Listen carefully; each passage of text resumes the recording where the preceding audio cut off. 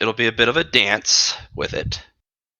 So you have to manage 3 things with this greater spirit.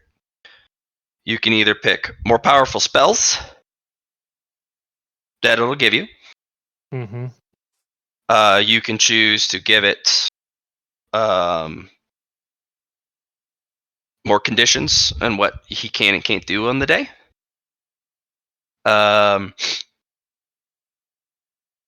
Or you can trade it out for less spell slots. But that's the thing. The less spell slots you give him a day, the more likely he's just going to fight somebody. Just anyone at all times.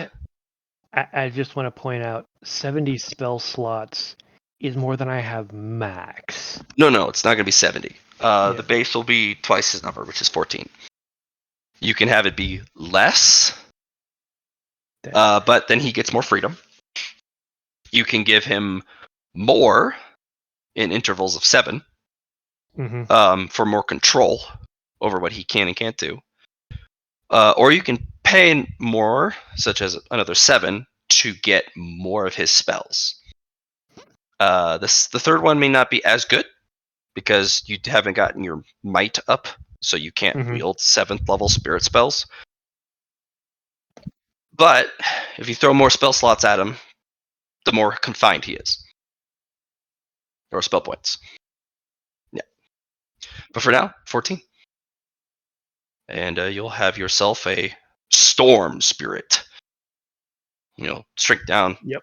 Punch his brother in the face one last time, and now he's a kind of an angry tornado hurricane cloud of dark foreboding gray color, pockmarked with darts of lightning. Having him around makes stealth very difficult because it's like a mini thunderstorm going on.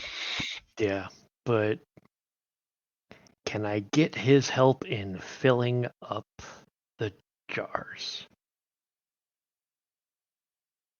Or do I actually have to go bounce around trying to catch lightning? You're going to have to catch lightning. Oh, God. Well, I had enough merit to sink into it. I just didn't want to because I didn't know I needed to, but I will sack the merit to buy up the rest of my sleight of hand. Okay. And then I'll run around trying my best to catch pure lightning. Okay. I will have you, because there's going to be a difference, notably. Between lightning and pure. Yep. So if you max out your sleight of hand, we'll just go with it. And with the storm spirit at your side, he'll give you a bonus, which will make it so you can't fail. What we will do is luck. Okay. So you're going to be rolling. How many jars left? You got 13 jars left? Okay. Yep. 13 D100. Anything 20 or less is pure lightning. Is that good? Sounds good. Got 1. 1. Yeah. For the 21 and the 22, I'll have you roll sleight of hand at a -20. Your storm spirit next to you will try and see if he can push that over the edge. It'll just be normal lightning, and the other one.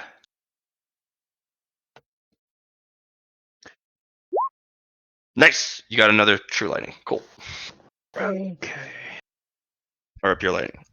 Those are very rare. Yeah, those are, he said they were minimum 10 times the base value. Yes, they are. They also make very, very valuable catalysts and other ingredients for objects. But yeah, if you want to just cash in one of those pure lightnings, they're yeah, pretty, I mean, pretty the nuts. normal magic lightning is fucking 150 sky coins. Yeah. All right. I think you got all you needed here. Yeah, the last thing was heading back to. Yeah, it's heading back and trading with the dude. Did you want to teleport back, or are you just gonna fly back? No, part of the promise was that I let him pet me as we fly back too. Okay, and that'll be where you're learning the other bits of the spell. Mm-hmm. Cool. Okay. The next day is spent at the auction where everybody's, I'm assuming, going to be. Okay, so you guys will arrive basically the day of the auction. All right. Well, the day before, but yeah. Okay. Yeah, the day before. So, well, actually, it took how many days to get out there? It took half a day to get out there, Mhm.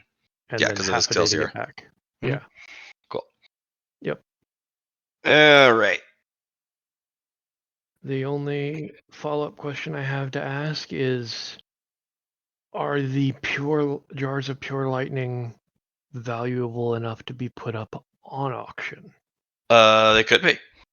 They won't get you the same price if you were to take it elsewhere because it's other people can go get it. Mm-hmm. But also, Rich usually people are when lazy. but also when storm spirits or lightning spirits attack you with pure lightning, you usually just die. They don't throw it playfully at you just to see what happens, you know. Mm-hmm. So it's still hard to get, but you're still within the area it was sourced from. If you were to take it to like the overworld or anywhere but Skyhold, the price skyrockets because where are you going to get pure lightning from? It's about market saturation, Yeah, fair enough. I mean, but still, pure lightning's pure lightning. yeah, and I mean, I have a rich daddy. Your storm spirit will be very reluctant to give you more That's entirely fair. because pure It'll be, lightning actually does cost. They only have so many in their lifetime. and being thrown back and forth between them, they recharge each other. So Yes, they do. that makes Yeah. sense. So your guy pulling himself away, or another storm elemental shooting pure lightning at you, is literally giving up one of their permanent lifetime attacks. Now, if they kill you with it, they get one back. Gotcha. Yeah.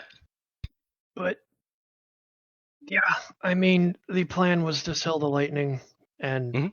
at least one of the pure lightning because I need bank for the auction, You might. and I'm a broke punk. You can barter at the auction. You just have to have it appraised beforehand. Okay. All right. So, yeah. Yeah, we're gonna jump to I think Johnny, if he's even here. Johnny's dead. It is official. That's too bad. Easily, what trouble are you getting into? What? I wanted to judge it. So Trouble. for the first day, I'm shopping for a life gem. I'm gonna. Heavy roll luck. That one's not too hard, but it's still very esoteric. Yeah. Not a lot of people have it. Because that's what I was gonna give the monster merchant for. Oh, well, Yeah. that's different. Jackass is a guarantee to have one, basically. Yeah. But at a much, much higher price. I know he's gonna have it at a higher price, but that's what we can negotiate for. Uh-huh. As I'm also an appraiser, so I know what the market value of it is. And of course, that just interesting? Exactly. All right. Well, we're gonna follow your DTA schedule. Where is visiting that guy in the DTA? Is it immediate? Yeah, it's day one. Okay. First three was the lore sheet, then it was shopping for the life gem, and then it's setting up for the exhibition match. Then it's the superior. All right.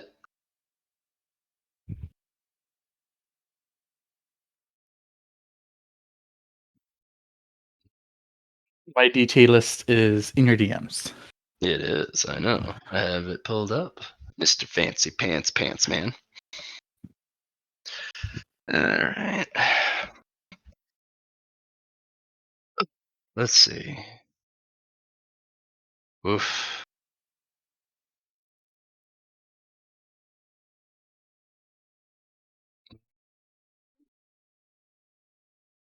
Alright.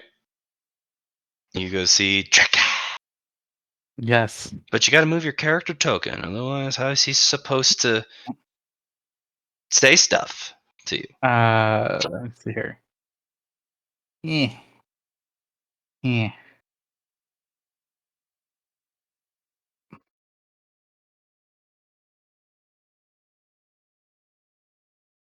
And he'll turn his head. Oh, you've come to Drekkas for more things. I have. And I'm gonna drink deep here. Or, sorry, for more stuff. Sorry. Stuff. Mhm. Very important distinction. For more Yes. stuff. Because things is Ing's thing. He doesn't like Ing. And no, he doesn't. But I'm gonna, as I walk up, I'm gonna pull deep from my alcohol. I'm gonna drink deep. Yep. Okay. How far? Only one right now. So just for a plus 10? Just for the plus 10 right now. Okay. As we're gonna start negotiating. Jackass, I'm looking for some Stop. gems. Jackass has many gems. Crystals, too. Stones, even. Yes, I'm looking for a life gem. Life element gem. Or life crystal. Very important distinction. It is true. I do believe gem is the higher grade. Yeah, it's much harder to find an aether gem with an element than an aether crystal. Gems are much more concentrated, much more powerful. Yes, I'm looking for a gem. I am doing a superior evolution, and I used a life gem last time You? as well. Yes. Very foolhardy. Your element types do not match. Yes, but I had used a blessing on my first evolution with it. Cheat the system, you did. Very good, very good. Yes, so now I have more resistances to the life energy. Yeah, he will take out a tablecloth, snap it, lay it down like as if there was a table, which there is now. Mhm. And he has 3 life gems. Hmm. All of different qualities. I'm going. The lowest quality has his high grade. The highest grade quality has his treasure grade. That's fair. I'm going to. The middle one is a flawless. I'm going He's to sit across from him, very expensive. and this is fair. I'm going to sit across from him and start taking out my appraisal equipment. None of that. Stop that. Oh, come now. I have to make sure what I'm getting is of the quality you say. Make me a charm test.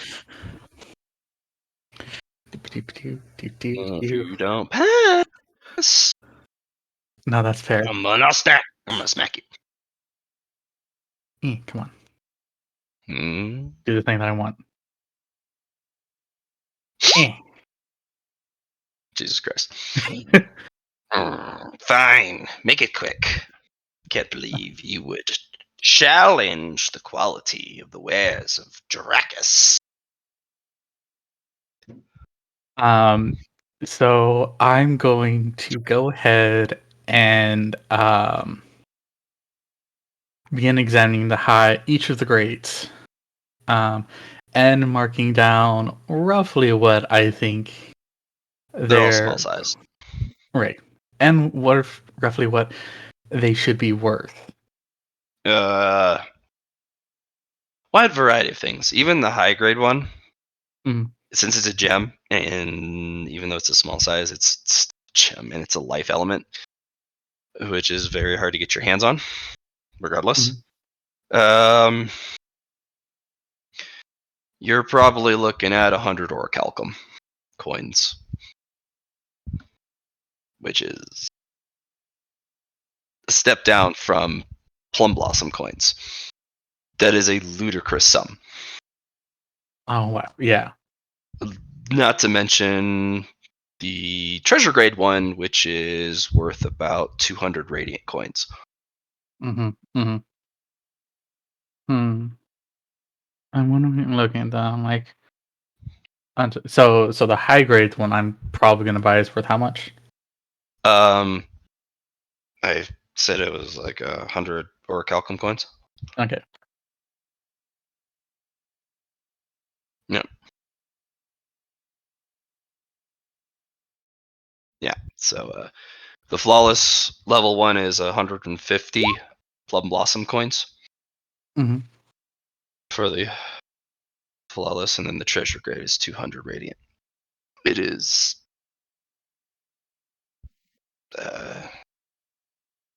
you probably won't see one of these ever again, Yeah. except through this merchant.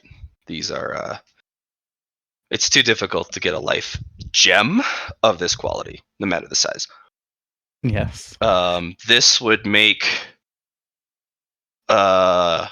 this would be required for a life element type item. If you're going to try and craft an item, this would be perfect for creating a treasure grade item. Understood. But I mean, if that's 200 radiant, how the fuck do people afford items of treasure grade? How many objects? It's like, I mean, you could, if you think about it, it's almost like 1,000 to 1,200 radiant coins to make a treasure grade item, Mm-hmm. and that's if you succeed on the first attempt. And so yeah, I'm gonna be like, once I have like all of it kind of like scratched down. Mhm. I'm like, and I'll put my stuff over him like, all right, Drekus, let's talk about buying stuff. Ah, yes, you buy my stuff. Good, good. Drekus gives fair price. How much are you wanting to sell them for, Drekus? This one, as I'm gonna touch the high grade. 10% above the price. 10%? Above market price. It's convenience of having them. Finding them is time consuming. But Drekus did that for you, yes? Yes, and I am willing to compensate you on that. So 110 for the low grade. Yes. 100 what about a 7%? No, not fair. You looked at the objects. You appraised them. You didn't trust Drekus. 10%. 10%, but Drekus, you would not assume to take stuff from me without appraising them yourself, would you? It's only fair, merchant to merchant. I know the value of anything I look at. I don't need to appraise. I just know. You would understand if you were a merchant like Drekus. But I am not a merchant like Drekus. I am trying to be, though. And so, young monsters must learn before they can run. Do you not agree with that? Yes, and they must learn to pay the price of their actions. And the merchant's price. That is fair. I'm willing to pay the merchant's price. Good. 9%. Because you both say it at the same time. And as I look at him.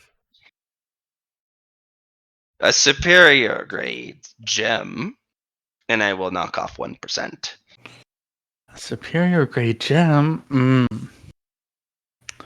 What about a treasure grade item? Drekus is listening. I'm going to reach in and I'm going to pull out my dragon slaying spear. Oh. You sure you don't want? Very rare. Has vorpal quality. It does. And I've been hiding it from our dragon. Ah, I see. You don't want it to. scare your dragon. Drakus understands. Drakus will buy. So what say you? Drakus will buy spear. Many heroes and villains need dragon-slaying weaponry. Pay high price they will, yes. So I just want to make sure I'm understanding this. Dragon Spear for Life Gem. He doesn't do trades. He buys it, gives you money to then spend on his stuff. Fair. He's different from me. He doesn't do that calculation. He doesn't do barter bestial? Okay. I go, fair enough. No, he doesn't do barter bestial. He does, I buy that, I give you money, then you buy from me to buy the thing. Okay. He does coin for coin. I was like, very well. I will sell this to you. We will analyze it. Do you want money only, or do you want different currency? Drakus has coin and ether. Well, as of right now, I'm trying to get up to about 110 orichalcum coin. So I can give you it for about 110 orichalcum. Done. You will. It's like I need you to roll me an int test. Actually, I want to roll.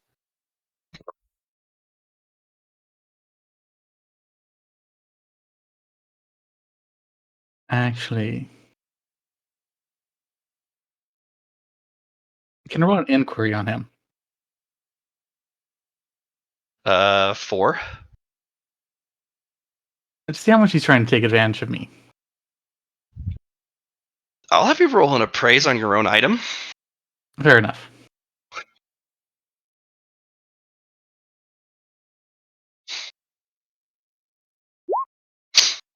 Okay, so looking at the Dragon Slaying Spear, it's a treasure grade item. So, if a single treasure grade material is around 200 radiant coins, and you're like 110 orichalcum for a treasure grade item, which is a step below Plum Blossom. Right. No, it's 100 to 1. Right. No, I was sitting there messing up my line of thoughts. You can't calculate the worth of the spear accurately. It's worth radiance, but how much? Your appraisal is not high enough to really understand down to the dime of what it is. Fair. Oh, actually, sorry, I forgot to add in the additional +1 I get from my gear. So, it would have been your 6 appraisal more, has not evolved it. Yeah. If your appraisal roll looks closer to your charm roll, you would be able to understand it. Fair. But you do get some of the stats off of it. This does true damage to dragons. And it does a D10 exploding critical or crit damage to them every time you hit them. I see. Even if it doesn't deal damage to them, such as you slap them with the flat of the blade, 1d10 crit. Period. And if it rolls 10, it explodes, and then they just die on the spot. This could actually be used to kill the Desolator, but the Desolator, he's come across these type of weapons before. Somebody's probably tried to kill him with one of these. You've seen what was dragon slaying equipment, but they were melted. Yeah. Yeah. So what I'm going to do. It also causes dragon fear. So basically, it's like a fear 10 to dragons. What was I going to say? You cannot be harmed while wielding it by a dragon. Weird. It is a ludicrous item, but it's so specific. It targets a bloodline and only a bloodline. Yeah. God, I'm probably gonna have to burn fate point here to redo that. Well, you haven't handed it to him yet. True. I'm gonna look at him and go, "No, Drakas, you agreed to that too quickly." Yes, I agree. How about we drink a bit? I want to pour him some alcohol. I am working. No drinking while working. I'm I gonna know chug my this own trick. alcohol. I know this trick, yes. Fair. Well, on second glance, 500 radiant coin. Big price difference. It is. 110 radiant. That's like I'm gonna stare him down for a second. Did I say 1 second?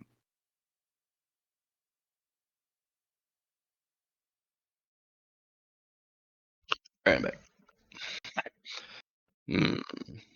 220. No. No. 110, but I give you a rare gem, yes. 110, I'll take the rare gem from you. That seems such burdensome. He will give you a flawless grade medium-sized aether gem, Okay. which is very hard to find. Yeah. Fair trade, yes. Fair trade. Good. And he takes the spear, it disappears into his equipment, and you have a bag of coins in front of you. I mean, like him. Now, Drickus, the life gem. Unmute for us. Would you like the better I'm one, gonna the unmute for us. flawless grade? You can buy it now. How much was the flawless grade gem? It was 150 plum blossom, which is a downstep from Mm. the radiant. It would cost you 2 radiant coins, and you'd get 50 plum blossom in change. I'll buy both of them. The low grade and the Yeah. the high grade and the flawless. Yeah. You're still short the treasure grade one. That was 200. Yeah. Radiant, which is a ludicrous sum. Yeah, but like.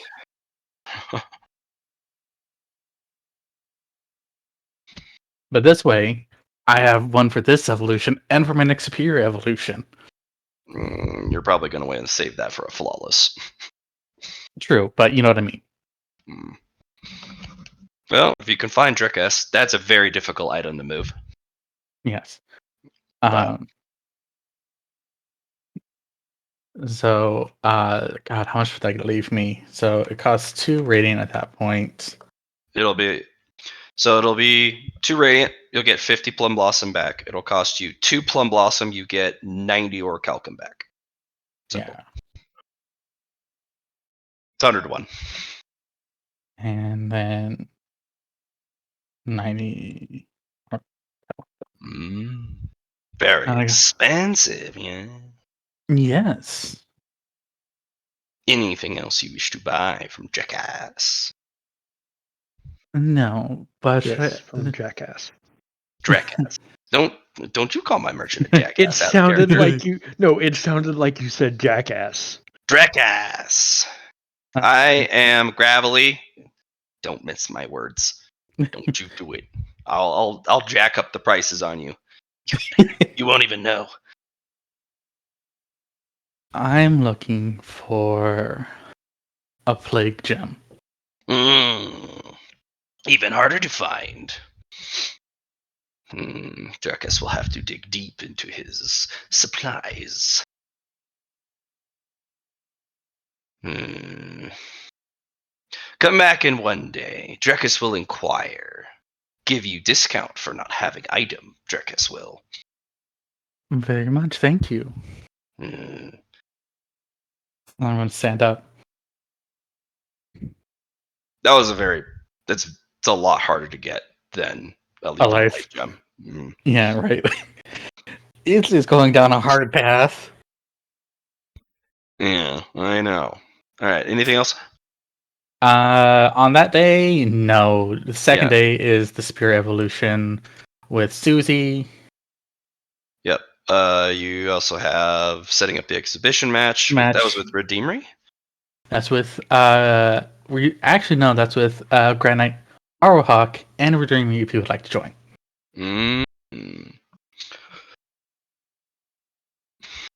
Okay. Did you see my message? Well, there's a lot of messages slinging my way. Let me double check. Didn't send it direct. I've sent it in Roll20. Yeah, I saw it. Okay. We'll have to go over that step by step. We do need to jump to you because you are kind of the gatekeeper for everyone wanting to do evolutions. Because they want the magic Susie touch so they can get the sweet, sweet upgraded evolutions. You know? Yeah. Okay. So,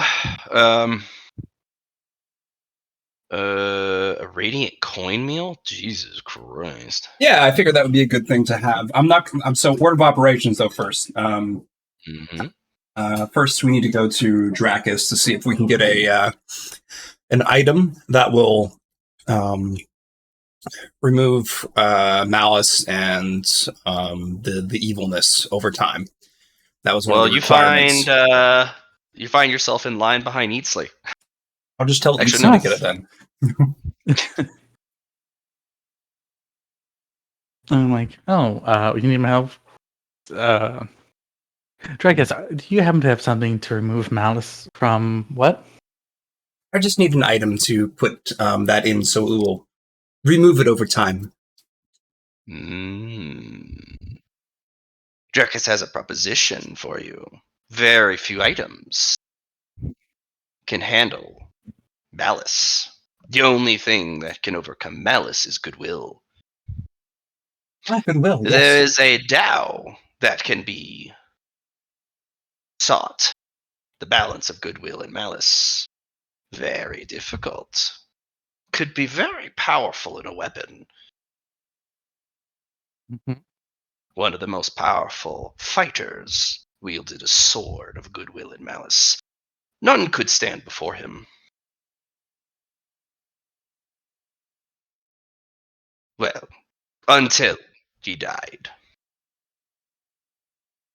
The blade was broken by those who were his enemies that survived him, and he had many. And he will actually pull out a chunk of the broken blade in question and place it on the little display table. I see. And immediately you feel it calm, relaxed, and then you spike to the highest order of alertness, all within the same moment of threat, as in you're about to get fucking killed. That is uncomfortable. All the while feeling relaxed and at complete ease, as there's no danger. It is such a bipolar reaction at the same time. You both feel sick and confused, dazed. The world starts to swim a little bit. And then he puts a piece of cloth over it, and the sensation goes away. Powerful weapon it was. That is only a fragment. I was hoping for something that's not a weapon. But I understand if it has to be a weapon, if that's... It does not. Dracus was trying to peddle some of his more exotic wares. Dracus has items of goodwill, yes. Dracus can sell them to you. Or Dracus can tell you a story about an amazing legend and sell his more expensive goods. Yes. What do you think, Eatsley? I think I think an item is more powerful than a one-off. But yes, perpetual use it could be.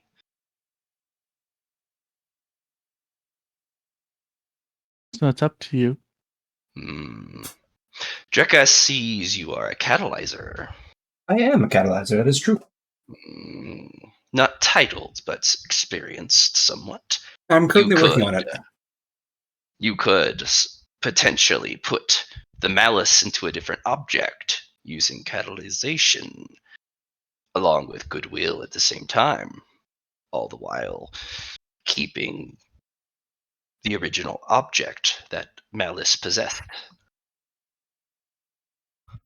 I was hoping to get rid of the malice so I could then use the darkness that comes with what I'm trying to do. Mm. Otherwise, the darkness will be too much.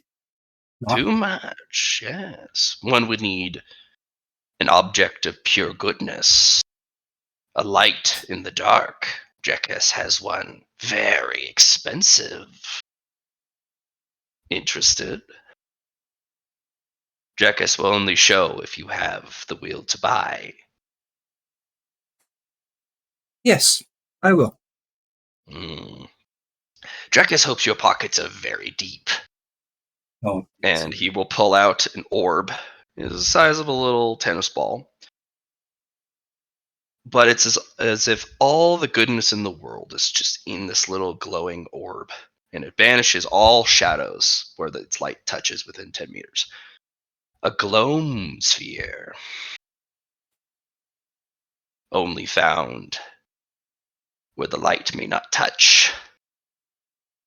Where the darkness smothers any fragment of hope. Where evil and malice, as he points at the shard covered, runs unperturbed and unfettered. The gloam sphere is a resilient object made under incredible circumstances.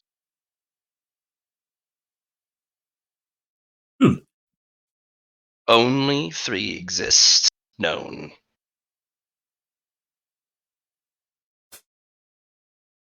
Divine grade object it is, for only that a god could give the gloam sphere a chance to exist. And it is a sin to harvest them. Those who collect them are cursed. But you don't have to suffer that. Only those who did the collecting are cursed. You a little reap bit the of a benefit, loophole. yes. Yes. And you have the blessing of a god, yes. And with good intentions, if you have, maybe you won't be cursed either. Gloam sphere. No amount of coin or aether could purchase a gloam sphere. What about a wish? Wish? No. You couldn't wish a gloam sphere into existence if you tried.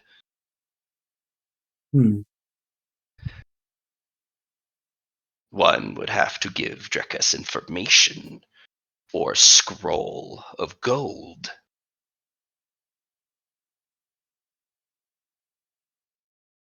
Or a writ of unequal power. A pardon, maybe. A pardon would be worth a gloam sphere. I see. And I'm gonna turn and look at you. I'm like, you got a pardon? No, I don't have a pardon. A divine pardon, yes. Well, unfortunately, I'm out of what I can write right now. Yes, I figured as much. An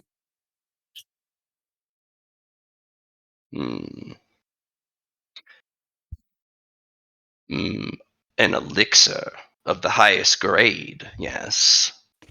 That would be worth a gloam sphere. You've got the mysterious elixir that I gave you. That's true. I did want Eatsley to appraise that. There are only 2 elixirs worth a gloam sphere. I see. An elixir of awakening? Yes. Makes ley lines, it does. Very powerful. Drink it you must not. The earth drinks it, not the mortal, pathetic vessel we all have. Too small. True. The second elixir would be an elixir of ascension. It makes you a demigod, yes. And it's something we also do not have. Mm.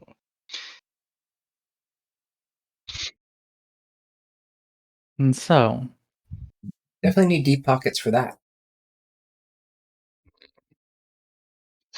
Items Jackass can get. Information. Much harder. what are you looking for, Jackass, for information? Gold leafed paper. Hmm.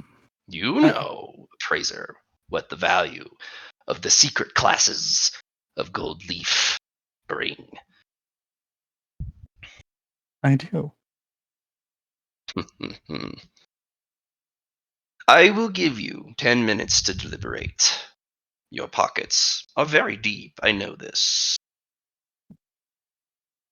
But you may not leave this transaction.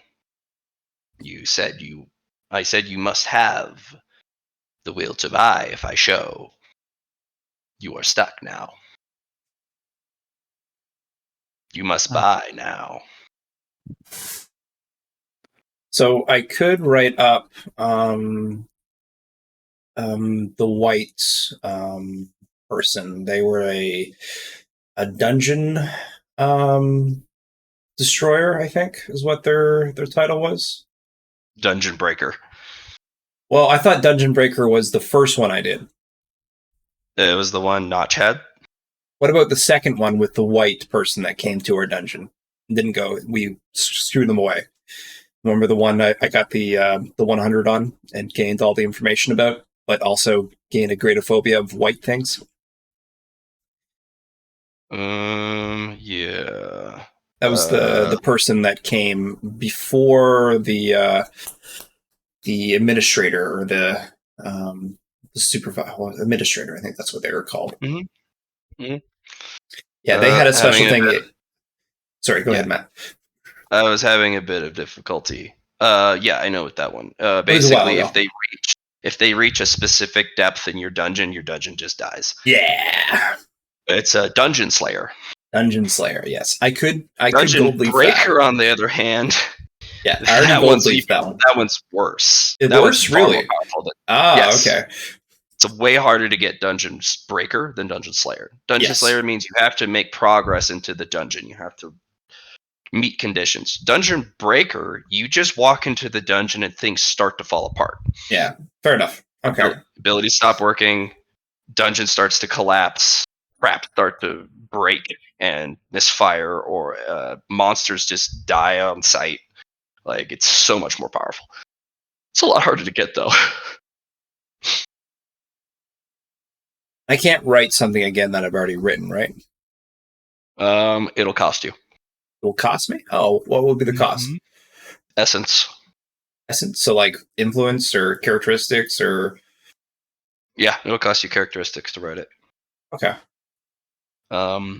Or you can trade away evolution caps. Yeah.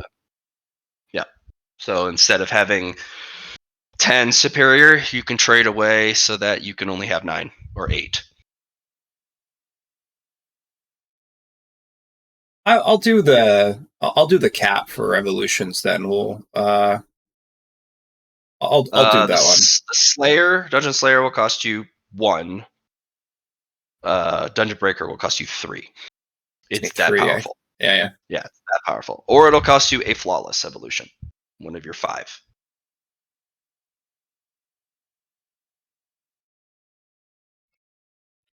I say Dungeon Slayer because then on your next evolution, you can buy up your evolution cap again. Yeah, he unlocked the first tier of lore sheet. I have it in game handouts. Oh, cool. Folder. He did a really good job. He was able to unlock all 3 of the options, but he can only pick 1. So for Slayer, though, I haven't actually, I haven't completed it yet. Yeah, it's still in my mind. You gotta. Well, if you haven't written it out ever, it doesn't cost you anything. Yeah, that's what I was saying. Yeah. It's free. Okay. So but I'll for need a the glow paper. sphere, it's probably not going to. Ain't gonna be enough. But it might be partial, but I don't think it's gonna be enough for sure. It'll be a partial. Yeah. It'd be a very powerful partial. Yeah. So I'll do that. I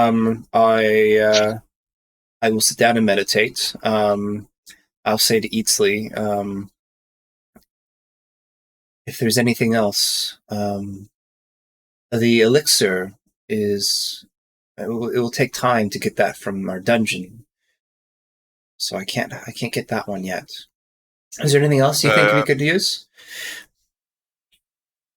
You could appraise. Well, if you're going to do a piecemeal, this was a 1-for-1. That's what he was asking. But if you're going to throw that's a what I bunch of stuff at him, it doesn't have to be the super S tier stuff. Okay.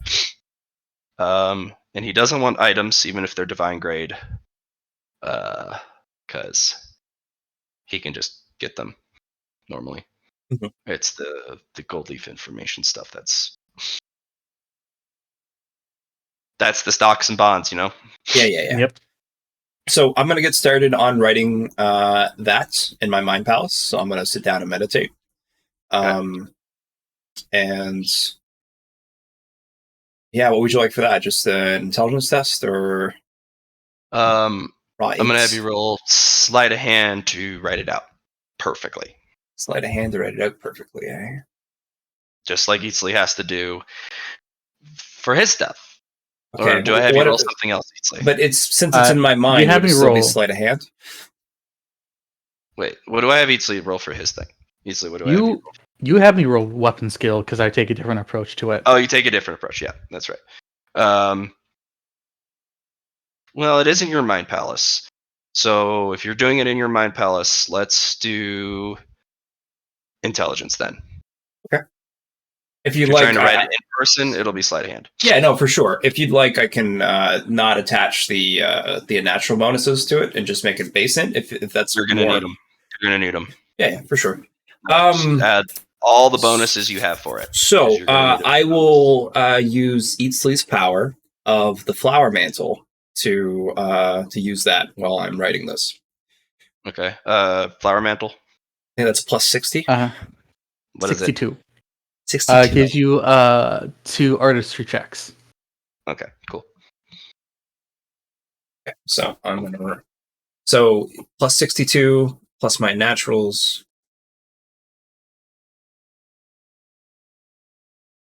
I am going to roll, even though I got 7 degrees, a 99 is effing hilarious. So I'm going to roll a lucky to go lower. Much better. Under a 50. Mm-hmm. All right. It will get you over 10. You have a gold sheen piece of paper in hand. Okay, now I need the willpower to what this thing can do. Bring it down. I do believe. Oh, you're throwing a bone coin at it? No. That was just to get the fate point back. So next thing, for Mind Palace, I need to roll willpower to remove it from my head, right? Because it's a powerful thing. Yeah, it's a very powerful thing. I'm going to give you a minus 40 because you're pulling basically a tier ability out of your head. Matt, I thought there was already a base attached to it. Like it was already like a minus 20 to begin with. Well, it is a minus 20. It's another minus 20 on top of it. Okay. To pull this one out of your head without damaging it in any way. Okay. Well, that's going to be impossible. Let's roll a bone coin at the beginning. Ooh, tricky.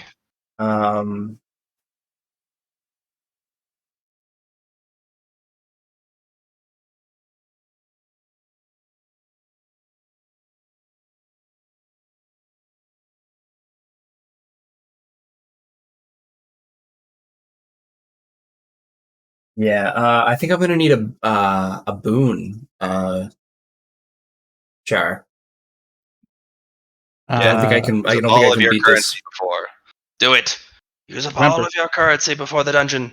Yes, I don't know if you're here, Johnny, but any currency we use now isn't used in the dungeon. Remember, I can always spend an hour to refill our fate points. Yeah, this asshole. This guy right here. All right, so we'll do. Fighters. All right, so go ahead and take a fate point. Or So a bone. Boone is plus 20 from you, right? You don't have the special. 30 because he's got greatness realized, right? Sure. No, I do not. Oh, bummer. Okay. You're thinking of my Wednesday character. Yeah.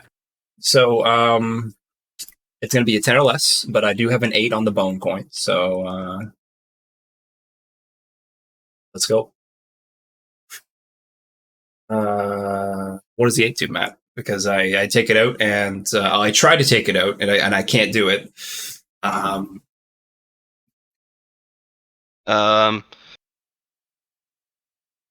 Pretty simple.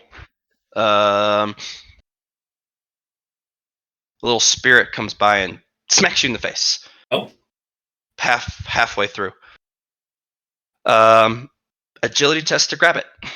Because you're concentrating too hard, it starts to go bad, and you're like pulling it out of your head, and then it smacks you in the face, and you lose concentration, but it falls out of your skull.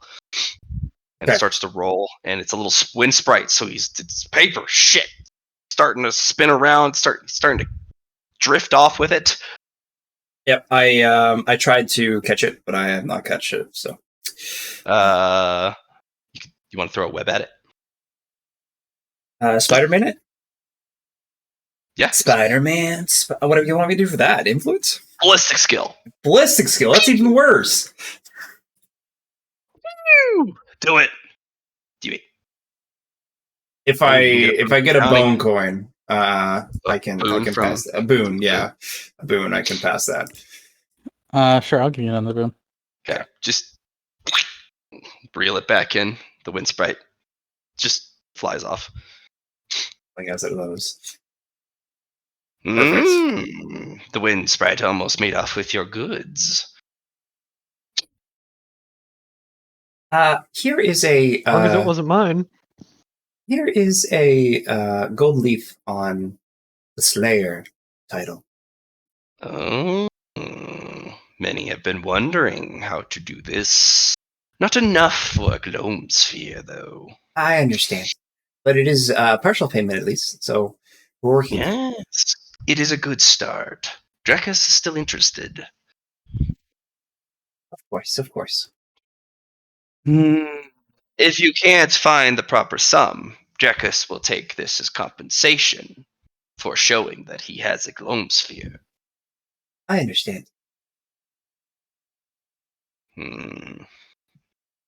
All right, then. I will take out my gold leaf book and set it down. What is this? Multiclassing. The book you read in the No, this is given to us at the very end of our dungeon.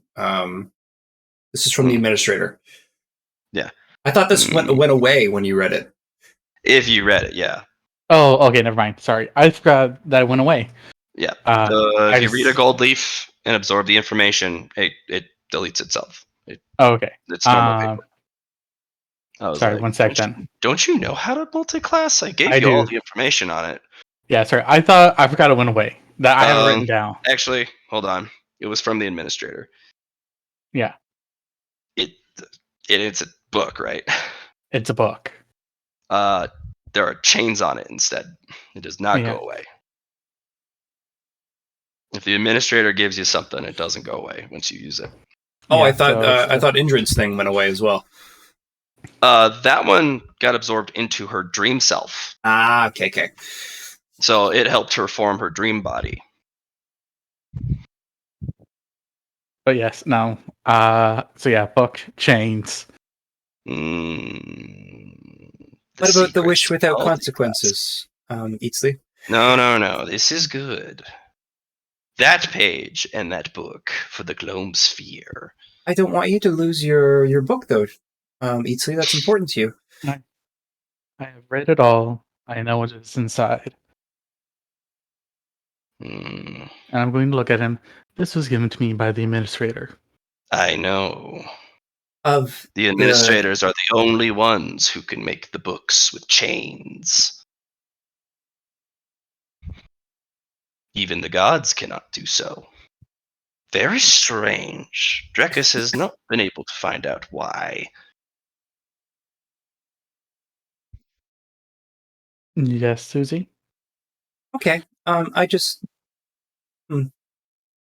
Do you want the sphere or not, Susie? I do want the sphere, but I just don't want you to lose on your book. That's all. It's just. Okay. Okay. Let's do it.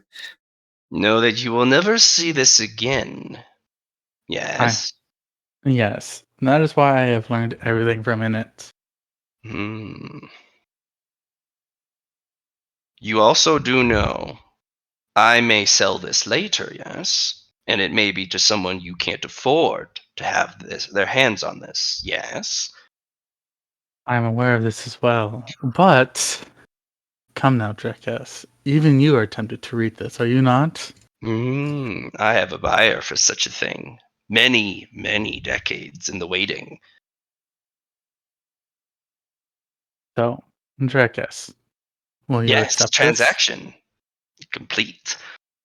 And he will give you a little special Heidi container, Mm-hmm. bag of penultimate darkness. He puts the little glow sphere, bloop, passes you the bag with utmost gentleness, and he snatches your book and page, puts it in his bag. Good. Gloam spheres are incredibly fragile. Know this. Like glass orbs. If you drop, it will break. I understand. Drekes, I have one more proposition for you, Mm. and one that can earn you great wealth. Oh. I wish for you to accompany us into the dungeon. So if there's anything that we need, we can buy it. Jackass accepts. That is all. Jackass wishes to go. Good. But Jackass will not fight. Of course not. You're a merchant. Indeed. I might even trade with the dungeon. This is true. And it might be even more beneficial for us at that point. Perhaps. After all, knowledge is the most important thing. It is. You Okay. will have to purchase some information from me, such as identify that object or tell me what you see, Drekes. Of course. But common information I will share, as is my position. Or if you happen to know learn any secrets, buy any secrets for getting past rooms Yeah. or down floors, we will also purchase that. Mm-hmm. Drekes also has many escape scrolls for purchase. It's a pleasure doing business, as always, Drekes. Come back and buy more of my stuff, yes? Of course, I'll be more than happy to come back and buy more of your stuff. All right, I will move Drekes up. He is now part of the raid group. He will take one of the 25 spots. Andred! What are you doing? I want to talk to Susie. But Susie seems really busy right now. Yes. She's going to be busy for 3 hours. Hours? No Yeah, downtime. 3 hours. One downtime measure. Is anybody sleeping that I want to stalk? I mean, there are some people just kind of hanging around. Some people are taking a nap. Some people are. It's kind of the middle of the day always. Yeah. It's very uncomfortable. Yeah. Well, I want to stalk the dreams of Reed, Marie, Ghost, Susie, and Phil. Okay. Are any Well. is Reed, me, Ghost, or Phil sleeping? That is a good. I'm just checking millions DTAs. Yeah, Phil will eventually sleep. That's part of his DTA. He spent a lot of it on sleep, actually. Well, if he's sleeping while Susie is bartering, I will go into his dreams. Okay. You'll find Phil. He had a big top hat, big monocle, and he is sitting on his little comfy rock. But it's more of a lounge chair, but it's still a rock. And he has a bunch of kobolds coming towards him, holding rocks on a plate. And when they get to him, he pulls out one talon and pokes the rock, and pulls it off the plate. And he puts it in his mouth, and he chews slowly, contemplating the flavor of rock, musing on its flavors, saying very Phil-ip type stuff, like gravel, like gravy. But what is gravy? Made of gravel. A wonderful mystery, considering I've never had gravy. I will go up to him and be like, "Hey, Phil, it's good. I need to know how to be strong. Strong. Strong. Philippe is strong. Yes, I am. But what is strength? Is it the strength of muscle? Is it the strength of one's scales? Or the beating of their wings? How much whooshing you are capable of producing? I'm pretty whoosh. Or, yes, you are strong then in the whoosh. But how are you strong in the scales? I don't have any scales. You are weak in the scales then. Wait, You must get scales. You must get scales to be strong. Mm-hmm. And your horns. Are you strong in the horns? A great dragon has mighty horns. It is No a show of horns strength. either. You are weak in the horns. What about mighty talons and claws? No. You are weak in the claws. What about teeth? Teeth to bite the rocks and your enemies. I got some teeth, but not as much as you. So you are still lacking in the ways of the mighty teeth.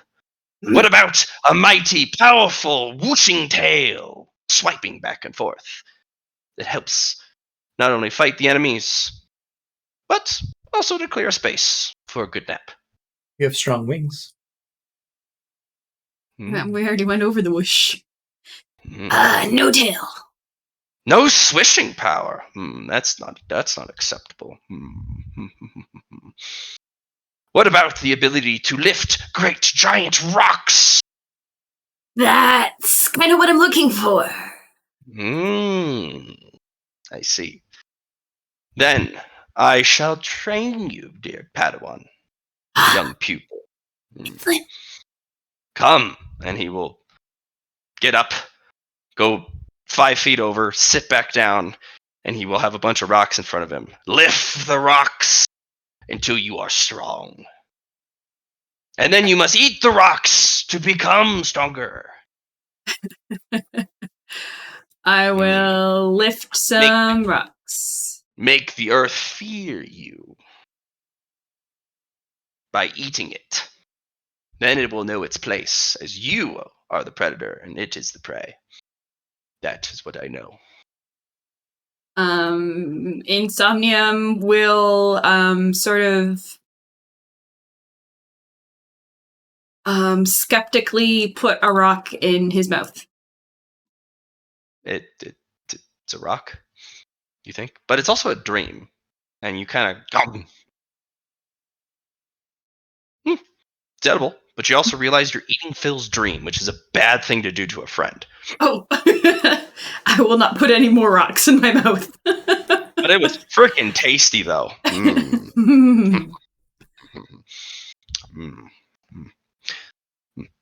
It was very good. Very good. But you're kind of working along, you're lifting stuff, moving around. It's really easy because you're a dream creature. I mean, you kind of get to choose the weight if it's burdensome. I mean, it's kind of weird, but Well, Phil's training me, so I'll follow his instruction. Okay. Throw the rock. Lift the rock. Eat the rock. Except don't, because it's Phil's dream. Yeah, you don't want to eat Phil's dreams rocks. I'll pretend to eat them just to make Phil happy. Okay, yeah. Hello, Million. Hello. Indrid has invaded your dream. I'm in your dream. You're training me how to be strong. Huh? That's the right One answer. of your DJs is several of your DJs is sleeping, and Indrid Well, yeah. invade your dreams.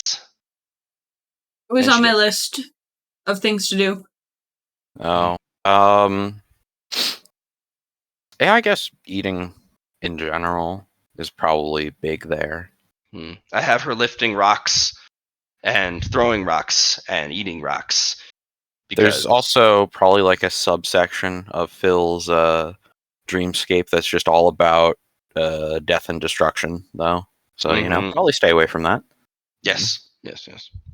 So basically, we went over all the things that make a dragon strong, and unfortunately, the only thing that Indrid has is strong wings. Doesn't have strong scales. Doesn't have a strong swishy tail. Doesn't have mighty horns or teeth. Are you okay, Matt? You sound kind of nasally. I am actually. I am a little nasally. I'm still recovering, but we are. I have bought enough stuff and lozenges to keep me going. Yes, indeed. But yeah. At 10. Indrid, I will have you roll strength. Yeah. On Insomnium. Mm-hmm.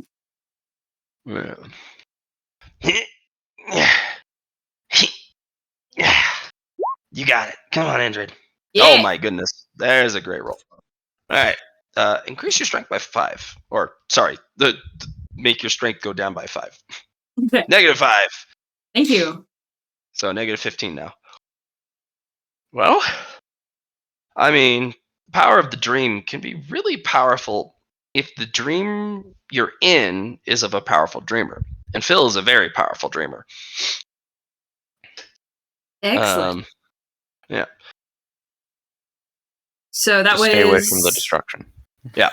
That was one Waking World downtime action. Yeah.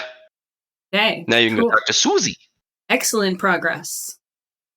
That was interesting. Apparently, if you enter somebody who is very focused or simple-minded, and they have powerful dreams, well, apparently, with their consent, they can train you, I guess, or you think. It was very strange. You were just lifting rocks and throwing rocks and eating rocks, and it just something clicked. I will be back, Phil.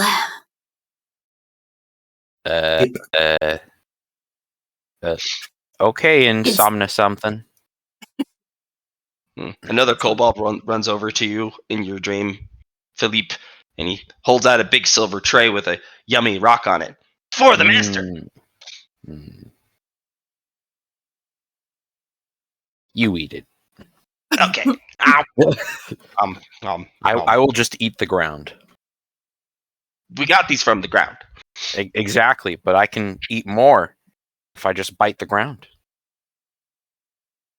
Well, there's a whole bunch of kobolds lined up with different plates with different rocks on it. You all eat the rocks on your trays. Of course, master, sir. And they're all like, and they grow up to be big and strong. Yeah. It's a beautiful story.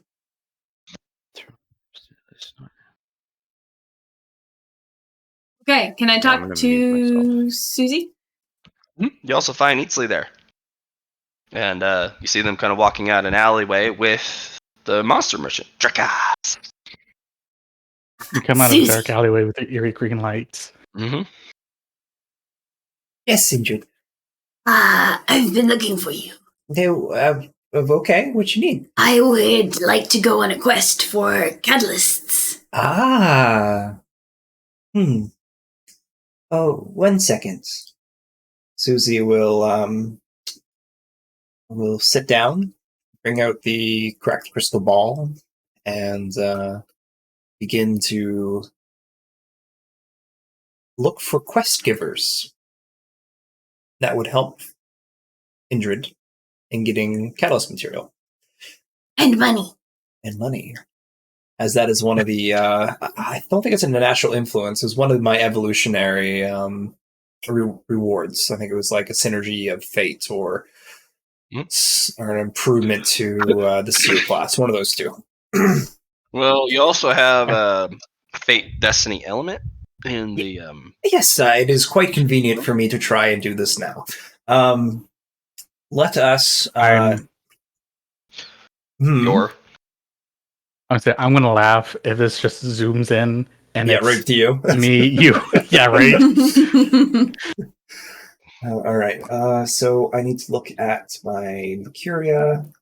I get a +10 and more detail for this science to see more possible futures. So let's do science first. Ooh, good start. We need to go here's Susie, and here's my influence.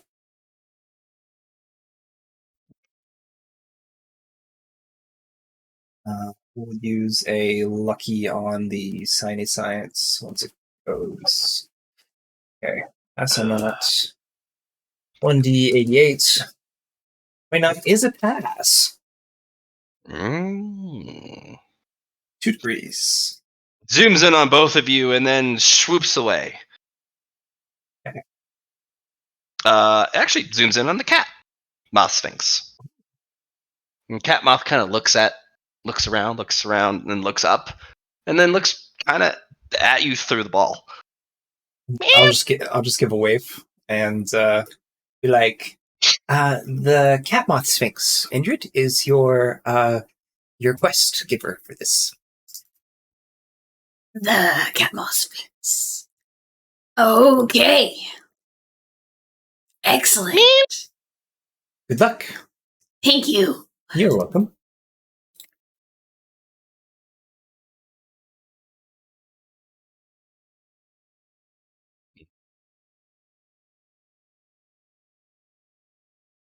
Oh, great floof. I've come for a quest. Wing! Quest pops up. It's meow. Is that the quest? Meow. The great floof wants to lick you. I surrender myself to this lick. And it's gonna lick you. You know, basically cleaning because your feathers are everywhere. You have to take off your armor. Oh, okay. I take it off.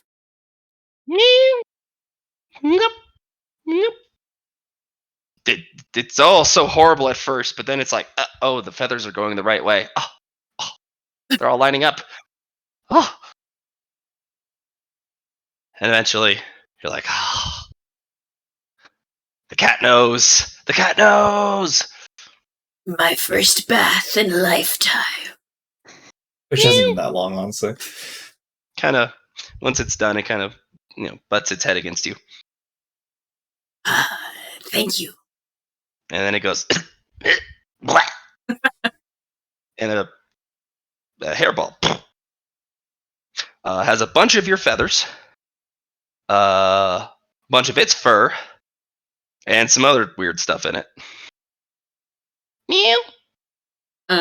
I will crouch down and dissect the hairball. It butts you with its head. Is this my prize? Yep. You get a hairball as prize for the quest. Excellent.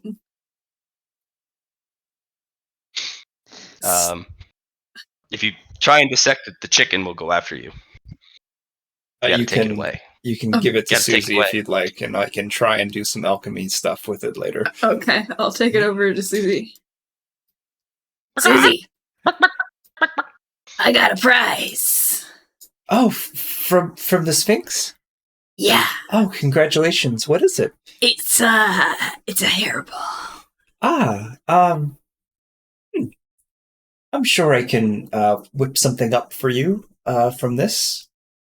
Maybe make you something nice. I was expecting to take a lot longer. Yes, it was a quick quest.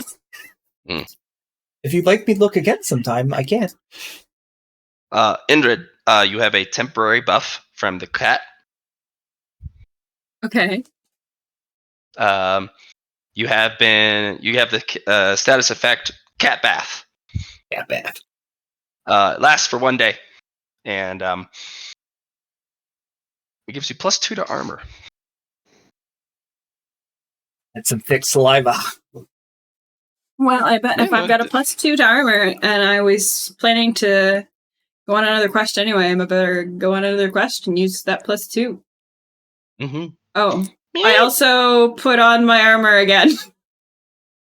Don't fear is back, baby. And the armor fits a lot better. Because now that you don't have all those stray, weirdly jutting out feathers everywhere.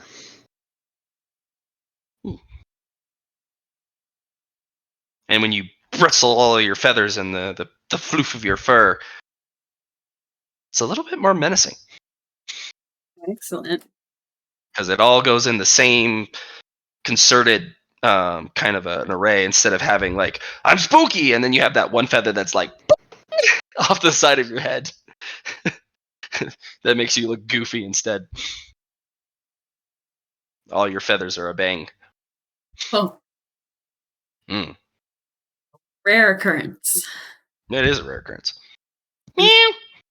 Susie? Yes? I also, I think I might have caught something in the library. Oh. I've got this, stack of Quirbles. Oh, okay. She'll look it over. Oh. A bunch of the Quarbles poke their head out of the book.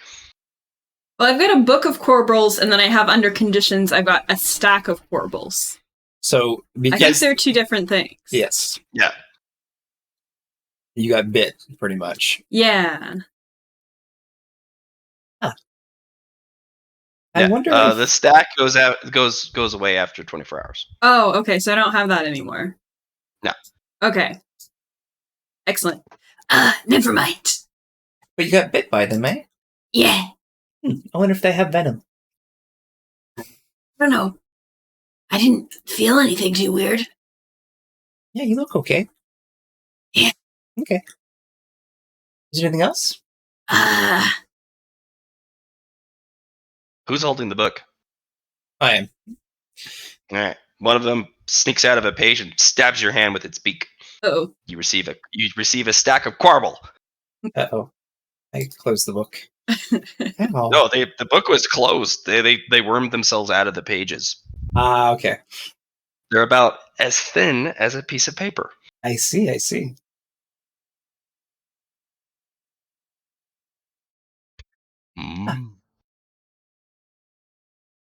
Got any more quests for me? I could look. I'll do another test, and then to show you, I will look up the Quarble for you to show you it. Mm-hmm. Quarble, where are you? Eatsley, could you appraise these two things for me, please?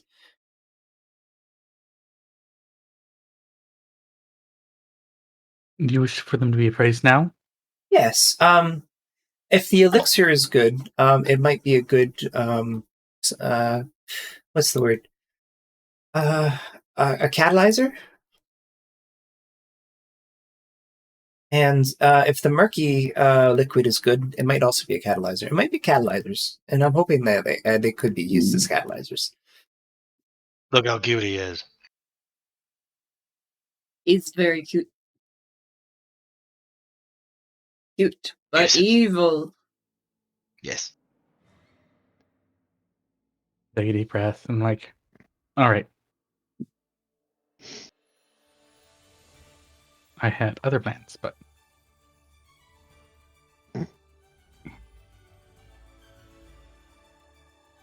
You don't have to do both. If you just like to do the elixir, I can. And this is for your Indrid. You're looking at the Book of Quarbles. No, this is the mysterious elixir that we got from the Temple of the Lost Soldier that Allie picked up. these were the two things I was requested to look at. Okay.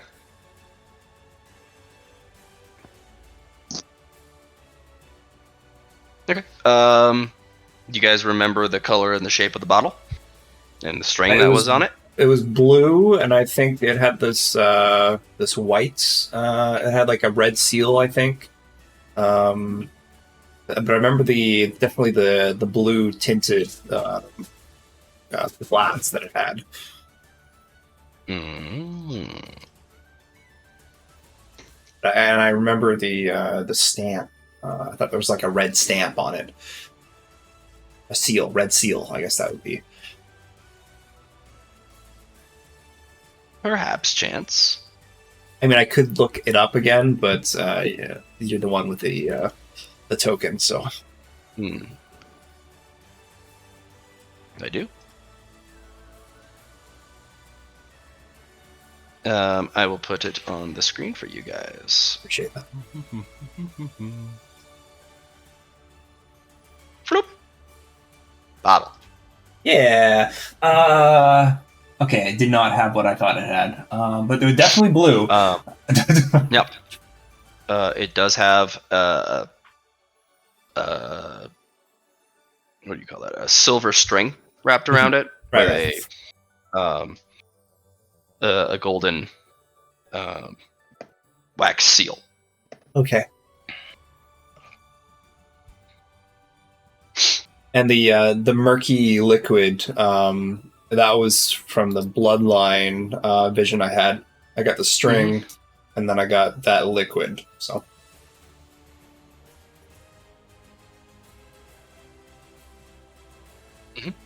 Would you like to throw a boon on the on one of those? Not a boon, a bone coin, Itzy?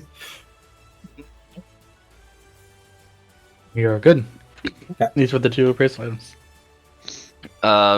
Well, Susie, why don't you give me all the information you have about it? So literally copy paste is what you told me for that. Okay. I went back and listened. So,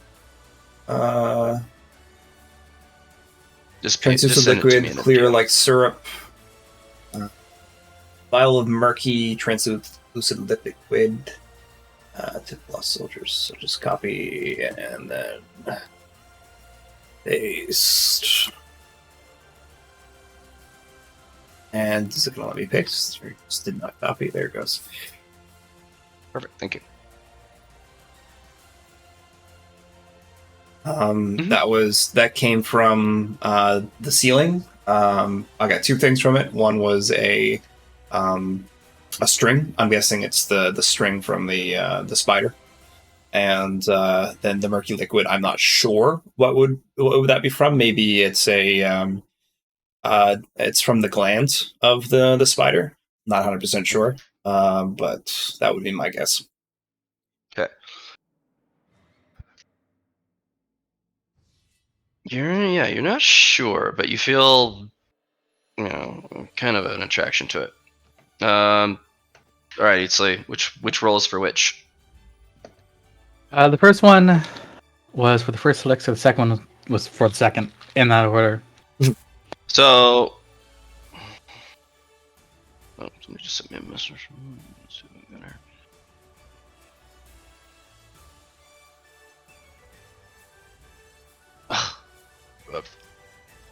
Stupid thing.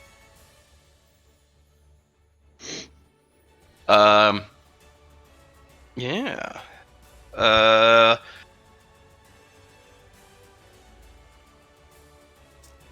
Let me just double check the successes because this is one of the higher grades. 8 and 7. Eatsley, you're short. There's a chunk of information that's just right outside your grasp. I will use a boon. Okay. All right.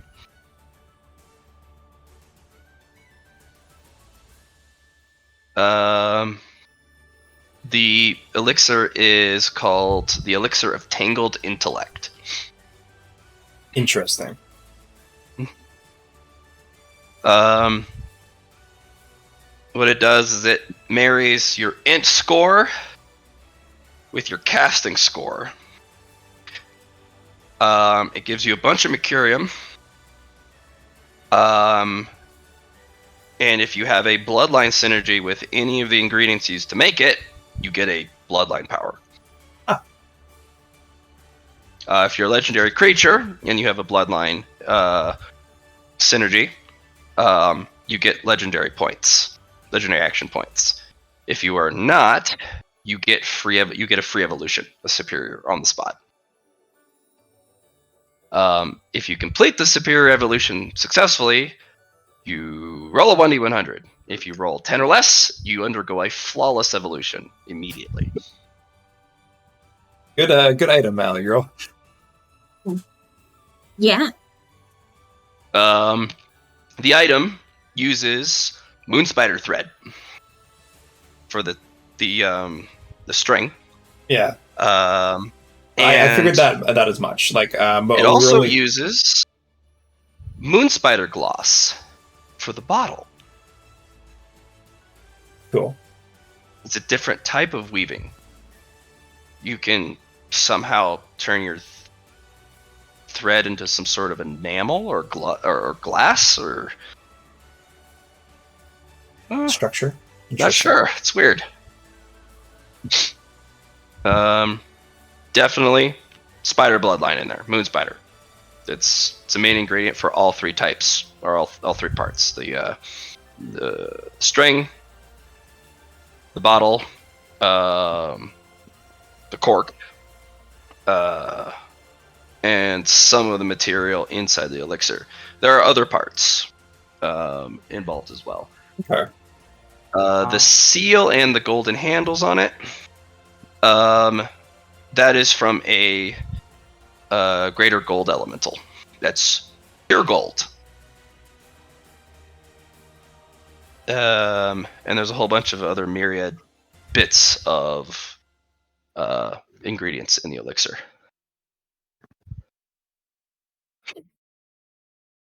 What grade item is this, out of curiosity? All elixirs are treasure or divine. Yes, I need to know which one. This is a treasure. Okay.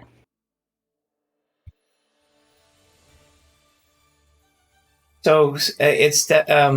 What I'm hearing is that it's something maybe good for my bloodline. What about Indrid's bloodline? You think maybe that's? This would do well for Indrid's bloodline, but it is not amazing for Indrid's bloodline. Oh, okay. Eatsley, you also know that if you drink this, there are other potions you cannot drink instead.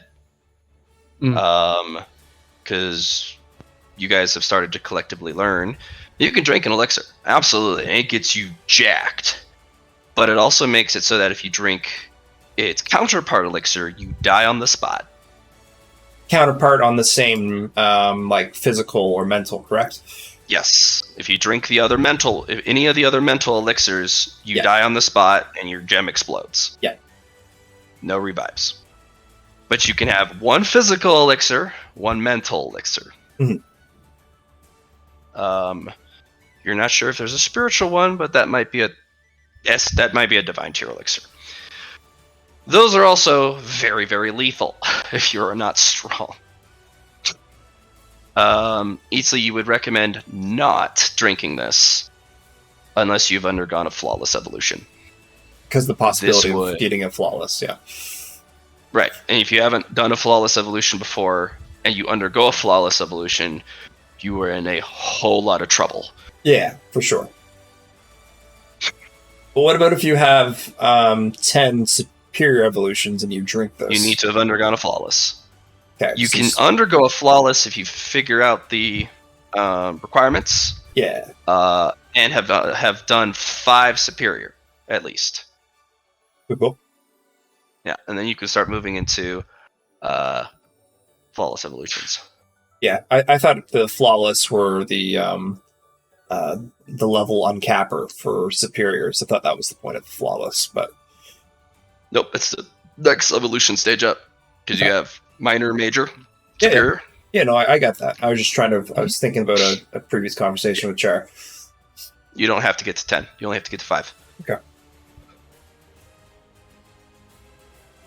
And then you only have to get to 3 flawless for the treasure grade evolutions, and then that's a whole different ballpark. That is a whole different ballpark. Okay, so we'll keep the cap on that. Definitely cool. Very valuable. Your assessment, that elixir is worth at least a couple hundred radiant. If you're a magic caster, int based, if your int is not your casting stat, but you're a casting creature, and you're a spider creature, and your moon element, it's perfect for CZ. Because it's all the different parts. But there are other ones. There's one for willpower. There's one for each of the characteristics. A different. Cool. But once you've picked. Yeah, no, for sure. If it's not a divine grade elixir, all the elixirs of the same category, so mental, physical, usually can be traded 1 for 1 on the market. As long as it's mental for a mental, physical for a physical. A lot of people are trying to find the one that best suits them. Trying to buy an elixir outright. Not a lot of people have that cash. And Drekas does have elixirs, but he's not going to sell it to you at market price. That's going to be a huge markup. For sure. But trade for trade, a lot of people are willing to do that, especially if it's for the one they need. A lot of elixirs out there. The S grade ones, the divine grade ones, those are stupid rare.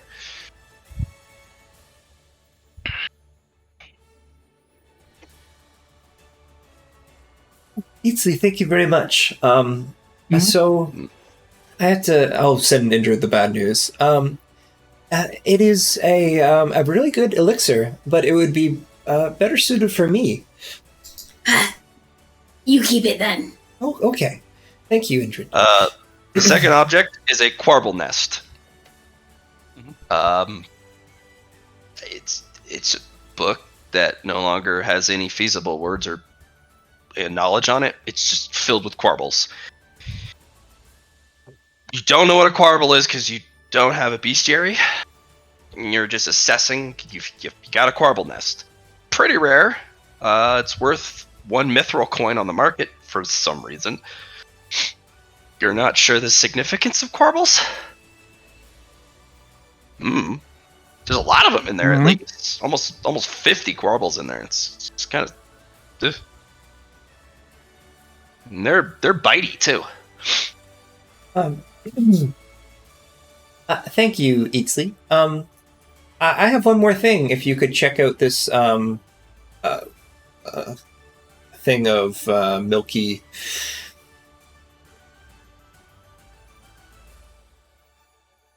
So Matt, did we already go over the milky substance? Was that like the what I sent you in chat? In the vial? Yeah.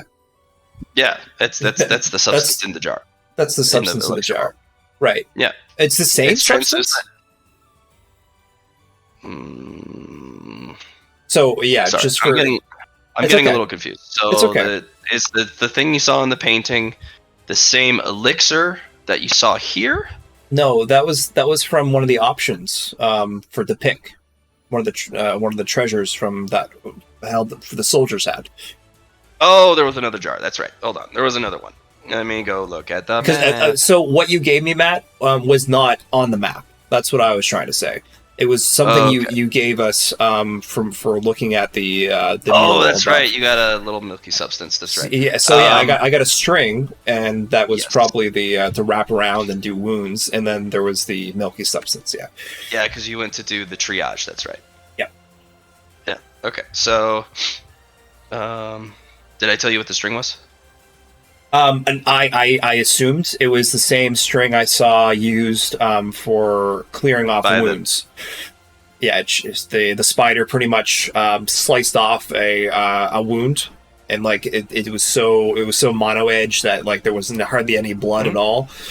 That's what I figured the thread was, the string. Yes, it is very dangerous. But the milky substance, I wasn't sure. But if we just discussed what you wanted to be like, that was the elixir. The milky substance is completely separate from the elixir. Okay. The milky substance is spider venom. Spider venom. Interesting. Okay. It is not the type of spider is not showing up for the assessment. You're not sure if the spider even exists anymore. It might have died, and when you fight demons, sometimes information just disappears. It's not particularly deadly, but it's very long lasting. Okay. It basically completely ruins your inner ear balance. Oof. That's terrible. For days. Yeah. Yeah, it makes you ruinously sick and dizzy, and you have no balance. So mean. Can't wait to do it to people. All right, perfect. Thank you very much, Eatsley. This is probably not venom you can get anymore. Yeah. It is a superior grade venom. Okay. Just superior. It's not like instant death touch. It's yeah. It can be cured with a powerful cure poison spell, but it's got to be a pretty high level one. I'm just thinking it's probably one to add to my 10,000 venom. Yeah, that ruinous thing you're doing. Yeah. Okay. I'll add it to that. +1. Sounds good. You should knock it off. All right. And that's that one. That's out of the way for me. Eatsley, sorry for taking more of your time. Thank you very much. Yeah, we should jump to Phil. Philippe, what you up to, man? What you doing? Huh? Oh well. You just sent me a thing. Yeah. Yeah. No, I was really debating what exactly.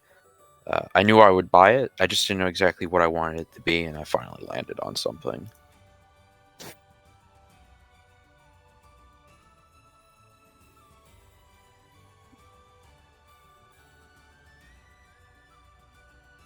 But yeah.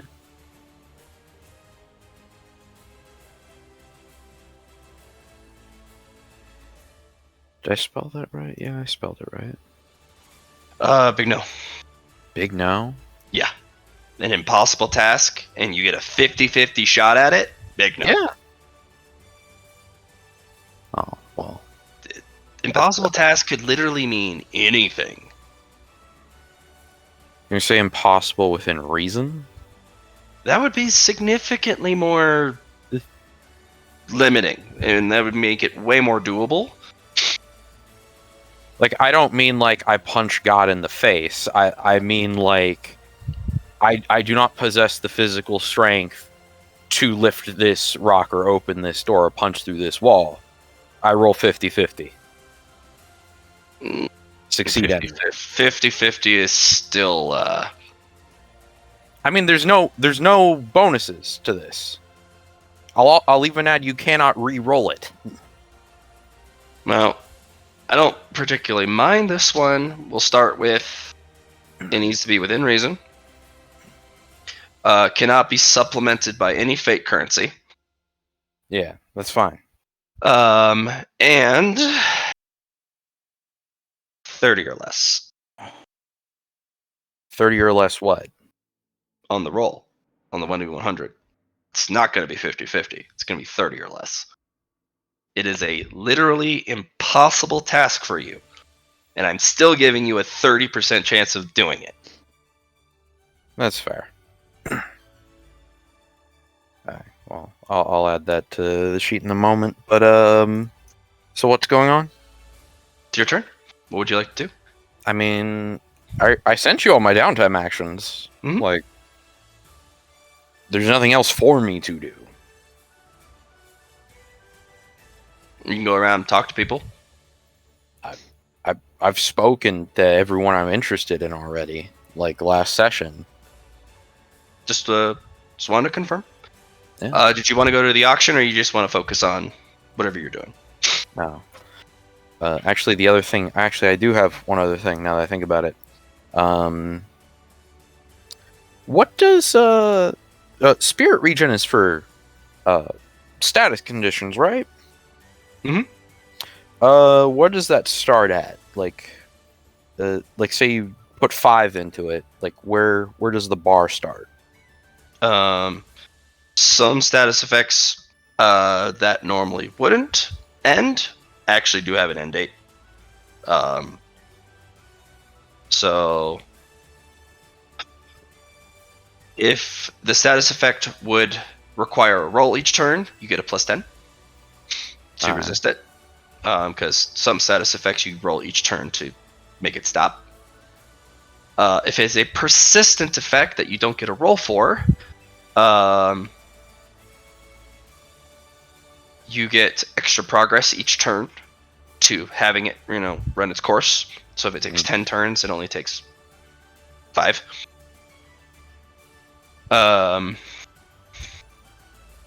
If it is a status effect that would never end, I just give you a really big number instead. Oh. Would it? It'll be years, but at least it's not permanent. Yeah. Would it just be easier to say, like, Spirit Select for the first one, just increase... Do you have status effect resistance? That's a trait I can buy? It's a talent you can buy, yeah. Or you can get a trait where it's literally intrinsically built into your fiber of your being. Or you can try and add it to the Apocalypse engine. The Apocalypse engine covers enough shit already. More! My corroding magic conflicts covers everything Apocalypse engine does anyway. Right. Due to your current build, you would have very favorable terms, like the ones I gave you. Because otherwise... Can I just, for the regeneration tick, can I just have it tick down 1 turn faster? Yeah, you can have status effects tick... Well, it's all 3. It's all 3 of those things. Because certain status effects have different half-lives. So, if it is something you would have to roll for every turn, you get a +10.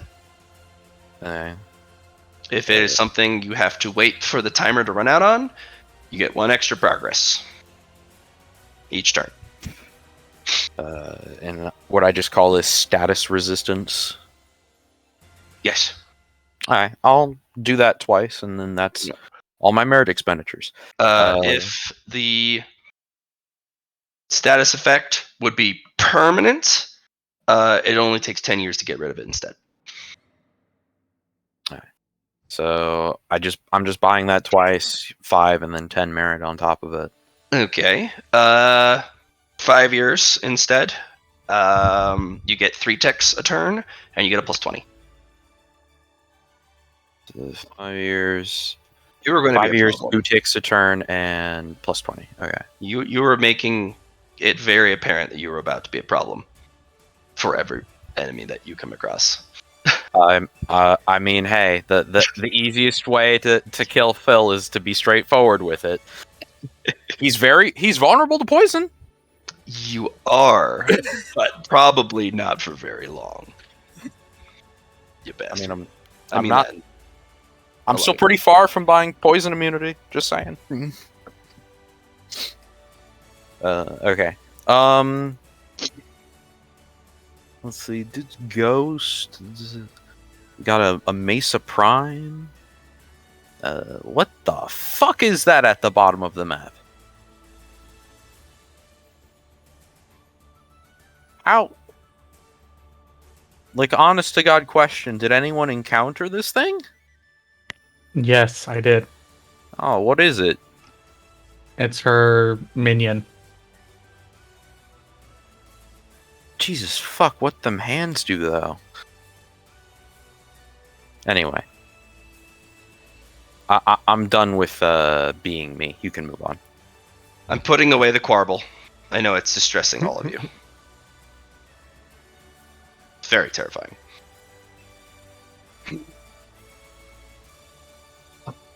Bubble water. Delicious. Okay. Phil, would you like to go to the auction later in the week, or do you just want to focus on the GTAs you sent me?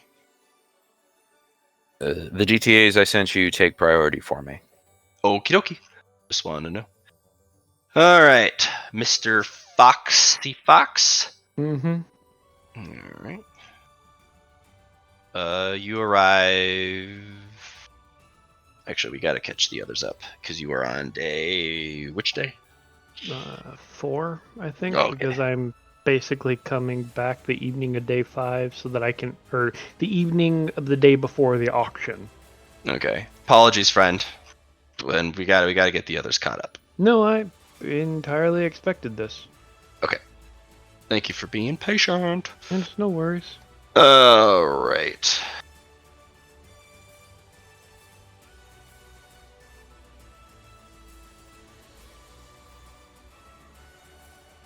You said duration reduction to 5 years?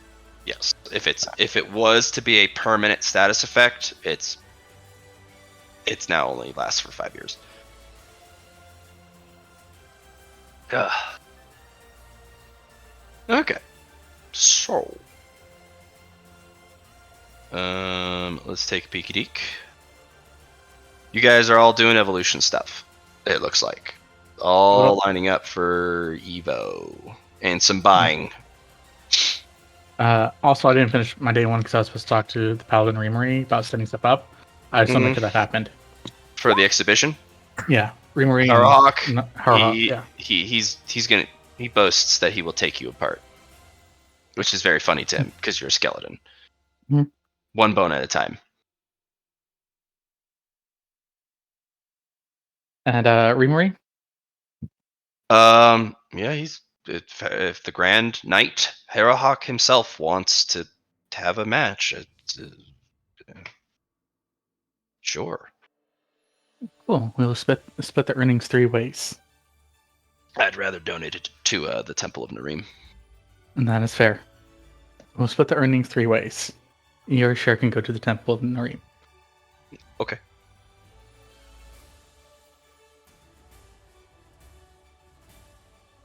All right. Well, with that said, you remember that little status effect a long time ago?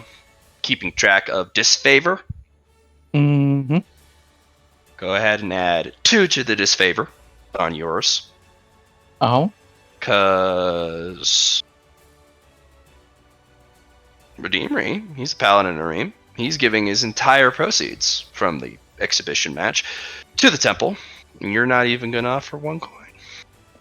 To Nareem? Mm-hmm. You're blessed by Nareem. If you reach 50 disfavor points, you lose your blessing.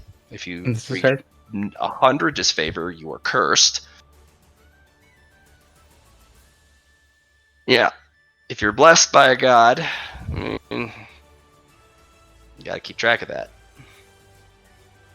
And Mr. Goody Two Shoes is doing you no favors. Not that he knows he's doing it, but yeah.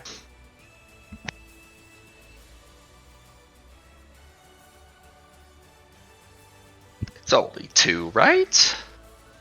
I know that cascades very quickly.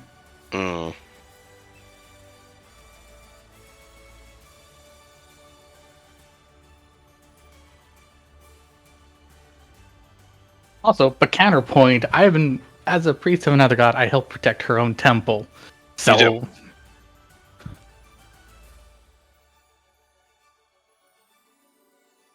I know. That's why it's only 2. It could have been like 20. I know, right? Mm. Alright. Yeah. The fight's set up.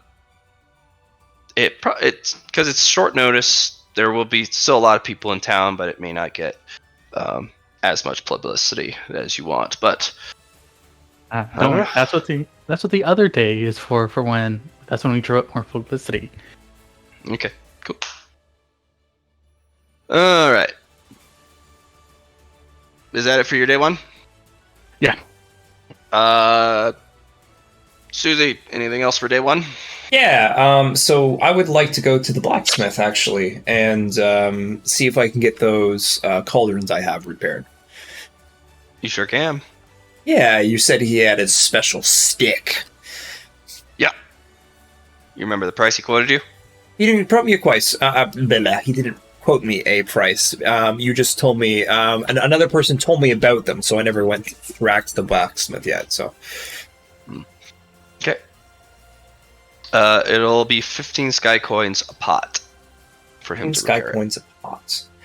What about being able to enhance the cauldrons so they can withstand making legendary potions?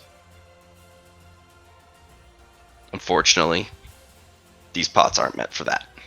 Okay, so I'm going to have to... You need to completely craft brand new ones. Or improve them through evolutions. Yes, Gotcha. Which is only available to Monstre, which he says is bullshit. But understandable. Yeah. Okay. But 15 sky coins piece, I will accept that. Does he use my kits I bought, or no? It's completely out of his own. Okay, gotcha. It'll take him 4 days to repair them. That's completely fine. I will subtract my 30 sky coins. 65 now. Gorgeous. And they will be repaired back to full functionality with no flaw. So you can start brewing again. Perfect. I will go up to the wandering chef, and I will ask. The blacksmith does sell materials for blacksmithing. Okay. Or, cool. in your case, potentially materials for catalyzing. Because, well, Monster are the only ones who catalyze, but yeah, he's got all sorts of metals and materials. What about... Pretty expensive, though. What about clay? Does he have He's any got clay? a lot of clay. He's got a lot of clay. Yeah. Only 2 types of, though. I would He's got a gray and a red clay. Gray? Not taking white. Well, he doesn't have white. It's gray and red. Oh, I thought you said white. I don't know where white came from. Gray and red. No. Red, eh? I think they're not normal. They're low-grade magic clay. Okay. That's cool. Yeah. I'll take the gray clay. How much would you like for that? I don't know how much do you want. I want enough to make a teapot. 1 sky coin. 1 sky coin. Yeah. Sky coin. Yeah, cool. Just a single sky coin. Enough for a teapot. You'll even have enough left over for some cups. Very nice. Mm-hmm. Hey, do you have the pottery job? No. Okay. I was going to make a superior teapot with a high-grade earth gem and this clay. Oh, you cheater. I know. Yeah, that's what he says. I don't need the job class. I'm just going to evolve. And shit just shoots out my ass. Pretty much. I'm a spider.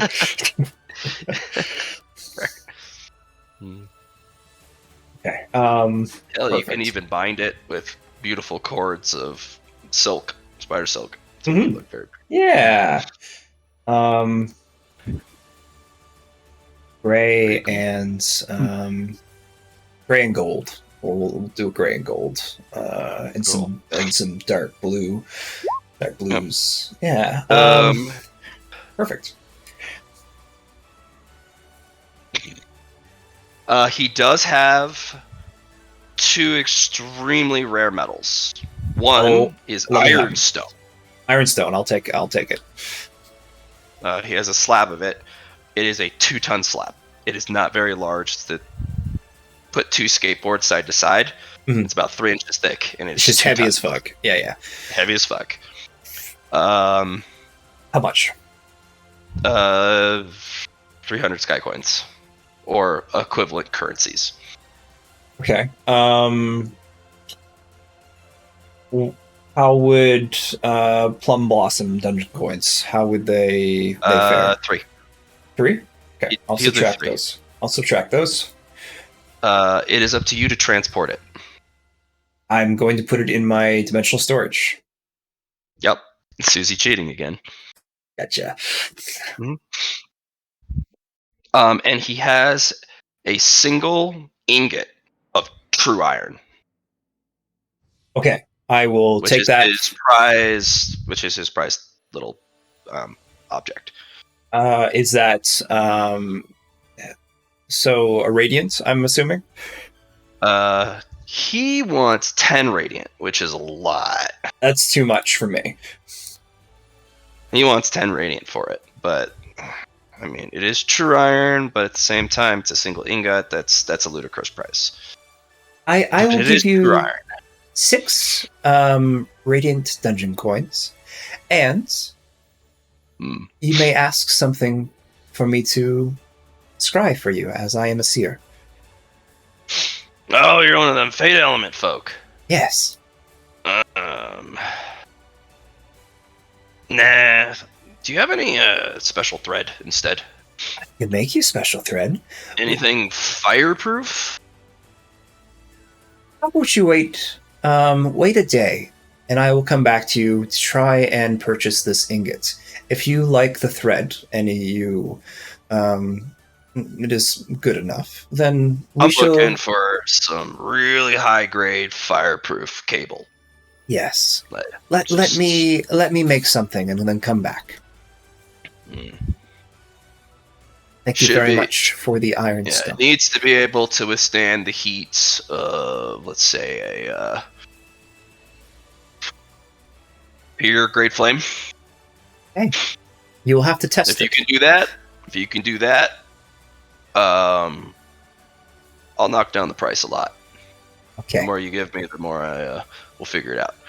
If you can make me clothes of that material, that is fireproof, that can withstand superior grade flames, it'll be a trade. I'll just trade you the ingot for the clothes. Well, I would still have to make them and take your measurements. What, you can't eyeball it? It's alright if they're a little loose. Because all I'm saying is that I am not the greatest weaver yet. So if you would like to... You're a spider. You all naturally are good weavers, so... Okay. It's like saying a dragon is bad at flying. Seriously? There are dragons. Those are my offers. Now shoot. Yeah.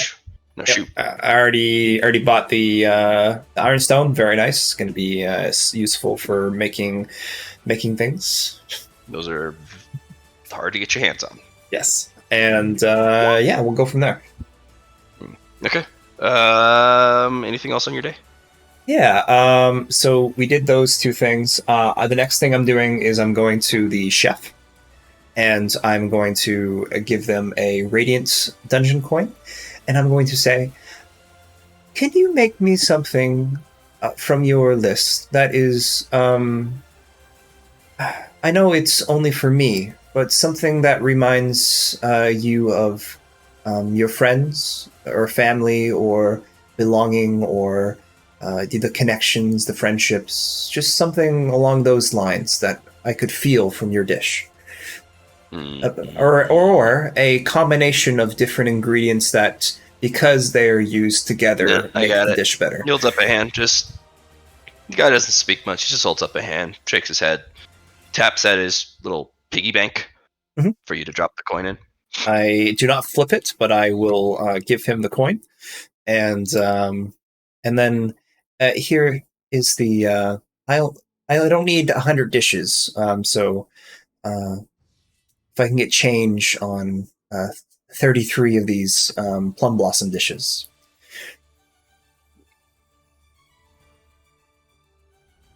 That you're going to be making for me.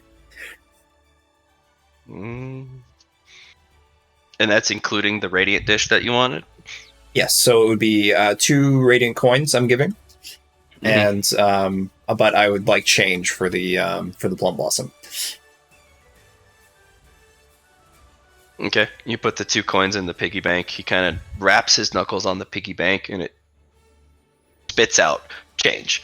Nice, very convenient. Like a slot machine. Ching, ching, ching, ching, ching, ching, ching, ching, ching. He'll make you the dishes. They come out one at a time. So I'll just ask for the radiant first, and then I'm going to have it in my evolution. He's gonna do it his way. He's going to serve the plum blossom dishes first.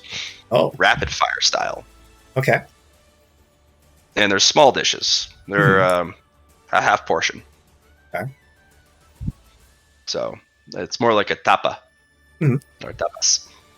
And gosh, they go so fast because they're so delicious. And that is 33 dishes. And the last one, he comes out with a big stock pot and sets it on the table. It's a giant stew. Okay. And it has these lashed cords over it. And there's a little instructions on the top. Open when you're ready to eat. It'll keep its heat and its condition. It's a stew, so it just gets better the longer you wait. It's true. Which is a wanderer's technique, which means it gets better forever. You get to keep the pot, the lid, the whole thing. You take it with you. You open it when you want to open it. Okay. So, it's a big, 6-gallon, stock pot. It's huge. So, Susie's going to try and take in all these different flavors using her heightened senses, and then take this away. She's going to get her catalyst ingredients ready.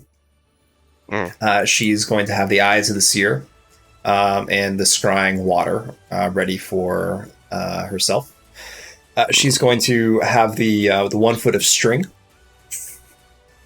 ready as well.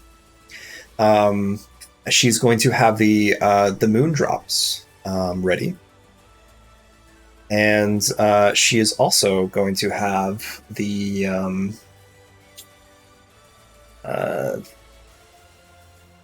she's also going to have the spirit darkness malice item. She's going to have the high grade small size earth element crystal, and the clay as well. Yeah, I have it ready. I was just have it all on a list. I do. Send it to me, and then when you're ready to do the evolution, oh boy, here we go. Yeah, I want to make sure I eat the stew, so I can include it in one of my things. So yeah, 2 mid-sized superior I'm using. So yeah, that's what I do. I get Phil to put his hand on me for the day, and that's the end of my day. Which ability are you getting from Phil? So Phil is being my protector while I a revolving door. So I don't get possessed. That's why Phil's there. Yep. No, Phil, it's a stigma. It just works. You just go bloop. I wasn't sure. If it was a noble who can cast noblesse oblige, then yes, you will be rolling. But anything below that tier, it's a divine ability. It just goes bloop, done. Point and click.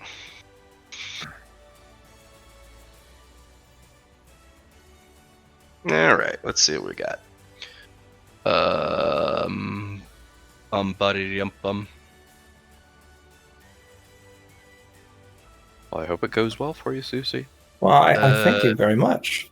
Yeah, I'm just. Let's finish Indrid's first day. Mm-hmm. Yeah, I think you should do that.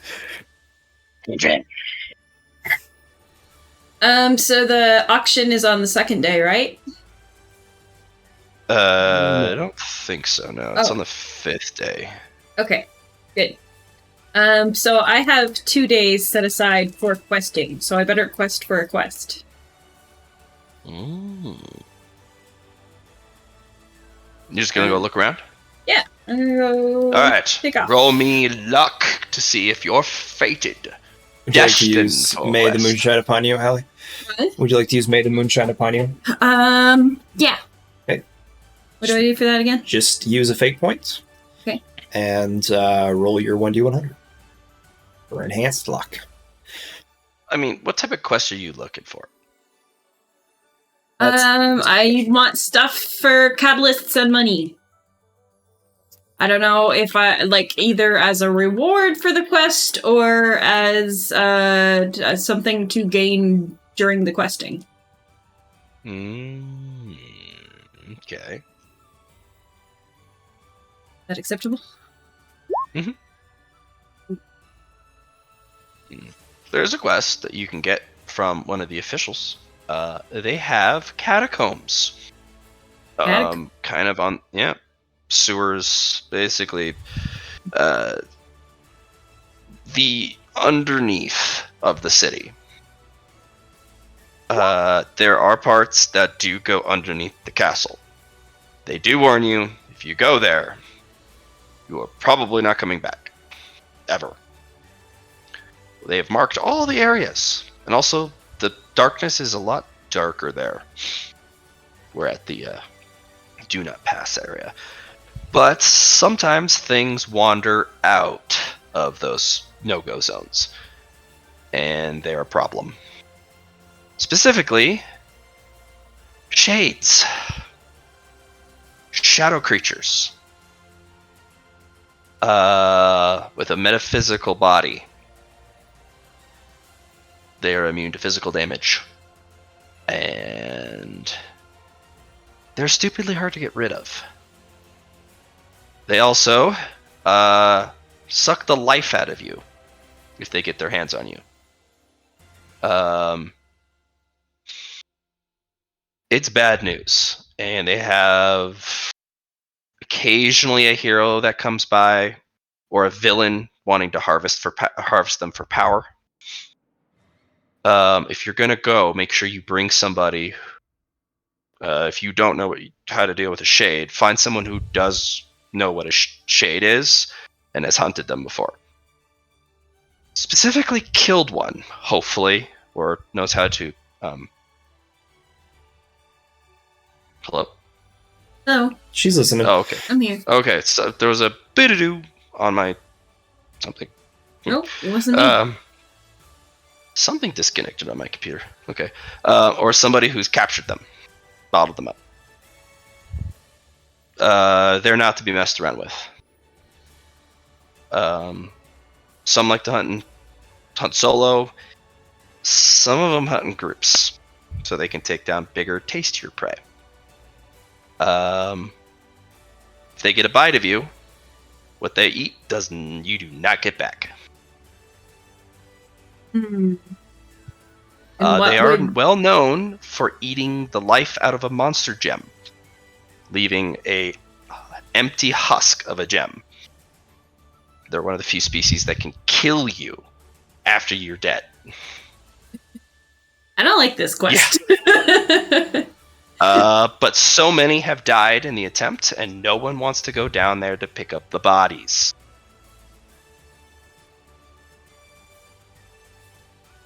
So I imagine the reward would be pretty big then. Yeah. They are paying For lesser shades, 10 sky coins apiece. For greater shades, they're paying 1,000. And shades gain insanity. They have no idea, but they sure as hell give it in spades. If they don't drain the life out of you, they drain your sanity permanently. I think I will keep that one in mind and maybe go look for a different quest.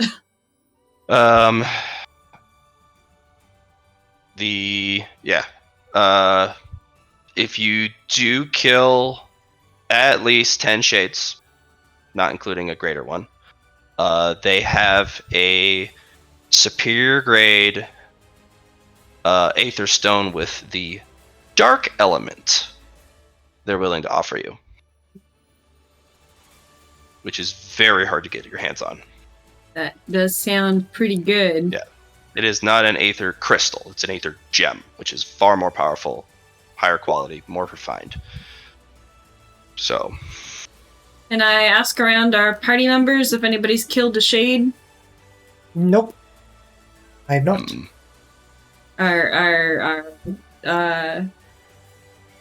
Yeah, like everybody, not just our menagerie. Oh, you mean the party members for the raid? Yeah, people who this is. Oh, you're asking everyone in the raid party? Yeah. I'm just gonna go... Ghost has hunted some. But the one who cackles is Leolel, the villain. Leolel? Yeah, bottom of the map. Bottom of the map. The Lich. The little squirmy bastards are tasty. Oh? How do you eat one? Well, they are a consumer of vitae. You just eat them first. You grab them and you gobble them up. Nom nom nom nom. Do you need to grab them with anything special? Your hands, as she kind of shows you bloody, gauntleted, damaged hands that are wreathed in shadows. As if they're on fire, made of shadows. Your hands are neat. My hands are not quite as neat. Well, how about this? You and I go together. If I find a couple things I'm looking for, I get first priority. You can pick up everything else. You can even have the sky coins and whatever reward they promised you. But I get first pick of some of the very specific things I'm hoping to find. And if we find a greater shade, you're not allowed to run away like a coward. I'm going to capture it, and I'm going to bend it to my will. This seems like a bad idea. I like it.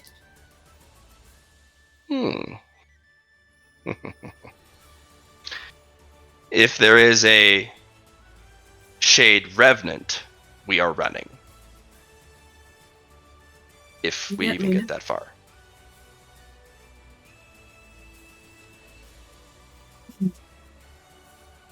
It's Probability of finding one, probably 1%. But the problem with that is it's not 0. Good. I'm tired of waiting. I'm bored. Let's go. Just finds a way down. It's kind of walking around the edge of town towards the shadow of the castle, which.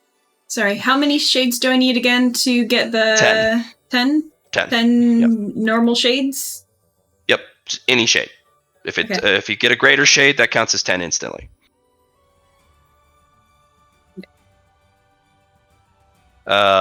Unfortunately, you'll have to split the reward, but she's already relinquished the rewards to the quest for you. So. Okay. And you partied up, so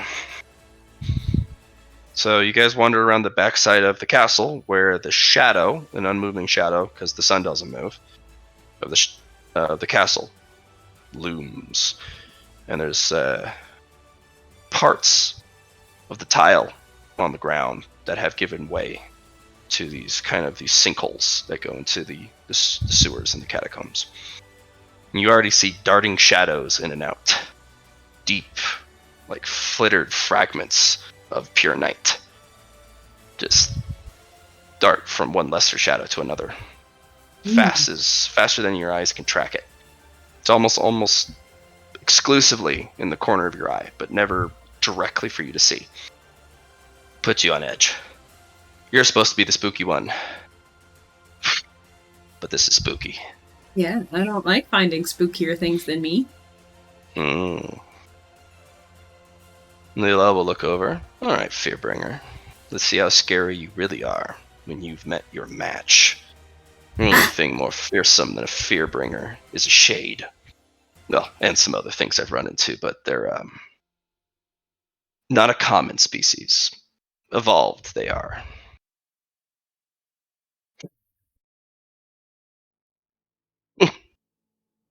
Let us go. Kind of jumps down, and she looks up at the servant. Stay here, guard the entrance. Anyone tries to come down, kill them. And then it just kind of solemnly nods. And you guys march in. So, to make it quick, it will be 2 days. I'm going to give you 4 rolls per day of your choice. Okay. To see how you want to handle the catacombs and the sewers. Because the sewers will be day 1, because you got to get to the catacombs. And Leolel is looking specifically for a greater shade, which is only found in the catacombs, which is much deeper.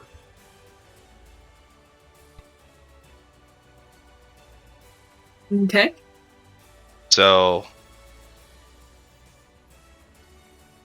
Phil, you could go if you'd like, but it cuts into your DTA. By how much? 2 days worth. 16. I'll take 2 days off of flight training. I'll go help. Okay, Phil is going with you guys. Well, you will actually, have to wait, keep, how big are these catacombs? Actually, if you keep your size bracelet on, you'll be fine. But at the same time, you can't. Never turn on mind. your- I will not be able to help you. Oh. Sorry, bud. It's okay.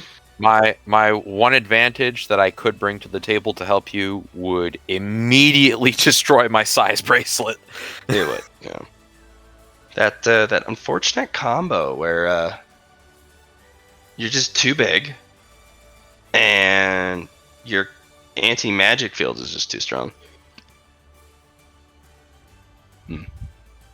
You do have the cleansing power, though. If you went without the Apocalypse engine running, you could. If you have a cleanse up for day 2. Or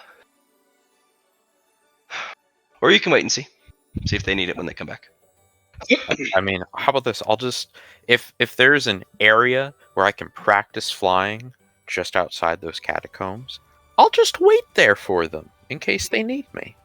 Okay, cool. Pick 4 roles that you want to focus on. They can be any roles, but they can't be the same. The first 4 are for the sewers, and then the last 4 will be for the catacombs, which will be much more difficult. But you have a lich with you, and a pretty powerful one too. And I got +2 to armor. I got my cat bath for the first day. Mm-hmm. 4 roles as in 4 characteristics or 4 things that I'm looking for? Skills, abilities, characteristics. Your roles will determine kind of how you approach the problem, or approach the sewers and then the catacombs. So, do you want to roll awareness? Do you want to roll stealth? Did you want to focus on... I've got pretty good awareness. Do you want to focus on like information gathering? Do you want to do a magic sense? You can go completely without doing any combat rolls if you like, just gathering info. Yeah. Well, why don't I do? I'd probably be good at that with my Bearer of the Lantern stuff. Absolutely. Could do that. Yeah. 1 second, So- my dog's chewing on something weird. Yeah, I know. No. I think she's got a jar of glitter, maybe, but I've got my glasses off. Unbelievable.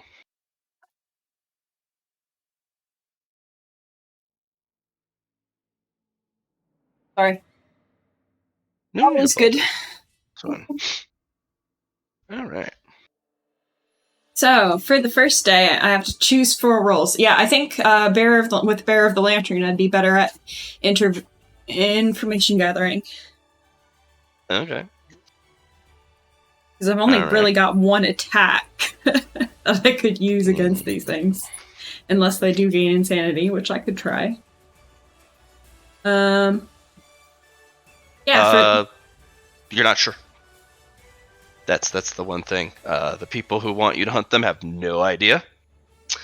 And Leolel is not sharing. well, why don't I use Cynitions to sort of size these guys up? Okay. Just base roll. Solid. Solid, indeed. What are the other 3? How about some survival to navigate this sewer? Nice. It's gonna be a good Solid fucking rolls. Okay. I like survival. That was good. What else you got for me, Ellie? What are you feeling? day. What are you feeling? No, remember, Cynitions is Let's just do- magic awareness. Okay. Yeah, let's do a base normal awareness. All right. Okay. Can I reroll that? Yes, you can. You can use as many fate points as you want. Just know that Excellent. fate points you do use won't be available for the raid. Oh. But Susie does have the stupid ability that allows her to meditate for an hour and give somebody all of their fate currency back. Like a boss. Damn fate spiders. And I've got the most fate points. Yeah. It makes the most sense to use that on me. Okay, Solid. 35, doing better. Okay, and my What's your last roll What you is feeling? What you feeling? going to be logic. Okay, like logic. All right. Go ahead and roll me a luck test. You passed all of your rolls, so I will let you roll twice. Take the better of the 2. And yes, after you roll the 2, you can fate point after if you don't. If you don't like the rolls. Okay, so 28. Yeah, I'll take the 28. You will have to tell me if you want to try and improve the luck here, or do you want to save it? I want to save it. Okay. Solid rolls to start. The lantern eyes, I had actually kind of forgotten a little bit that you had those. They peer straight through the magical darkness. The shades are still hard to follow. Turns out, they're scared of you. Your I armor wonder why. terrifies them. I win! Yeah. The armor absolutely terrifies the lesser shades, making killing them very difficult because they run away so fast. Oh, that's kind of a problem. It is basically a spatial distortion. They just gone. Leolel will catch one eventually with their claws, grab it, and it's this icky, scrambling shadow of teeth and claws. And it tries to maul her arm, and then she just grabs it, rips it in 2, and then starts munching on one of the halves. Bit of a shade, would you like? They're a bit sour here. I'll try a bit if I can.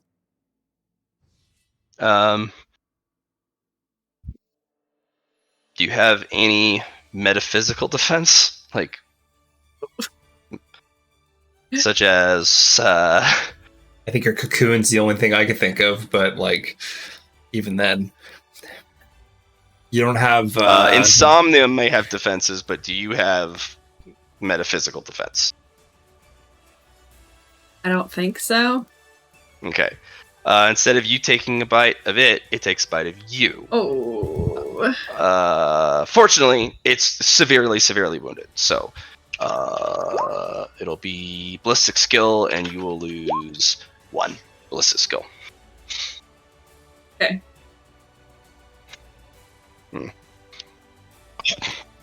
Just kind of acquired taste. These are very underfed, very sour. You can tell when they're nice and plump and ready. When they're sweet to the taste, it means they have fed deeply. Just kind of crunches the rest, and it just disperses into dust. What kind of metaphysical defenses would I need for these things? You're not sure, and Leolel isn't telling either. This is really scary. Okay. Like, you would have no defense against these things other than scaring them off with your armor. And be seeing them with your eyes. Yeah, that's concerning. Hey, but at least you know that you have a vulnerability. Yeah. And now that you know it, you can potentially protect against it. Fortunately, your luck is very good. You do not get lost. You are actually able to map out the sewers. And information is extremely valuable. You're able to jot down a basic layout of the sewers. Okay, I'll put that and in Lilel my... is very thorough, at least on the sewer layer. It is gross, but there are walkways on the side, so you're not just tromping through waste. So you can add map of the sewers, Sky Castle. You're also able to find quite a few dead people. They are basically mummified, completely drained of all vitality. But all their gear is still there, because the Shades aren't looking for gear. They just want everything that makes you alive. I'll sort of pick through the gear. You find all sorts of good stuff. Also, all sorts of shitty stuff. And in between. Overall, quite a few Aether gems. Several Monstre gems that have they're lifeless. Some monsters thought they could handle this place, and they just got killed. Swarmed by Shades. Enemies they couldn't see or fathom or stop. So, but they're empty, and they're not broken, which is interesting. I'm gonna take those to Susie. I think she'd like those. Okay. You do find a flawless grade mid-sized gem. That's the big find. Aether gem. Very rare. You do also find 3 more Filletti blades. The wind blades, if you remember. Mm-hmm. Just getting this all down. Medium, flawless grade. Yeah.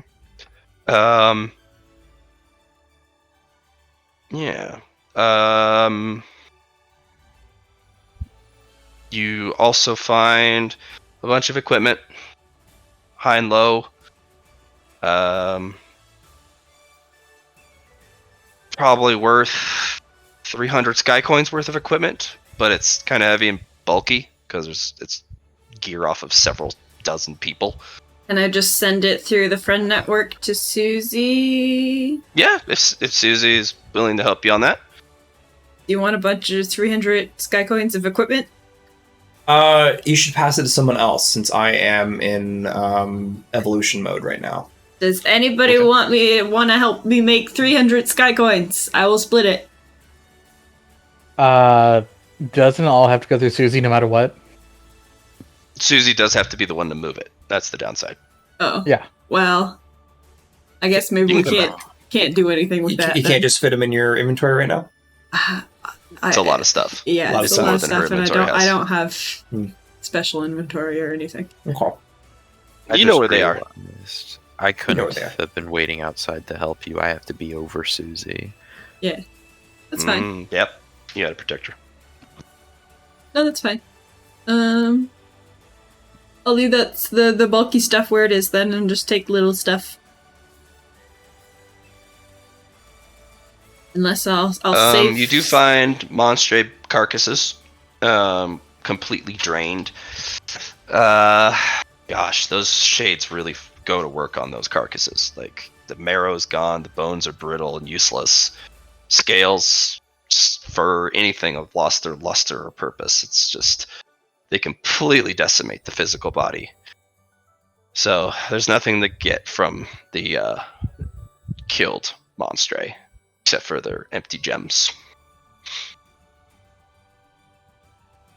Catacombs. And before the Lil steps down the staircase into the catacombs, kind of looks at you. You're pretty keen. I hope you're as keen when we go down to the real darkness. I hope so too.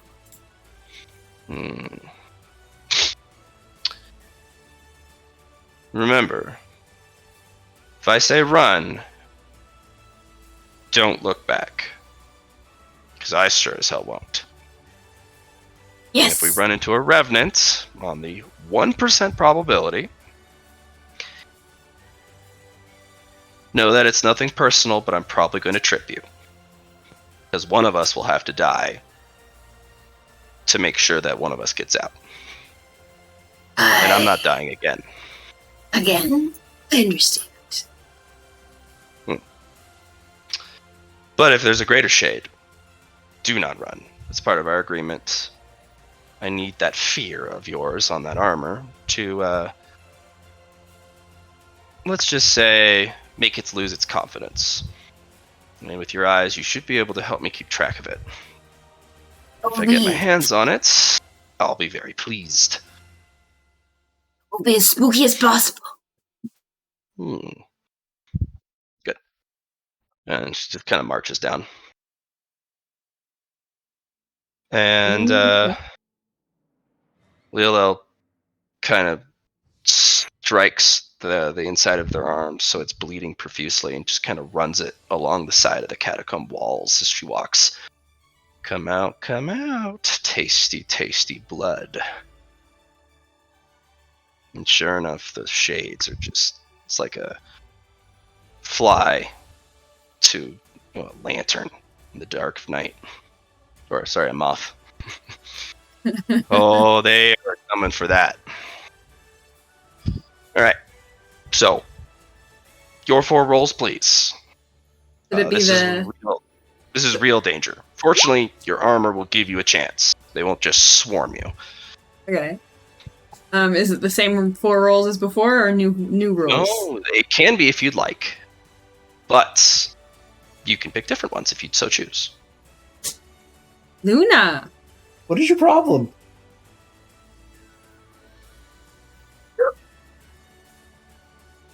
How about I do intimidate to help with my armor? Okay. Start with I that. like it. Okay. I want to reroll that.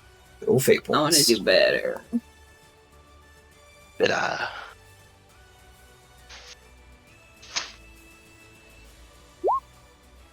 Better.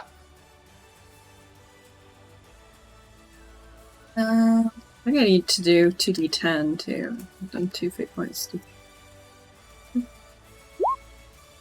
Nope. I never get my fate point back. Yes, you have. I've got it back once. I want to use navigate surface to make sure I don't get lost. Okay. It's dark down here. Oh, I guess I'm gonna do another reroll. You got them fate points. Mm-hmm. Use the map. Use the map.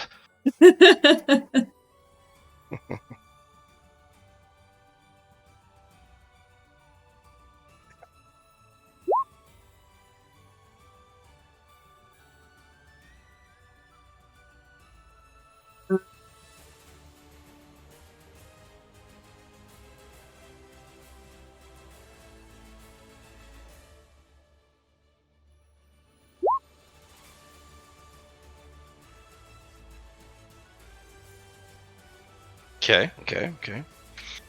The other two.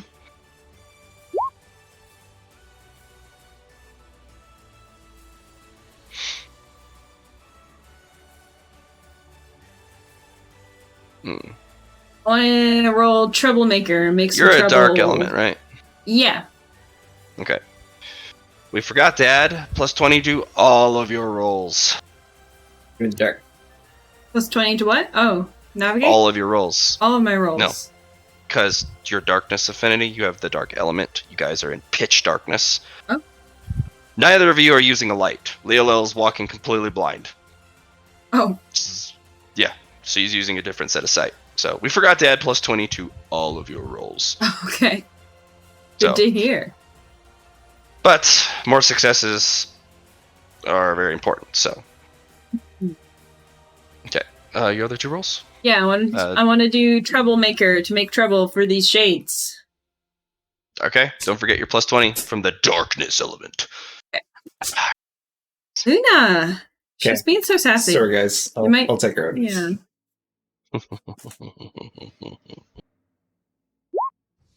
Oof. I guess I'm gonna More! roll again. More! Rough night. Mm-hmm. I'm digging it.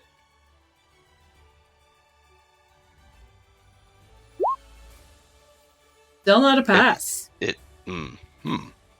Just barely. Well, you can get a boon from Eatsley if he's willing.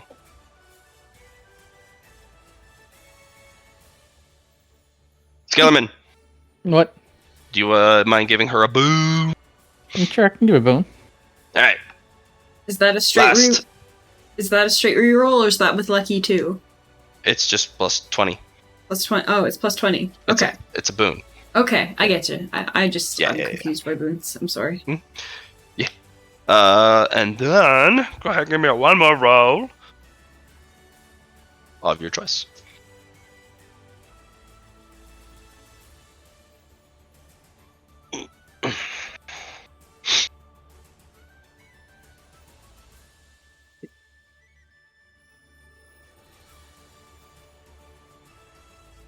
What are you thinking?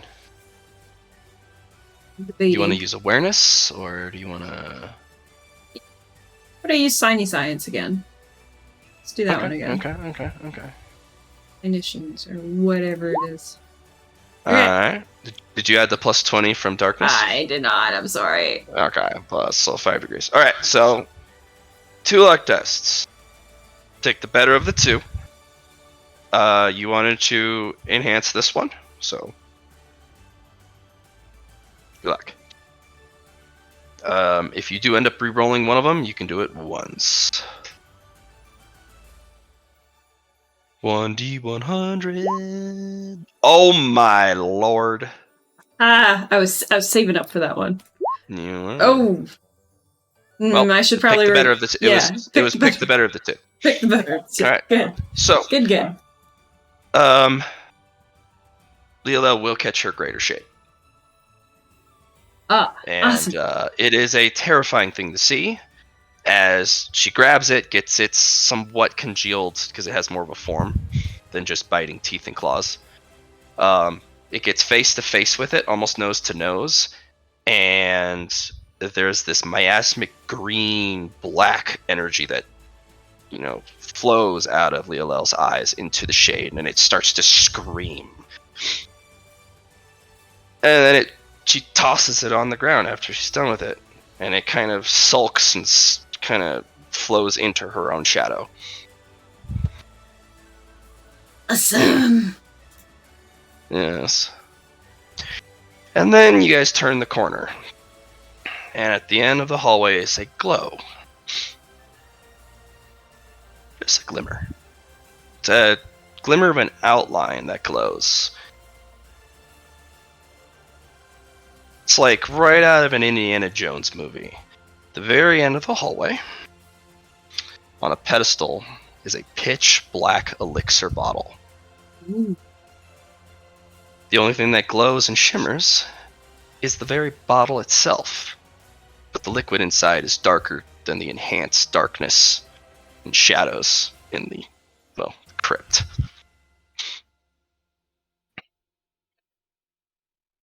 And Lil kind of looks at it, looks at you.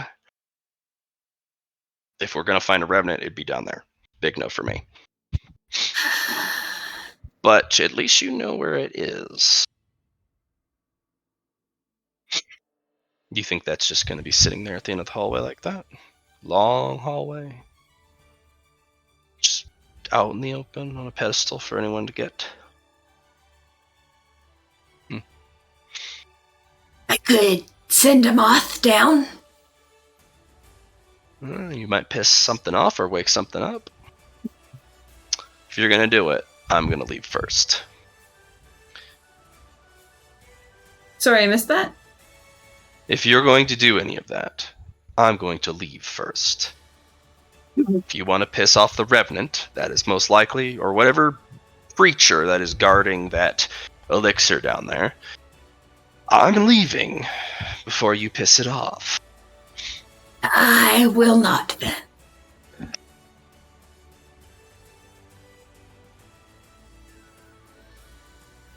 I will resist the temptation of the elixir bottle.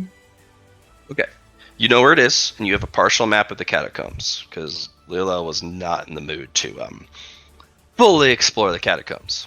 She was looking for a greater shade. She tamed it. Good enough. The bodies down here, even the gear is degraded, corroded. Any magic is gone. The Greater Shades got their hands on these people. And even their physical stuff decimated. You do find 2 very interesting aether crystal growths, which you could harvest. Okay. One is a death element aether crystal shard. High grade. Small sized. Growing out of the back of a dead adventurer. Ooh. Looks like it sliced right up through the back of his breastplate. Okay, can I harvest that? Yep. I will need a toughness test and a willpower test to touch it with your bare fingers. Can I harvest it with a bunch of moths? If a moth comes in contact with it, it goes and dies. Oh. Death element. It kills anything it touches. Yeah, that's fair. You said it was death element. Sorry, what was the grade? High grade. High grade. Small sized. Very good. You know you could probably grab it, not with your bare fingers, but with some sort of insulation, like cloth or something. Just don't touch it with your bare fingers. Can I send Indrid my hand? No! Susie is occupado. There's no transactional stuff while Susie's down. Would I have Amazon? Man, I thought I had something for handling the fantasy fentanyl, but I don't have it written down, so I guess that's no good. You have different gloves. You can use one of your troublemaking lab gloves. Yeah, I was wondering if I had anything in my troublemaking kit. You do, yes. Excellent. I'll grab something out of there. And the big thing you find is a shadow element crystal. It is medium grade, lodestone sized. If you didn't have Eyes of the Lantern, even your shadow element, you would have missed it. Is shadow the same as darkness? Yeah, darkest element, sorry. Yeah. Okay. If you didn't have your Eyes of the Lantern, you'd have missed it, even with your darkness element. Yeah, it's You said it darkness was- elements, medium grade. Okay. Am I robotic? No, I'm just dumb. I'm sorry. Okay. Yep. Darkness element. Aether crystal. Its quality, medium grade. Its size, lodestone, which is the largest size you can get. Very rare to have a growth of that size. You also have a map in which people could find the hallway to get the elixir. Could be. We're gonna take her for a while. Who dat? Oh, holy Jesus Christ, Johnny. Fuck. That is going to be a hell of an evolution. I'm a little scared, actually. Yeah, I'm actually. This is going to be. Yikes. Okay. Well, we'll do that when he's done. So the map of the sewers and the map to the darkness elixir, are those two different maps or the same map? Two different maps. Okay.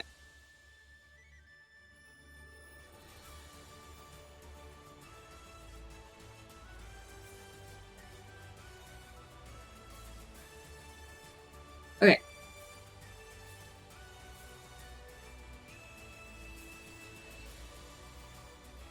I think we're good.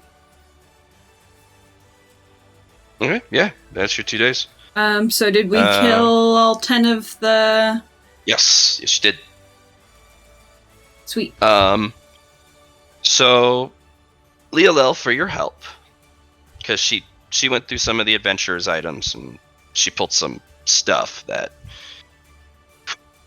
well, she got first dibs on things she needed. She definitely picked some of the most valuable stuff. But in return, she gave you quite a bit. You got to keep all of the money. She basically tamed a greater shade, which counts for your mission, because you're in a party, which will get you the 1,000 sky coins. And you get 10 per lesser shade, so that's 100. You get the gem. You have all that gear, and she will give you a jar with a sealed shade in it. All you gotta do is open the top and let it out. And your troublemaker side squeeze in glee. It's a shade in the bottle. Just what I needed. Who knows what you could do with that? Especially since shades ignore all physical defenses.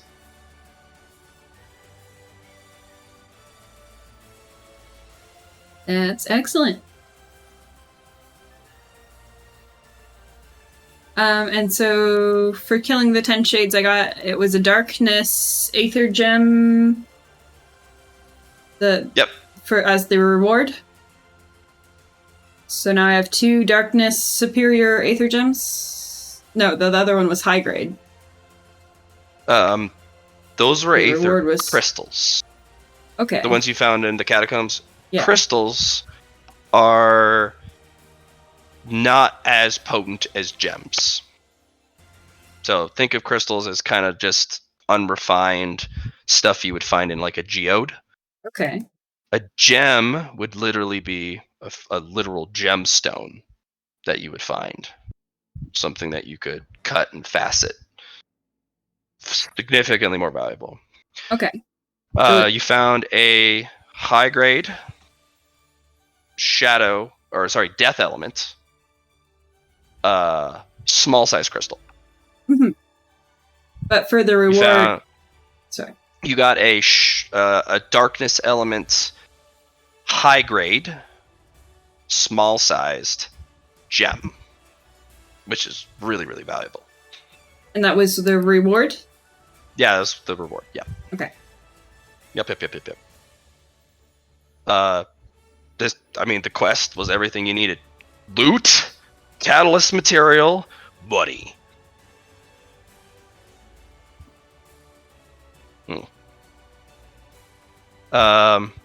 Leolel will also offer, if you prove yourself in the raid, they will take you as an apprentice for the darker arts, if you so wish. Mm. That sounds interesting. She likes what you've kind of assembled of yourself, you know. And you are very serious about your equipment as they look up and down of your set armor. That is not armor for the weak of heart, even for a Fearbringer. It may be your ancestor armor, but not everyone of your kind can wear it.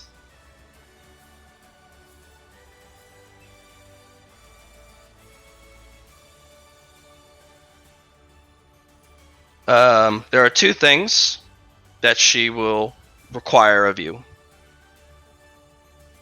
to do in the raid. Okay. You need to bring fear to something fearless, such as a construct. There is an entity that cannot feel fear.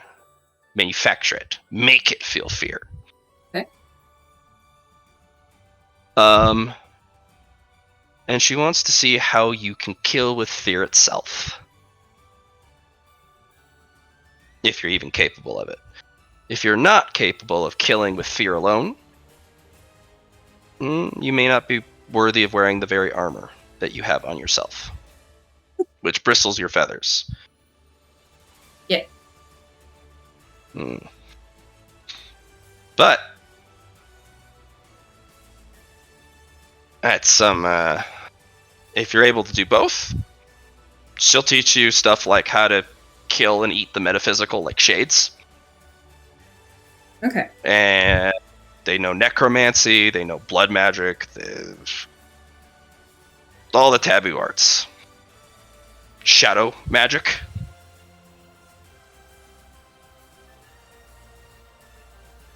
They also know a little bit of curses, hexes, and voodoo.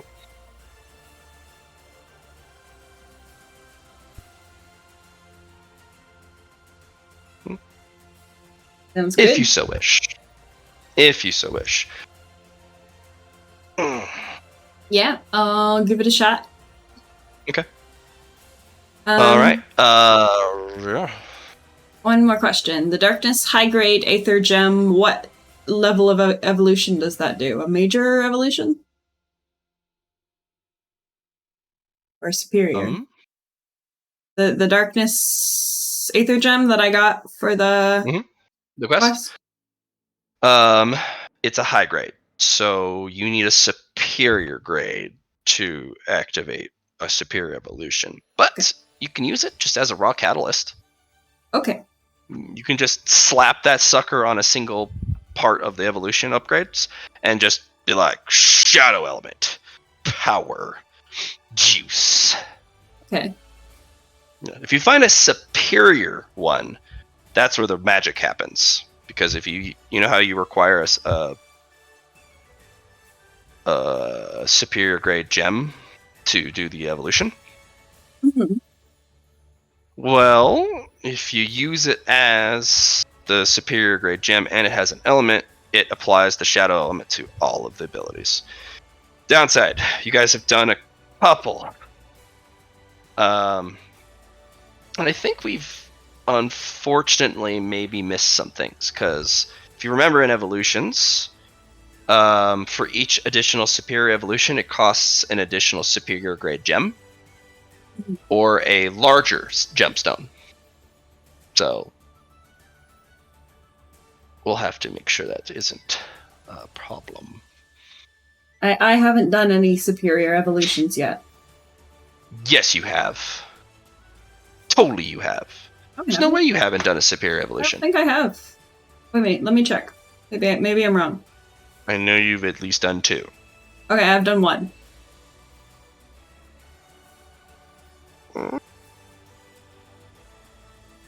Okay, I believe you. Okay. Okay.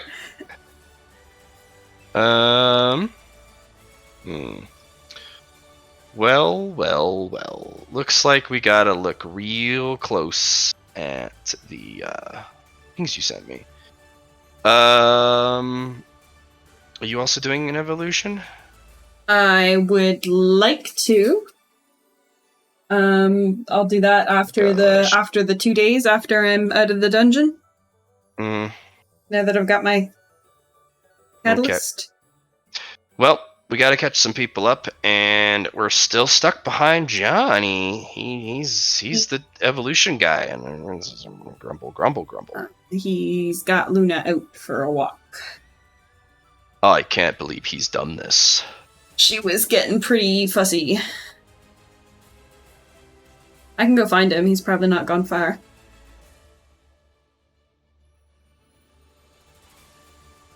I'll go see if I can flag him in. It's alright. I'm gonna... Char, did you want to do anything between your evolution? Or are you also locked on that? I can literally just replace day 2 with day 3. And day 3 is basically just setting up the exhibition match. Okay. Letting people know what's happening. Yeah. Go ahead and roll me awareness, charm, and weapon skill to see how it goes. I'm just going to kind of go through it. And then I'm going to roll weapon skill for Harrowhawk. And he's a Grand Knight, so he may kick your ass. Unless you do cheeky shit. I'm going to are cheeky as fuck. I'm 100% going to do cheeky stuff. Charm. This is the awareness and charm are for promotion and whatnot. Yeah. One sec.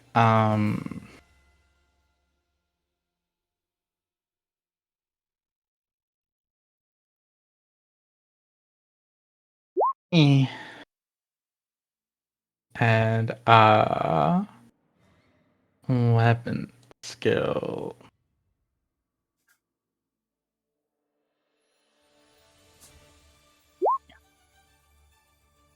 This is all just for promotion because day 4 will be the exhibition match. I basically took that entire day for it.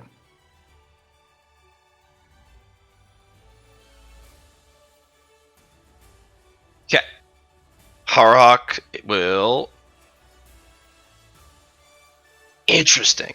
Still, he absolutely slays you on the 4 degrees. Even with 83, he's got 7.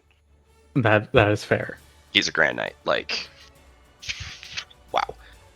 Yeah. Now, Wanderer bullshit. Or do you want to let him win? And not reveal all of your stuff? I'm going to do some Wanderer bullshit. Mostly...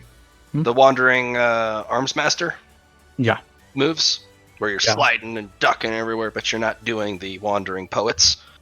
Okay. No, we're not going to be cheeky Wandering Poets. Okay. He'll beat you by a more narrow margin, but he still will. That's fair. He has got some wild stuff. He's actually, from your analysis, mighty close to actually succeeding in dual classing. Interesting. Yep. He's doing... God, he just doesn't take damage well. As in, like, he just does not take damage.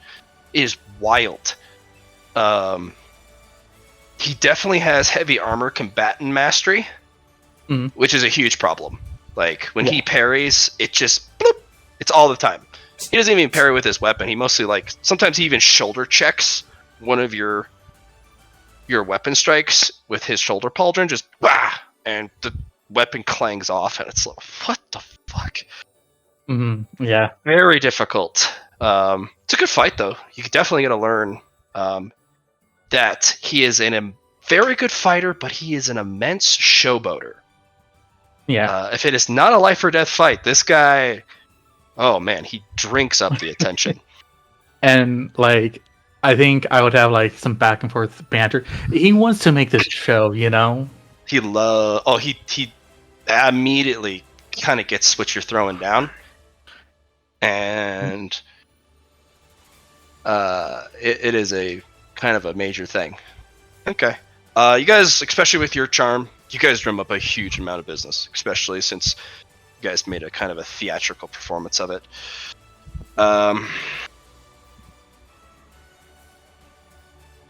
He doesn't make the defeat humiliating, though, which is... Mhm.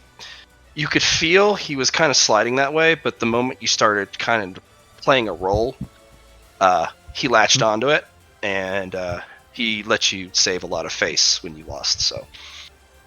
Because I know your pride. If you're humiliated on something you worked together to do, I know you would do terrible, terrible things to this creature down the line.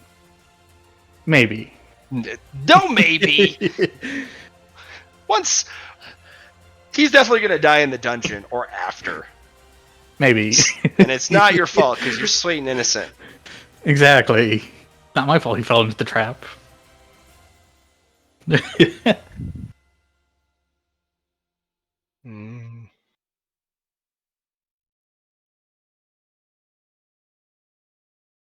yeah.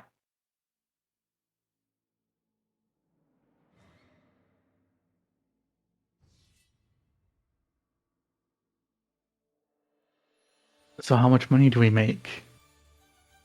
The three of us. One sec.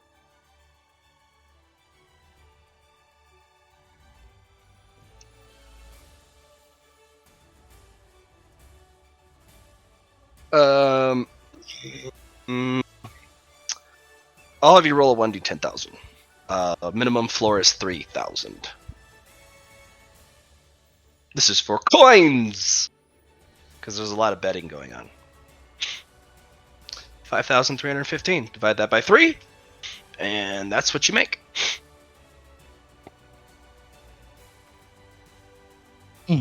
Oh, wait.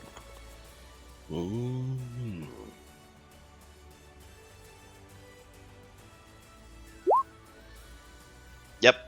Round up, so 1772. Yeah. And is this just basic coin? Or is this sky coin? Oh, these are all sky coins. Okay. I need to know because I have different places for that.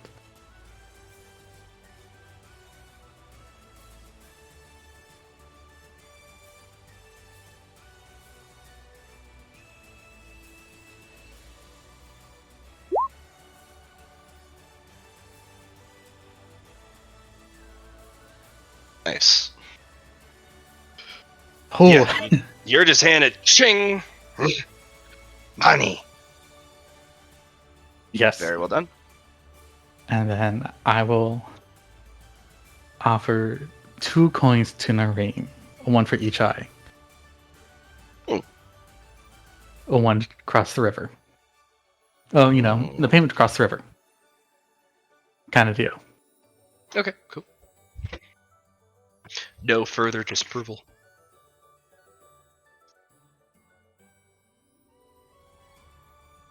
All right. Well, we need to do some evolutions now. Fortunately, Mr. Johnny here, Yeah. and Mr. Catalyzer guy. Yeah. Oh my goodness! Your list. Good one. Your list is impressive. I'm just gonna say that right now. It's fucking impressive. It's scary. You've been saving, haven't you? Mhm. Waiting, plotting. Can't believe you would plot against your GM like this. But what's done is done. Now we must handle it. All right, Johnny. Are you ready for some evolutions? Yeah. Because we got to do yours, we got to do Alloy's, we got to do... Phil, do you have to do an evolution? I will not be evolving today. Okay. What about any of the days? No. Okay. Eatsley, I know you're... Are you doing an evolution? I am doing an evolution. And then, of course, I am, Ashford also wants to do one too. Yep. Cool. Okay. Johnny boy. Oh yeah. You want to start from the top? What's up, Million? Talk of evolution has reminded me. I supposedly had a big gem of some sort from the Yep. tomb. Yes. Did I use that for something? Because it's not on my sheet, and I don't recall. I don't think you ever put it down because you weren't there for the session, and I don't think we really told you about I it. told him after the session Okay. that he had it. It is a Dragon's Eye Diamond. Dragon's Eye Diamond. It's the size of a pomegranate. Okay. And it burns bright like an eye of Sauron. Yeah. Okay, let me see. I don't it is one of know. those weird cat's eyes that no matter which way you turn it, the eye is always staring directly at you, no matter which way you're looking at it. Alright. Let me see. Maybe I have it down somewhere. And I was expecting to do my evolution after the freaking auction because there was rumor that there was particularly valuable Evo materials for me in the auction. There is, yeah.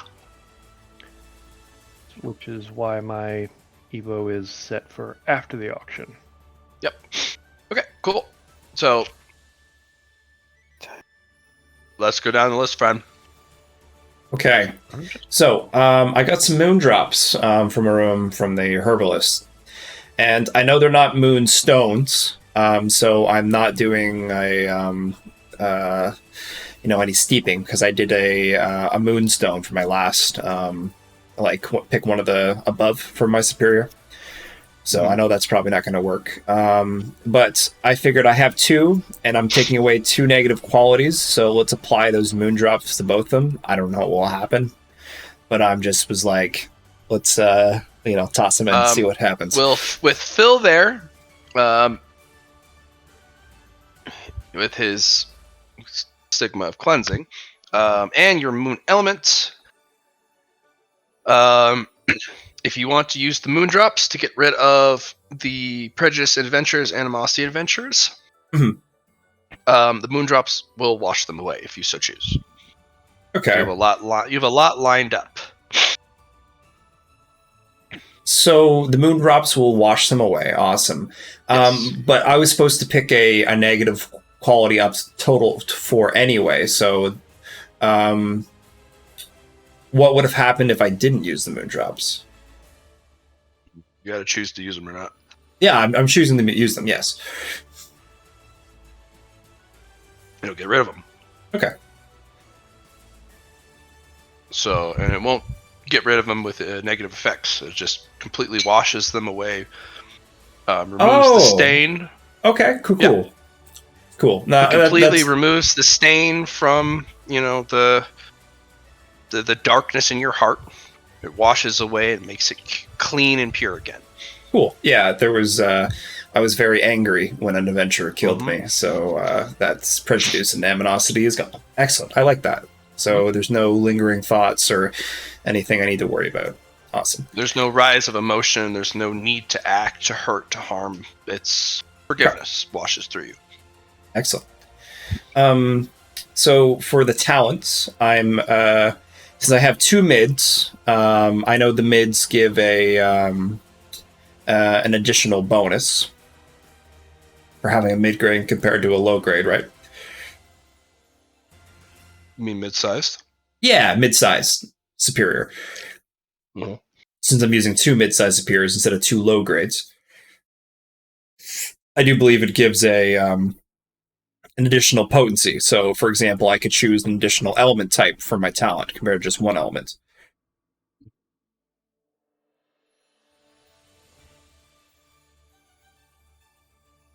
All right. Talent based off element types. Moon, fate, and fungi. I was thinking maybe some special mushrooms I can make now.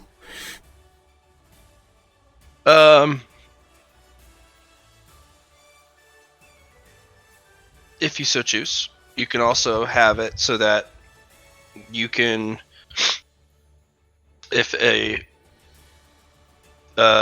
some sort of thing you're growing has no elements at all, yeah, you can cultivate any of the 3 elements into the the plant you're growing. Interesting. That's much wide scale compared to just having my own special mushroom. That's true. A lot more work. You can have either. If you want a special mushroom that just has those 3 elements that you can grow every once in a while, absolutely.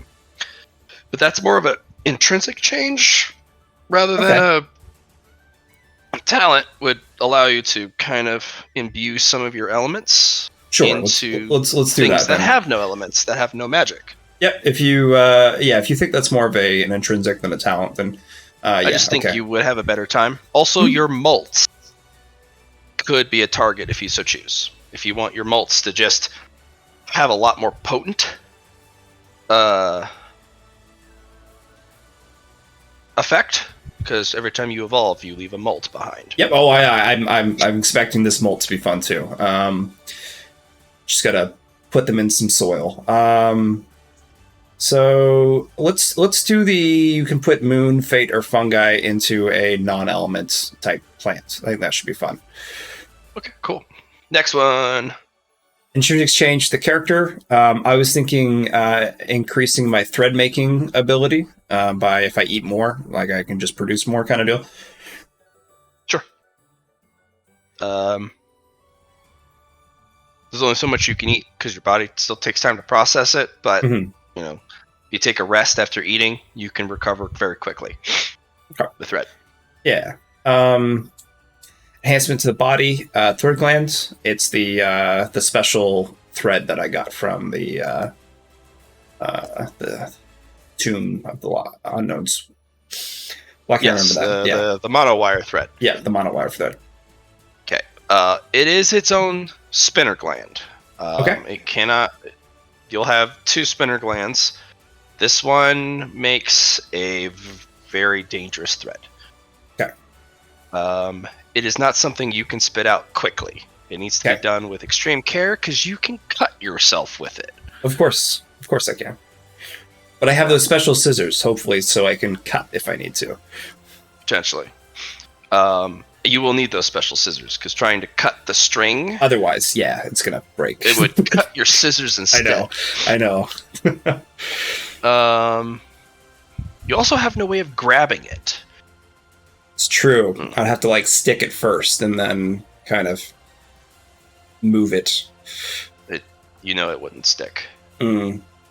You're gonna have to have some sort of gauntlet or some sort of carapace on your claws. Okay. That prevents it from, or some sort of tool that you can put on your fingers, so that when you do produce this thread and you go to grab it, it doesn't lop your fingers off. Sounds fair. It's very dangerous thread. I guess whatever those 2 clamps in the bar, that's probably something that the material I'd probably want to look for, something along those lines. So yeah, okay, sounds good. Actually, no, the material on there is there. Since it is a whole item. 3 of your fingers on each hand. The thumb, just the fingertips. Okay. Will have a material that is resistant but not immune. Okay. So don't go applying a lot of force. It's still at a delicate touch. Don't apply a lot of force. Be very delicate touch. That's why the clamps still survive. Yeah. Because they're not being stressed too hard. They're loosely clamping the thing. Yeah. Forgot about the clamps. Sorry about that. It's all good. The bar is just a normal bar. There's nothing special about the bar.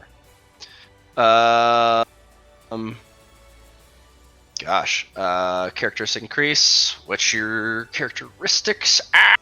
30 for willpower. 45 now. Okie.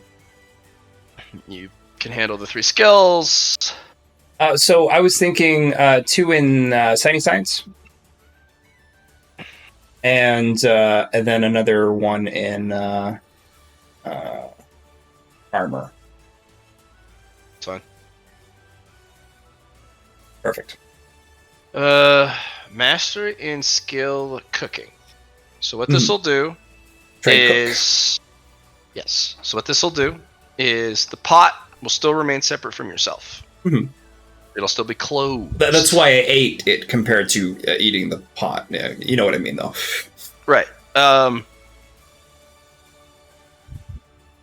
Yeah. So you eat it up, and the pot, when it's empty, with this will be another spiritual tool you'll gain. Okay. The special pot. It does take 3 hours to prepare, so 1 downtime action. Yeah. But you can treat the pot as long as you infuse it with aether over those 3 hours steadily, like you're trying to cook it, even if there's just water in it. Yeah. It'll make the stew. Nice. And it's basically the equivalent of a hero's feast. Cool. Which removes all fatigue, returns all wounds, removes pretty much most status effects.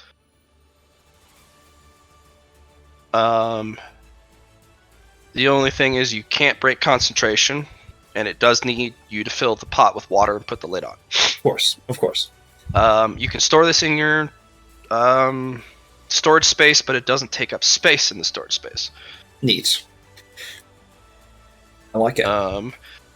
You will get a shard for something. It's a sliver of something more, but unfortunately you're a little full on quests. Yes. Okay, next one. Forbidden knowledge, skill, elements. Since you already have forbidden knowledge elements, no. Oh, okay. You just want a forbidden knowledge. Elements? Yeah, I was thinking elements because as a catalyzer, I need to know all the elements that I'm dealing with. If I do not understand the elements, it won't be elements. It'll be taboo elements. Okay. Basically, it's not taboo of the gods. It's everyone thinks it's a taboo because it's pretty fucking evil sometimes, or mostly used for evil, like necromancy. Yeah, gotcha.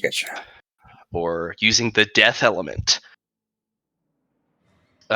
That's a big no-no for pretty much everyone, because just why? Mm-hmm. Why you gotta be an asshole? Because I'm a Skellerman. I have an affinity towards it. You do, actually. That would be very healthy for you. So I'm currently at 59 influence, and I'm getting a natural characteristic for that one. Oh, you are now? Mm-hmm. Dear Lord. It just doesn't end. It's a party. You could, Phil. You could. Yeah. Yeah, you could.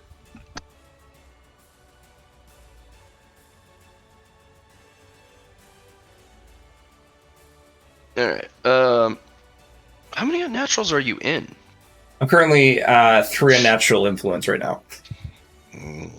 So I'll put that to 4. Alright, I'll roll you. Have you roll 1d100. You're in Skyhold.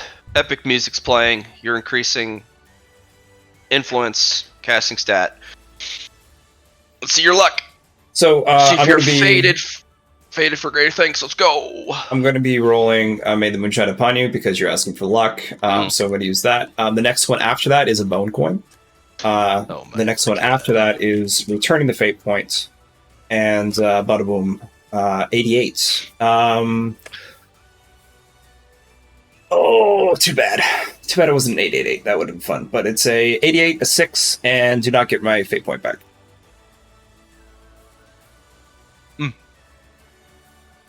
Huh?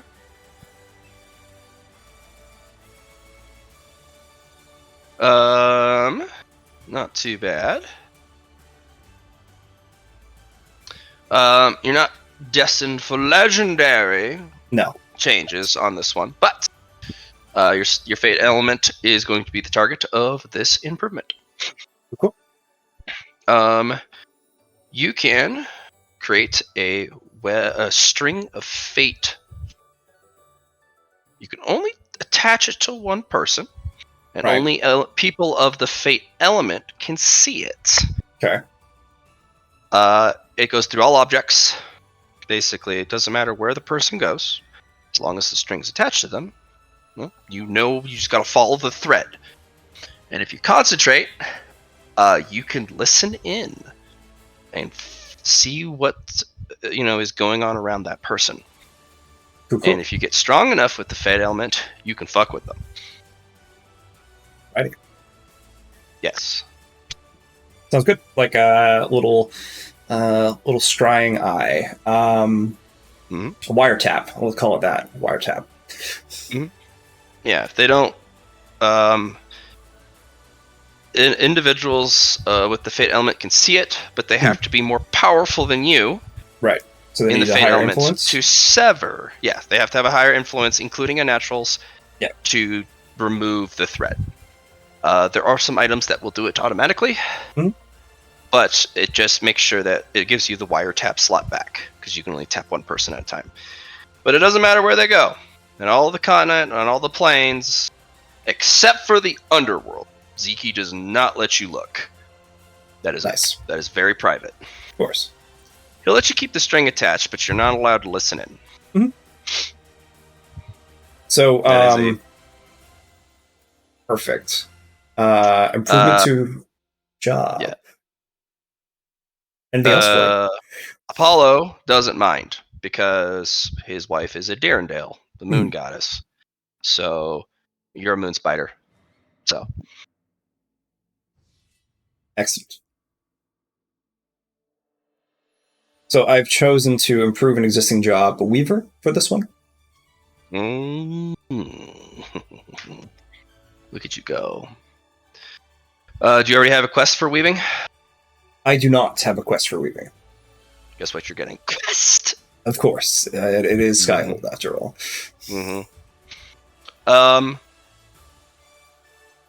Find the Heavenly Demon Moon Spider. Okay. Complete the task the individual gives you. And there's a bunch of question marks as to what will happen if you do. Excellent. It is a legendary quest. Very nice. My next one here is upgrade an existing class role, my Seer class. And I have added Eyes of the Seer that Gull has given me, and the Scrying Water that I just got. Okay, well, you'll get Eyes of the Seer. You do not need a ball to scry, or anymore. Medium to scry. Does it improve it if I do have the ball still? It does. Because I know the ball gives you an increase to your Seer class, so I was like, may as well. Any object used for scrying has double efficiency and double potency. So it would be +2 to my class roll then? Okay. What do you mean? So the crystal ball gives, if you already have it gives you the Seer class. But if you already have the Seer class, it gives you a +1 to your Seer class. Yeah, this would give you a +2. Yeah, so that's pretty cool. Yeah. So if a scrying ball gives you a +10, you get a +20 instead. Nice. You will also be able to scry a lot more details while using a medium. Okay, next. I'm going to create a tool. I'm going to make a teapot.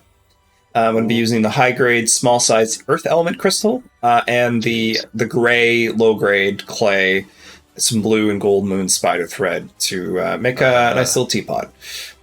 Well, you got a high-grade magical tea set. Yep. There you go.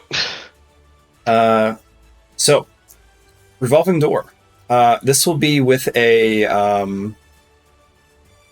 using the special orb and using the treasure grade spirit. Yes, using the treasure grade darkness, malice, and spirit to put the darkness, malice into the orb and leave out the spirit and take it away. Just leave it separate. So our first revolving door. The darkness and malice into the gloam sphere? I thought that was the point. I thought that was the... No, the gloam sphere it's basically near unique. You can't put it in there. It'll completely destroy the darkness and the malice if you try and put it in there. it's too powerful of an object. You've never actually done anything with a divine grade material before. The darkness and the malice inside the object you're trying to remove does not even come close to compare to the attribute and the element type of the gloam sphere. It'll completely burn away any darkness you throw at it and any malice you throw at it. Okay. I guess that works out anyway, because I wanted to get rid of the darkness. I just would have been like to keep the darkness, that's all. But as long as it gets removed, I'm okay it's with removed. that.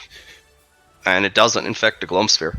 Yeah. The two things it is completely immune against and will destroy on touch. In fact, if you touch a gloam sphere to any object that is darkness, it'll completely destroy it on touch. All right, so Indrid cannot touch this, is what I'm hearing. Yeah, Indrid should definitely not touch this. Yeah, this is like dragon slaying equipment. Yeah, exactly. Like if Indrid touches this, she just takes true damage. So, does this mean that I've done a revolving door with a divine object then? Yes, you have. Oh, yeah. Bam, bam. Okay.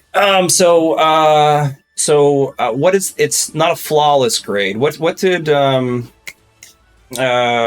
Do you remember what the material was? It was the step below flawless. That's the only. Superior. Oh, it's the superior then. Okay, yeah.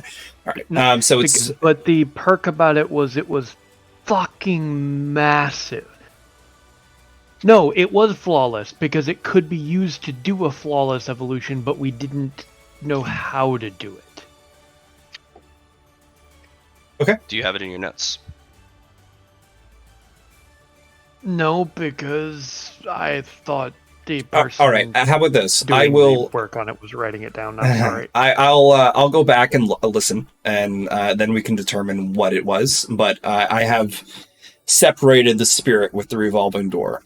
Now you have a gem that is this. I will go look for the other stuff later. Okay. In a sec. Just after we finish with this this superior. Improvement of attributes, +1 bonds. New blonde spot. Gonna add our flip ball, and now they're in the friend network. The friend group. So, just so you're aware of what it does, you can talk pretty much telepathically between everyone in the group. If you look into game handouts and friend network powers, you can see everyone that's actually connected to that. Our friend group.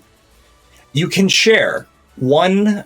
You can use someone else's power, talent, pretty much. If it's listed as talent, that's usually a go ahead. Some qualities are like that too. But you'll be able to use someone else's power for yourself. Someone else will be able to use your power as well for being in the friend group. It doesn't take it from you. It just Correct. lets them copy it is, yeah. Also, if you are in Moonlight, you can take 2 powers. You can get one from, say, myself and one from Philip. They don't just have to be the one person. It does not allow you to pull traits. No traits, no intrinsic abilities, that kind of stuff. Just things that you can, power-wise, abilities. Okay. In the friend network, I can help you if you have troubles. For example, you're trying to pass an awareness test and you fail. I can then roll my own awareness and I can assist you and give you bonuses. Say up to a +30, pretty much, if I have the skill. Okay. In the friend network, we can share actually, merit, paracausal currency, and items if you have a dimensional storage. He does. Yep. So, and that's pretty much it for now. I'll let you know what changes.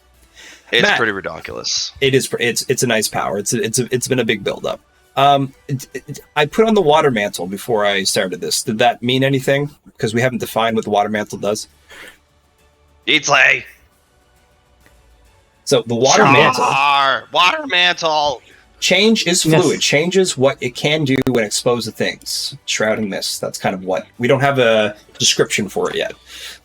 We don't have a description because We again, don't have a mechanical. We it don't was have a only mechanical. it was only given for the one instance we had it. Okay, but you just put on the fucking water mantle? Yeah. I got a priest and Nareem right beside me, blessing me, and it was about change, and evolution is about change. So I was like, you know what? Let's do it. Your form changes. Oh. Nice. Have I turned into the Susie, the spider dancer? Cool. If you want. Yeah. So it won't apply to this evolution, but if you, the catalyzer, or the recipient of a catalyst or catalyzation, wears the water mantle, you can change one thing during the evolution. Okay. Such as an attribute tweak, not a change, full change of an attribute, but a tweak.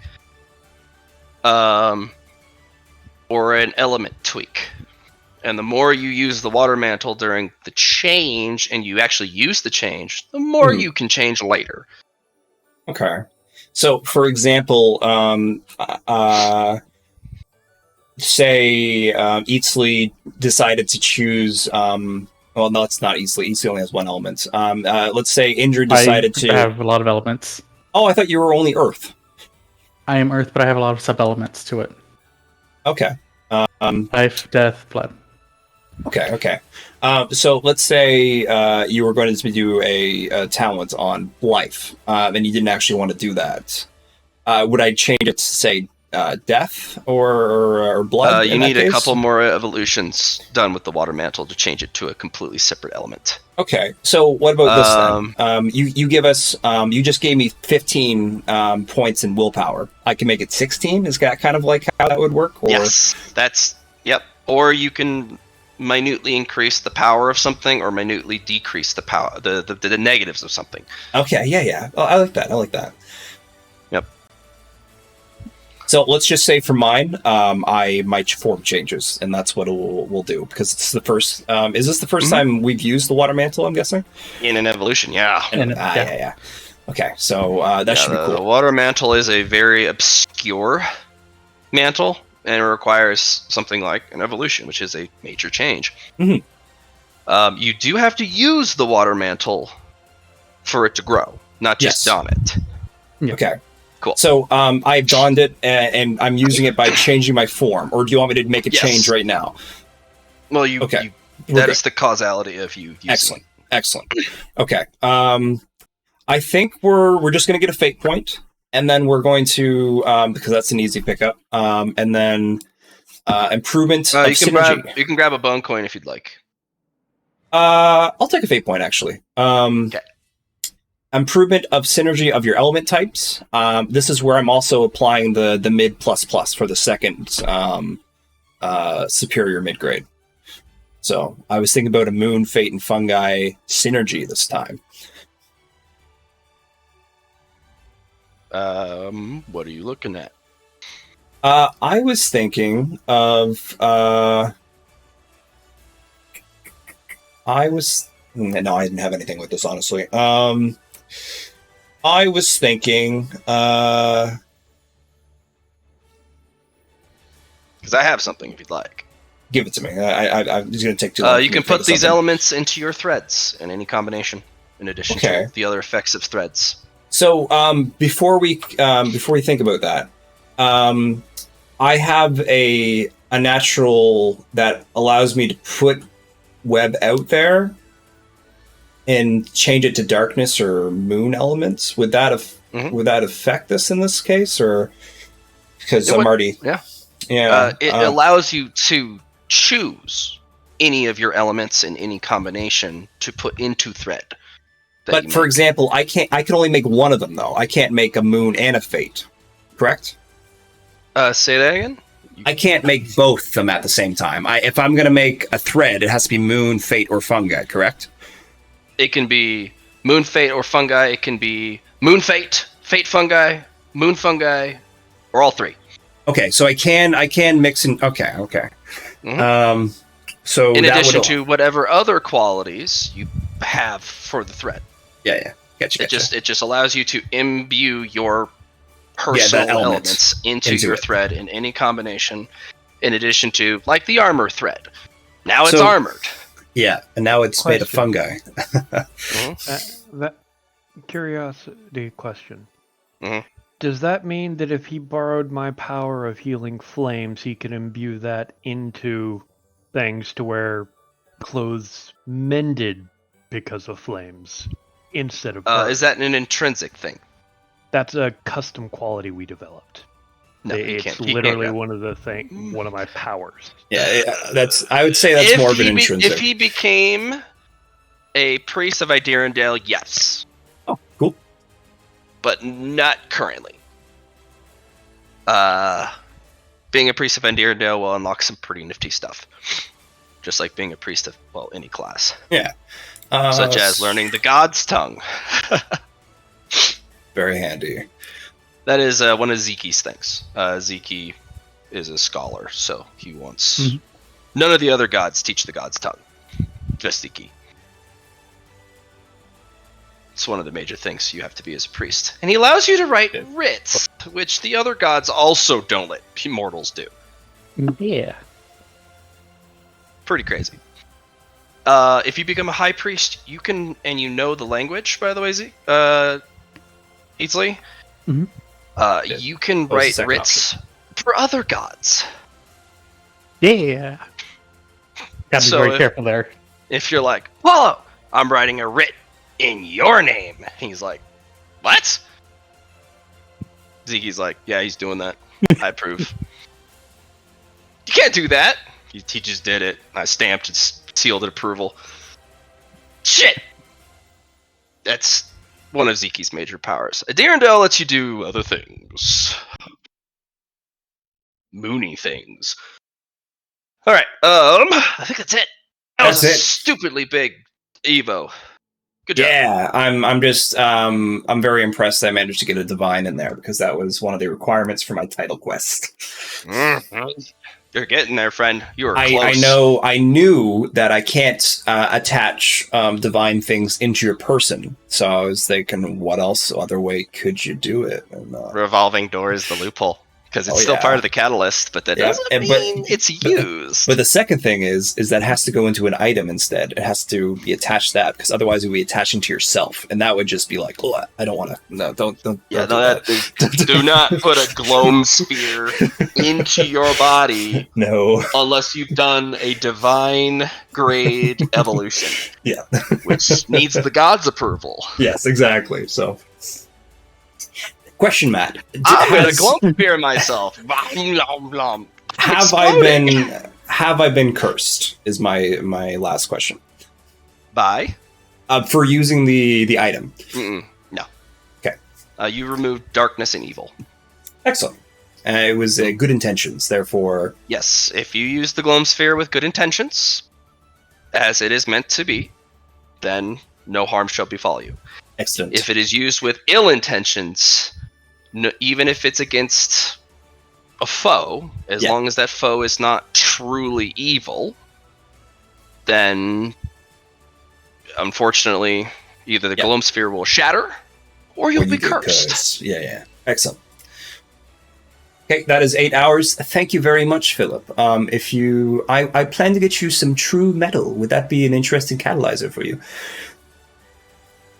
True metal would be dope, yeah. For Phil, with his metal element. He shrugs. Very well. I will do my best to try and get you some. Maybe some tasty rocks. What about floating rocks? Honest to God, it might be a coin flip whether or not Phil just eats the true metal. It would be delicious, probably. It probably could be. I'd have the best rock seasoning on there. It's salted. He would. No, it'd be great. Okay. Best meal he'd ever have. we need to get other evolutions out of the way because that's kind of our stopgap. So I think Indrid was next or Eatsley was next? No, Eatsley was next because you had to put off a whole day. Where is your options? Oh, shit! I've got to send them to you. I know I'm picking though. Do you have them written down? I do not. Let me write them down. If not, we'll do this the old-fashioned way. Yeah. Okay. So, I was wondering, and you can say no. I was wanting for my spirit evolution to get the Rikugan that I'm missing. Or sorry, Urel's reinforced Bakugi. Nope. Damn it. Nope. That is at the auction. I had to ask. No. You are destined to find it at the auction. I you're know. fated to have it if you can win it. This is fair. So at that point, do you want to deal with my steeping, or The question is, let's use for items. So what other ones? Because you're gonna hit the flower mantle again, right? Yeah, I'm going to hit the flower again with my life catalyst. Okay. Well, what's the other? Why don't you write out all of your catalysts for me? Yeah. Okay. What are your catalysts? Oh, also, I would have gone to meet with Dex for the plague one. For the plague. Yeah. Yeah, okay. So Jerkus will have it, because he said he would, and he would give you a discount. 50 Plum Blossom coins. The only one he could find, unfortunately, was a superior grade gemstone, small sized. Okay, I don't remember. Oh, 50 plum? I'll give him a radiant and get 10 plum back? No, 50 Plum back. 50 plum back, yeah. Because it's 100 to 1. Yeah. So you're not You using gotta be a big this. Yeah. Um, Sorry for cutting you off. No, it's all good. And yeah, so you just have the life gem and the plague gem for my catalyst here. So hold on. That's it? We're not going to use your plague gem, are we? Because if we use your plague, then you screw up your mixing pot, your steeping. That is true. You have to use another life one. That's why I thought you were. Well, that's why I have a life gem and a plague gem. So we'll use the life gem. We can use that again, but you get more bang for buck if you use more life stuff. Yeah. Okay. So in that case, I don't think I'll use the plague. I'll use a plague gem on like a major evolution. Yeah. Okay. But it's just gonna be the life gem then. Perfect. You have to target the same thing, but I think you are. Yep. I'm targeting my flower mantle again. Okay. Susie is facilitating this. Okay, and you're running Susie down the will list. Be using the water mantle. Okay. We're running down the list. So, which one of the upper tier perks are you picking up? I'm going to pick up a perk slot. Okay, perk slot it is. So a talent based on the character's element types. I was actually going to pick up. I think I'm picking up a talent for increasing my fatigue. Element types, bud. Yeah, Earth. Life, maybe? That seems more of a life thing. Well, Earth because it's sturdy. That's I guess. Thought there. Yeah. Doesn't fit. Fair. A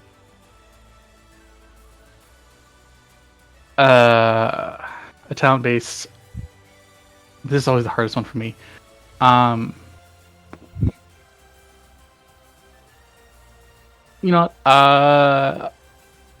I'm gonna be simple.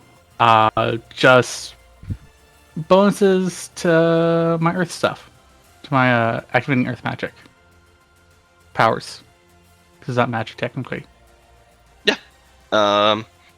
You can control considerably more Earth. Think Toph levels. Earth bending.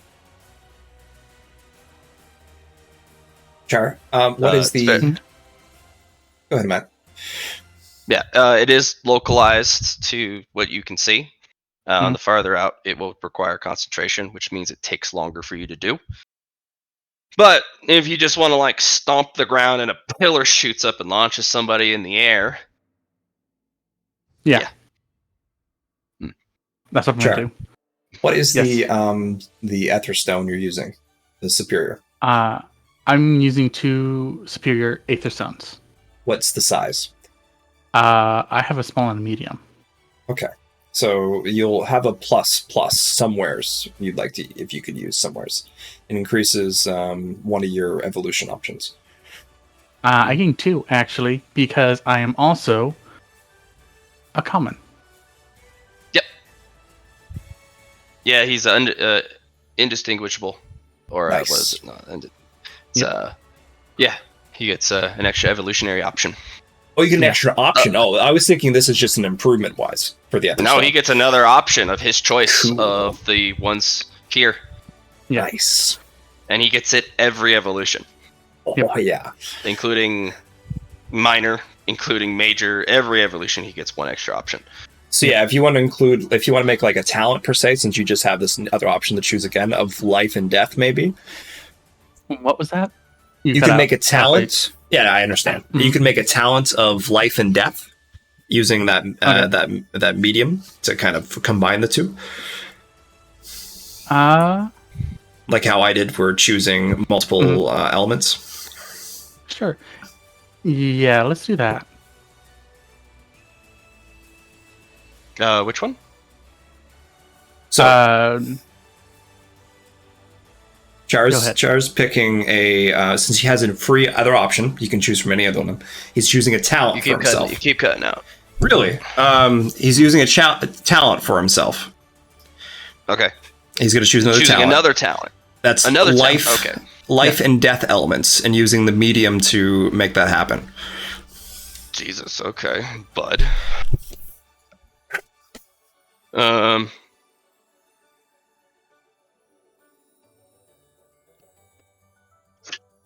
If you you'll gain Spare the Dying. Mhm. And if you Spare the Dying, you also may apply a heal spell of your choice. Okay. Or you can use End the Living, which is the other half of it, which forces them to auto-fail all of their death saves. It's all touch. Has 2 forms. Mean. Yeah, you go up and go, not this time, bud, and then bleh. Yeah. Or you can get them up and slap them on their butt, and they're on their way. All right. Then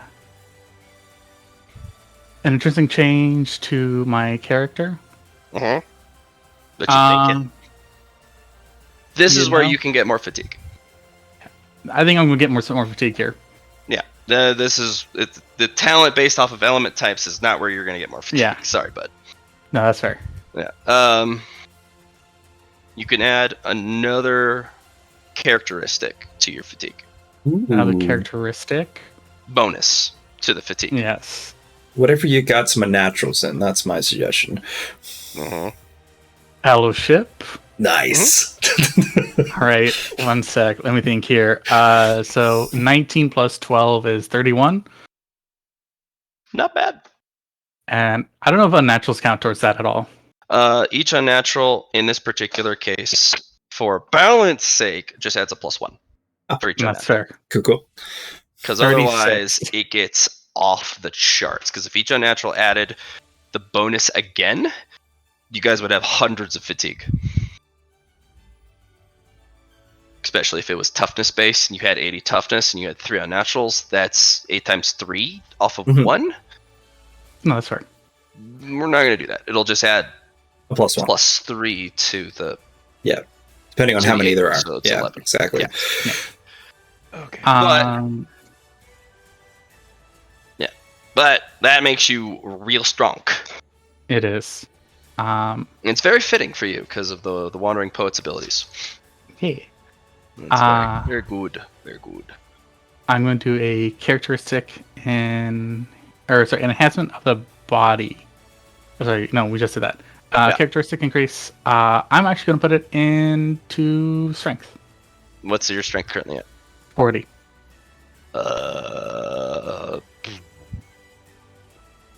47. Okay. I was tempted to say fellowship. No, sorry, 50. 50, sorry. 50? Okay. I was tempted to say fellowship and see if I can get... I was going to give you 1. I know, but that would put me at 130. That was the problem there. I'm going to gain mastery in parry. Dear Lord. Okay, bud. Go for it.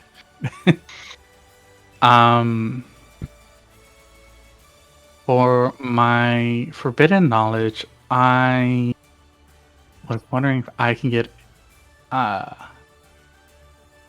forbidden knowledge in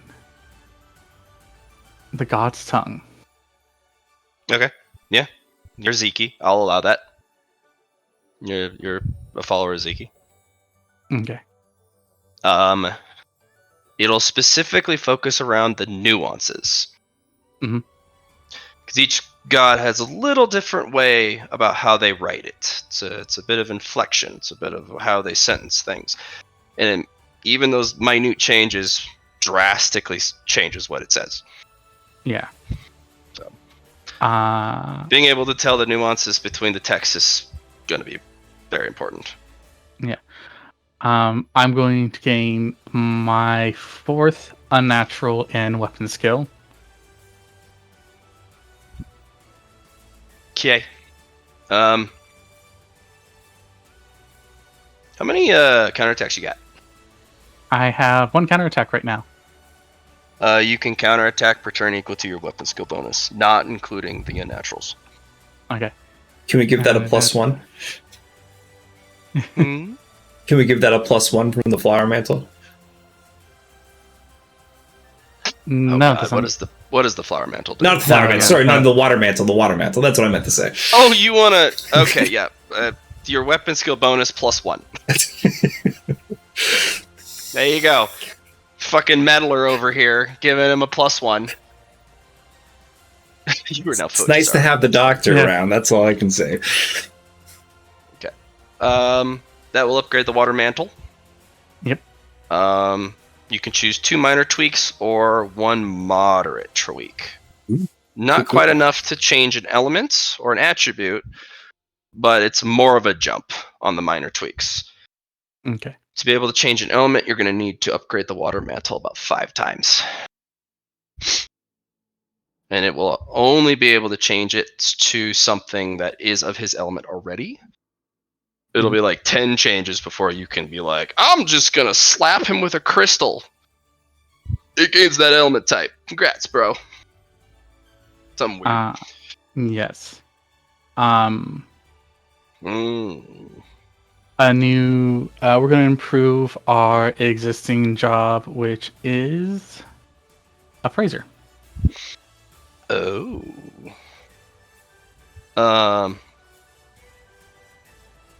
You'll get eye for money.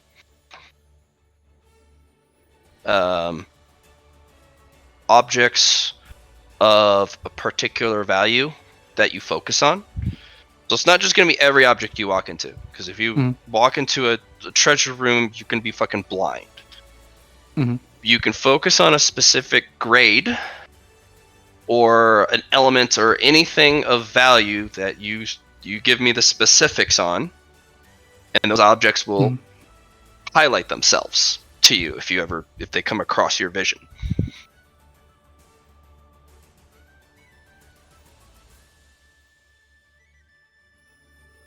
So basically, the item goes, "Ooh, pick me! I'm over here."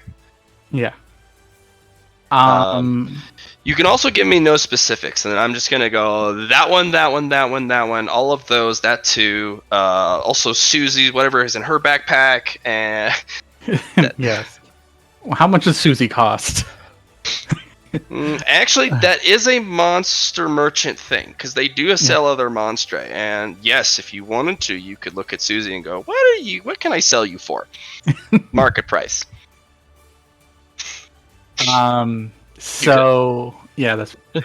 I'm currently my current class is Wanderer, as that got changed. I You're not a full wanderer yet.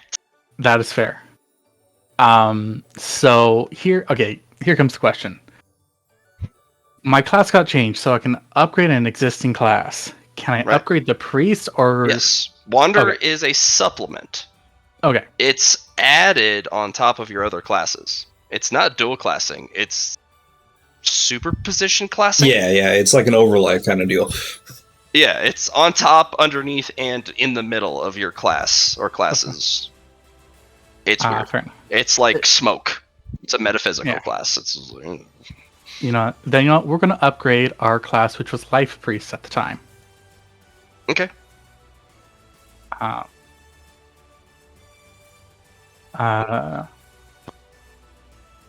that's what a lifestone would have probably been good for. If we had another one. Right? No, but no, because I used the Life Priest to target my Flower Mantle. That's how I did it last time. So this is what we're doing this again then. Okay, cool. Mm-hmm. Yeah. So increasing your priest class. Mm-hmm. When you cast a healing spell, you can pick one other target, and it targets that and copies the spell for free. Hold on. So sorry, Matt. I'm sorry to interrupt. I thought Charges said that he chose the the upgrade to your Life Priest for your previous Catalyst. Yes, but I targeted the Life Mantle for it. Yeah, you sure. So you'd have to do the same thing again. So upgrade to Life Priest, but targeting the Flower Mantle through the Life Priest upgrade? And that's what we did last time. Okay. Cool. If you want to change it, then no. What does the Flower Mantle look like right now? You know what? Let me do a simple copy pasta. Yes, please. Oh, here it comes. Let's see. At some point my hands will work properly. I'm sorry, bud. Yeah.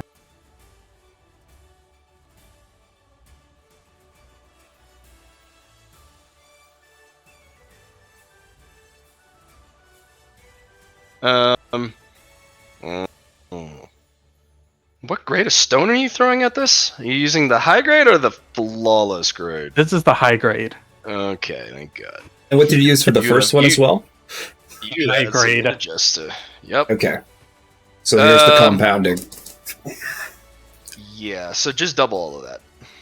All right.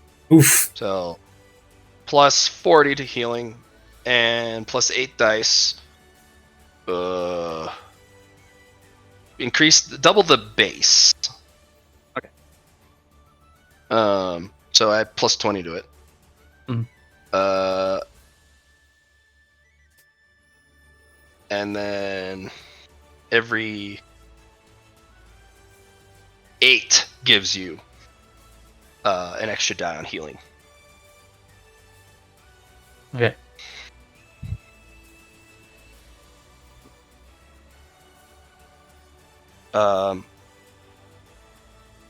The major upgrade to this is more than one person can wear the Flower Mantle at the same time. Ah, cool.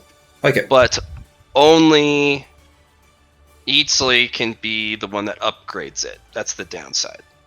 But multiple people can wear the Flower Mantle. Okay. So there's a copy. There's a shadow copy and the main copy. You got to specify who's wearing the main copy, because that's the only one that gets upgraded. Gotcha. And whoever wears the shadow copy, it gets upgraded anytime the main copy gets upgraded. even if you're just wearing it. Yeah. Yeah. And multiple people just be like, heal spells. So, Eatsley, this is your first steeping for me. So we still have to do another one, but we're going to go bigger. We're going to get some more stuff. Question, Matt, for you. Okay. If I continue to catalyze Eatsley with the steeping method, will that and continue to improve the items? Okay. If you continue the same steeping method, every single time, as long as you still follow the same blueprint, it gets better and better and better each time. Because I need a certain amount of items to complete my my title quest, right? I didn't know that. I need 2 divine total. I need 10 treasure, 20 flawless. The list goes down. So as long as I continue to add your stuff to it, it will help me complete the title quest. So, and each type of evolution is its own pure strain. Yes. Yeah. So as long as you keep doing that, I'm in a plus. You cut out there for a moment. I just wanted to let you know at the beginning. I caught it. Yeah, I caught it. So then after that, we got create a superior weapon or tool.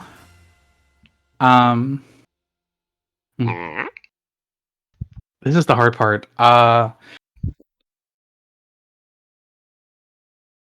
I want to make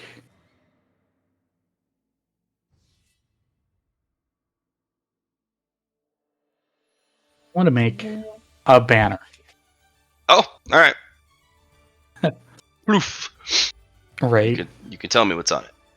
The banner is of Ziki. Okay. You're wearing Ziki's colors just openly? Why not? Who's gonna fight me?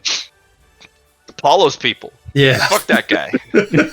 Yeah, I beat the last and Ziki one. are brothers, and they don't like each other. They don't hate each other, but they don't like each other. And the way they pick on each other is they throw their followers at each other and have them fight. So now you're an open target. Yeah. Yeah, I'll be an open target.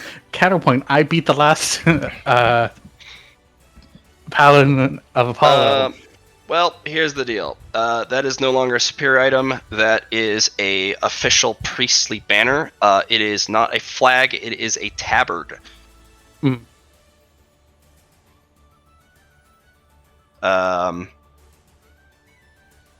You were wearing Ziki's tabard. Any disgrace you have fall upon yourself is a disgrace to Ziki. Mm-hmm. Have at it. Any honor you bring to yourself is honor to Ziki. Mm-hmm. It cannot be upgraded or modified. All right. Like I said, I was Ziki thinking. already knows about your commitment. You're already a full priest. You just got to make the pilgrimage to get your priestly robes. Yes. But you figured out the words. He gave you the right to do the writ. You're almost there. And you're allowed to stamp it. So he's pitching in here. And you're like, you want to wear my colors? All right. Bet. But now, if you fall in battle, he can ask for you to be spared for a favor. Just like that paladin got. Yeah. That doesn't mean the individual will say yes. No. But you also have your friends to come over and basically just fucking kick the guy. Yes. Fucking get off our guy. Improve a spear, weapon, or tool. You know what? I'm going to improve my carving Malkawheat. Okay. Okay, buddy. How many teeth does it got? Or is that the other one? No, they both have teeth. This has 30 teeth in it. Add 10 more teeth. Okay. A lot of damage. Yep. The Malkawheat's got bite. The teeth matter. No, the obsidian teeth matter. They do stupid amounts of damage. Mm-hmm. But it takes a long time for you to repair it once they're Yeah. used. That's it. I'm going to actually I want to improve my synergy with life, Matt, with my life element. Okay. You can touch high grade life objects or lower without any damage. Nice. Should be a pretty big deal for your character. Yeah. And then I get a fate point or boon. Oh wait, what's my attribute? Double checking. My attribute's leader. I'm gonna improve my leader attributes.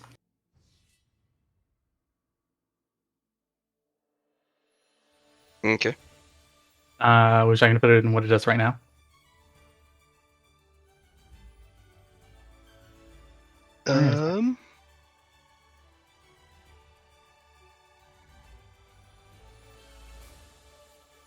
Yeah.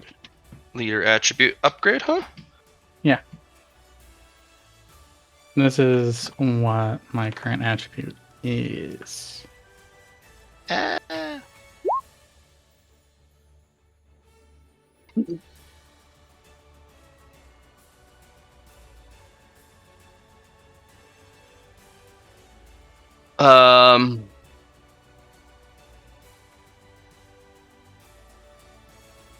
The home ground bonus can be added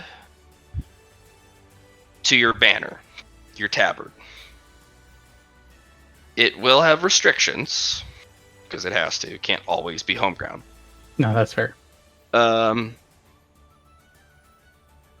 per day, you can declare a 5x5 zone with you in the middle as home ground.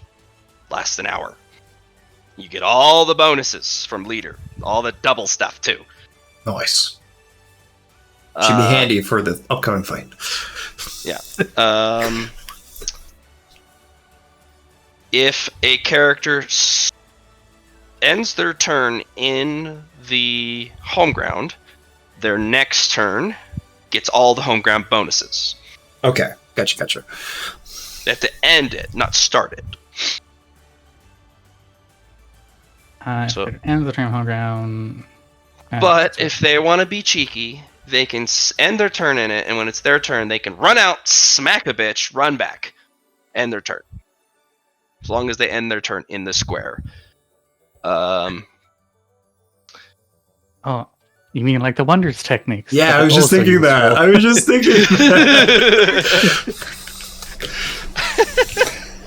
Whee! All the way back. Who knew it would be so synchronous? But yeah, that is all of my stuff. Mother of God. Alright, I think it's Indrit's turn? Mm-hmm. If it wanted to evolve? I do want to evolve. Can I have a few more minutes? Is it possible? Yeah, or sure. We gotta do this right now. No, can you tell me when you're getting back from your quest? Because what I've done so far is I did my first one for the first day. Second day was eat, sleep. And now I have days open. So if you wanted to let me do a day to do some alchemy stuff to get your ingredients ready. Well, if I want to do 2 superior evolutions, I have to do the first one on day 3. Yes. Yeah, you have to. No. 7. But I'll use the stone I just got for the catalyst for the first one. Okay. So you can have a few days to figure out the catalyst for the second one. Yeah. But yeah, I just want to get it all figured out what I want to do. Okay. You mean out of character? Like look at the evolution sheet, kind of puzzle it out? Yeah, I'm still just puzzling out my evolution. Yeah. No problem, Allie. No problem. And that ether stone that I just got, I'll apply it to one thing in my evolution. Is that what happens with it? Yep, you apply it to one thing. Did you want to use the shadow gem? or the shadow the darkness gem or the darkness lodestone? I thought. Let's see. Because the lodestone is a crystal, and it's only medium grade, but it's lodestone sized, which is about Extra. It's extra rare, even if it's only medium quality. Lodestones are almost harder to find than flawless grade gems. Yeah, I'll use that one then. That sounds like fun. Cool. Did you want to use the darkness gemstone, or did you want to use that for the second one? The darkness gem.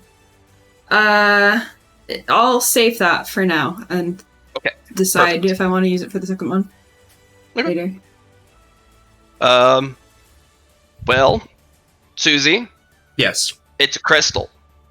There is nothing needed to balance. Yep, I know, right? Aether crystals. It's good to go. I know. It's a nice thing about them. Yeah, Aether crystals can flawlessly, as long as they match one of your element types. Now, if it wasn't a match, now you got a problem. Yeah, now I got to do some and that will mixing require pot you stuff. to revolving door the problem. Yeah, a revolving door, exactly. Okay. All right. Who's going next? What's the question? You guys did some stuff for the superior. I think we're on day 3. Yep. Okay. Oh dear goodness. By the way, Blatt, I went through that video, found what it was. Oh, that was fast. He linked it to me. Yeah. It was about a fist-sized gem sitting in a pile of dirt. It was a treasure grade spirit and darkness stone. Yeah. That's why it was going to take the full day to do it, but it was going to be ridiculously powerful. It was. You do want to be careful with that. Infusing, you haven't even. No one's done a flawless one, and treasure grade is above flawless. It is. Yeah, we have no idea how to do it flawlessly yet. Yeah. Maybe I'll get lucky and buy an instructional. If you want, you can hold off and save it for when you guys do find out a flawless grade. Because a treasure grade spirit stone, it's a lot of juice, and yeah, it'd be a waste otherwise. It could be, yes. Having just a pure treasure grade spirit stone, those are hard to find. Yeah, they're easily pollutable by other elements and attributes. Having a revolving door remove those made the viability of it and use and the value of it skyrocket. Who knows? Right, but it is still probably too much for your little frame. You'd gain a lot of power, but you might gain some quirks. I mean, I could always ask my storm buddy if he has any idea or recommendations.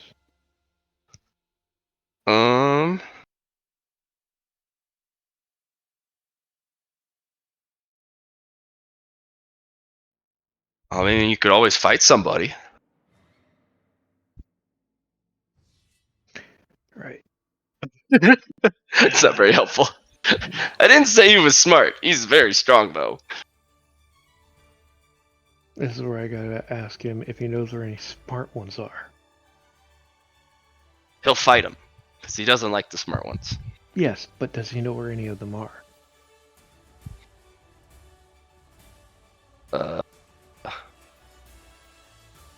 Kind of looks left. Looks right. Looks up. Looks down. I don't know if they're smart. How am I supposed to know if they're smart? Do I, punch them? Do I fight them to find if they're smart? Do they talk a lot and not fight a lot? Well, why wouldn't you fight a lot? It's the best part. Yeah, but smart ones tend to talk a lot. I talk a lot. And I fight a lot. Actually, if they don't fight a lot, they must be really dumb. Because fighting's the best thing ever.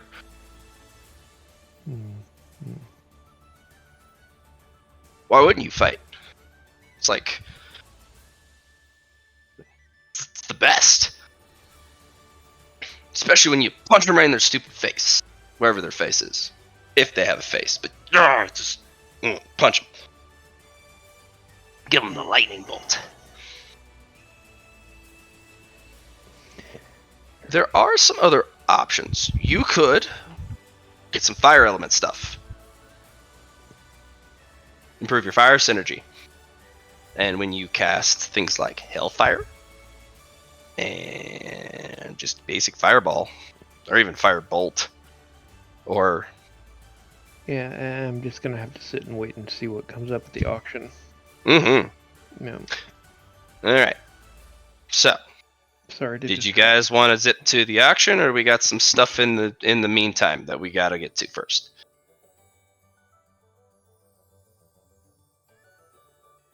I said we get to the auction. Okay, one for the auction. Johnny, what do you think? Oh, sorry, guys. I was just talking to Allie. We were discussing catalysts and stuff. Am I going to the auction? Yes. Mostly because... do you want to go to the auction now, or do we have stuff we need to do beforehand? Still. I need to get some more cash beforehand, but I've been stuck with doing the catalysts and stuff, so I haven't been able to go yet. So I know you got to do one more evolution with Indrid, but what type of cash are we talking about? Where are you going to go get it? I was going to make potions. What I was going to do, I was going to make some stamina potions and other types for... I was going to do some alchemy stuff to try and make some money. What quality and or what grade and how many are you making? So I have... Let me check here. In my gear, I have 200 flawless grade empty bottles ready to go. So I'll try my luck at flawless grade. Because I know when I did treasure grade, I broke my cauldrons. So let's see how... But I got some money from it. I definitely needed that cash. It was a lot of cash, too. It was great cash. Unfortunately, you had to buy all of the bottles, too. Yeah. And that took away a lot of profits. But now you have the bottles. Exactly. I'm ready for it. So I'll do some... I know I can do stamina, and I haven't done those ones yet, so I'm excited to figure out how to do it through my seer stuff. Especially since my extra seer stuff should help me. So yeah, I wanted to definitely try out some different alchemy concoctions, sell those, and make some cash. With. Yeah, I hear something in the background. You're watching Family Guy. It's probably Char. That's definitely Family Guy. I heard Stewie. Yeah. Oh, it's gone now. So okay. He has that British accent. That's just yeah. like you're so out of place. So that was my plan to try to get some moolah. So if we could, so I want to make some stamina potions, some flawless stamina potions. I need to do my seer roll first to figure out what is the perfect timing for that. Yeah. What else? I can't make health potions. I can't make mana potions. Not yet. Not yet. I gotta wait another 2 days, I think. And what else could I make? I could make some elderberry potions that for meals for people. Or I guess I don't really need. It'd be a good ingredient to use, I guess.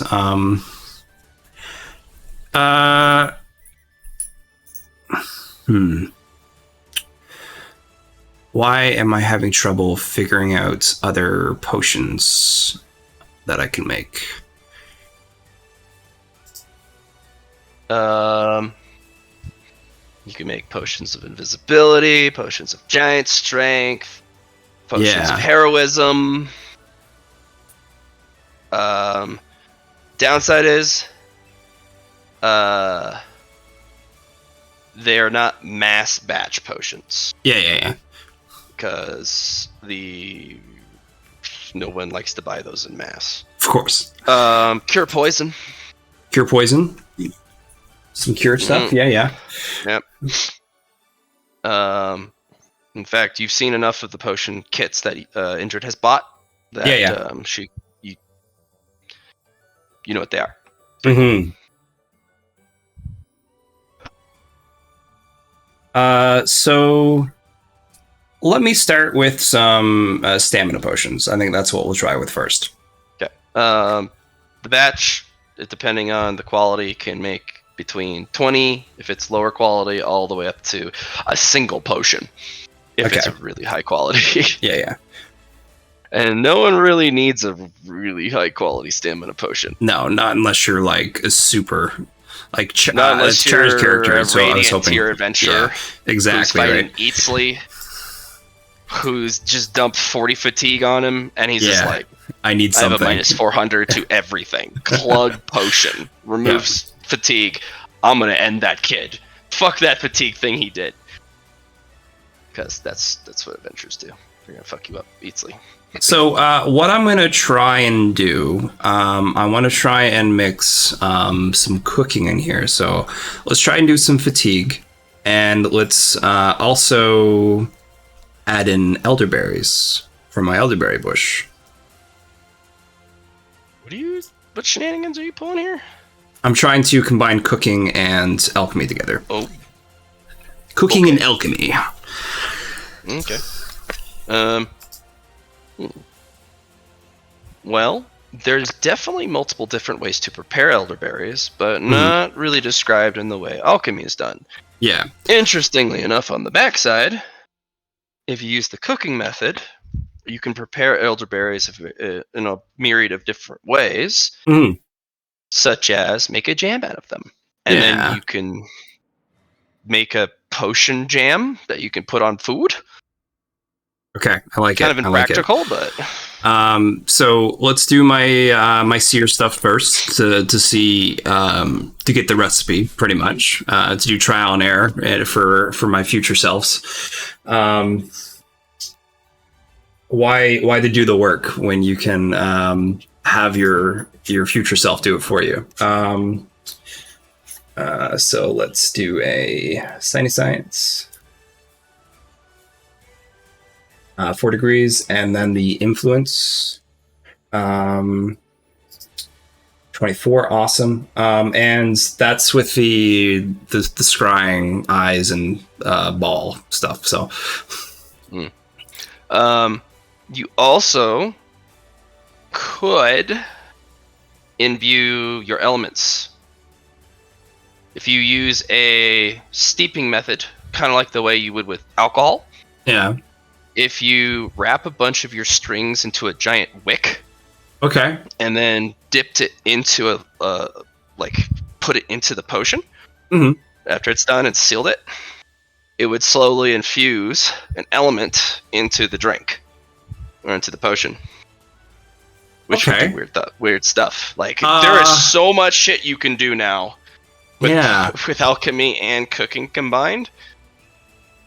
So let's do some fate ones. I think those would be good. Fate and you're gonna put fate elements into your potions? Yeah, the fate string ones, yeah. Okay, and let's mix them up.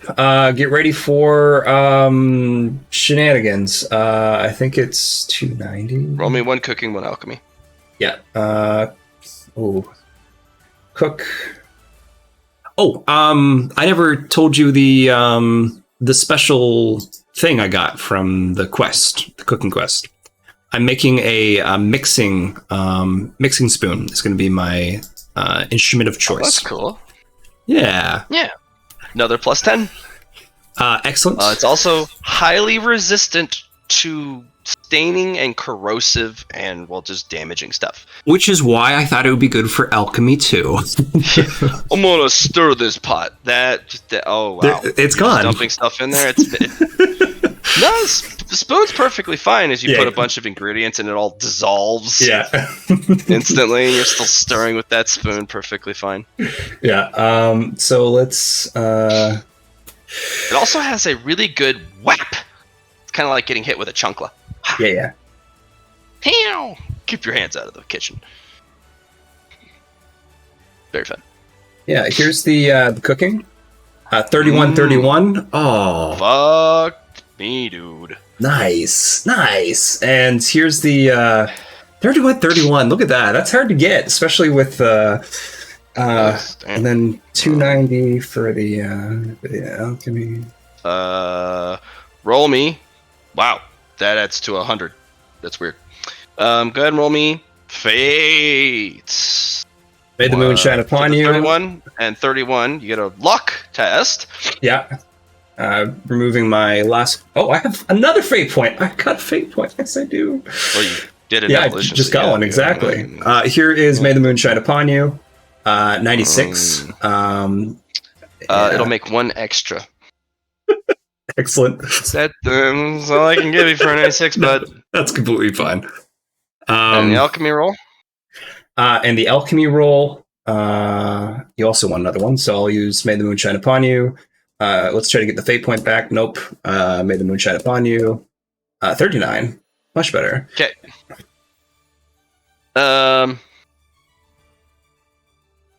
You're going to get a potion you weren't making.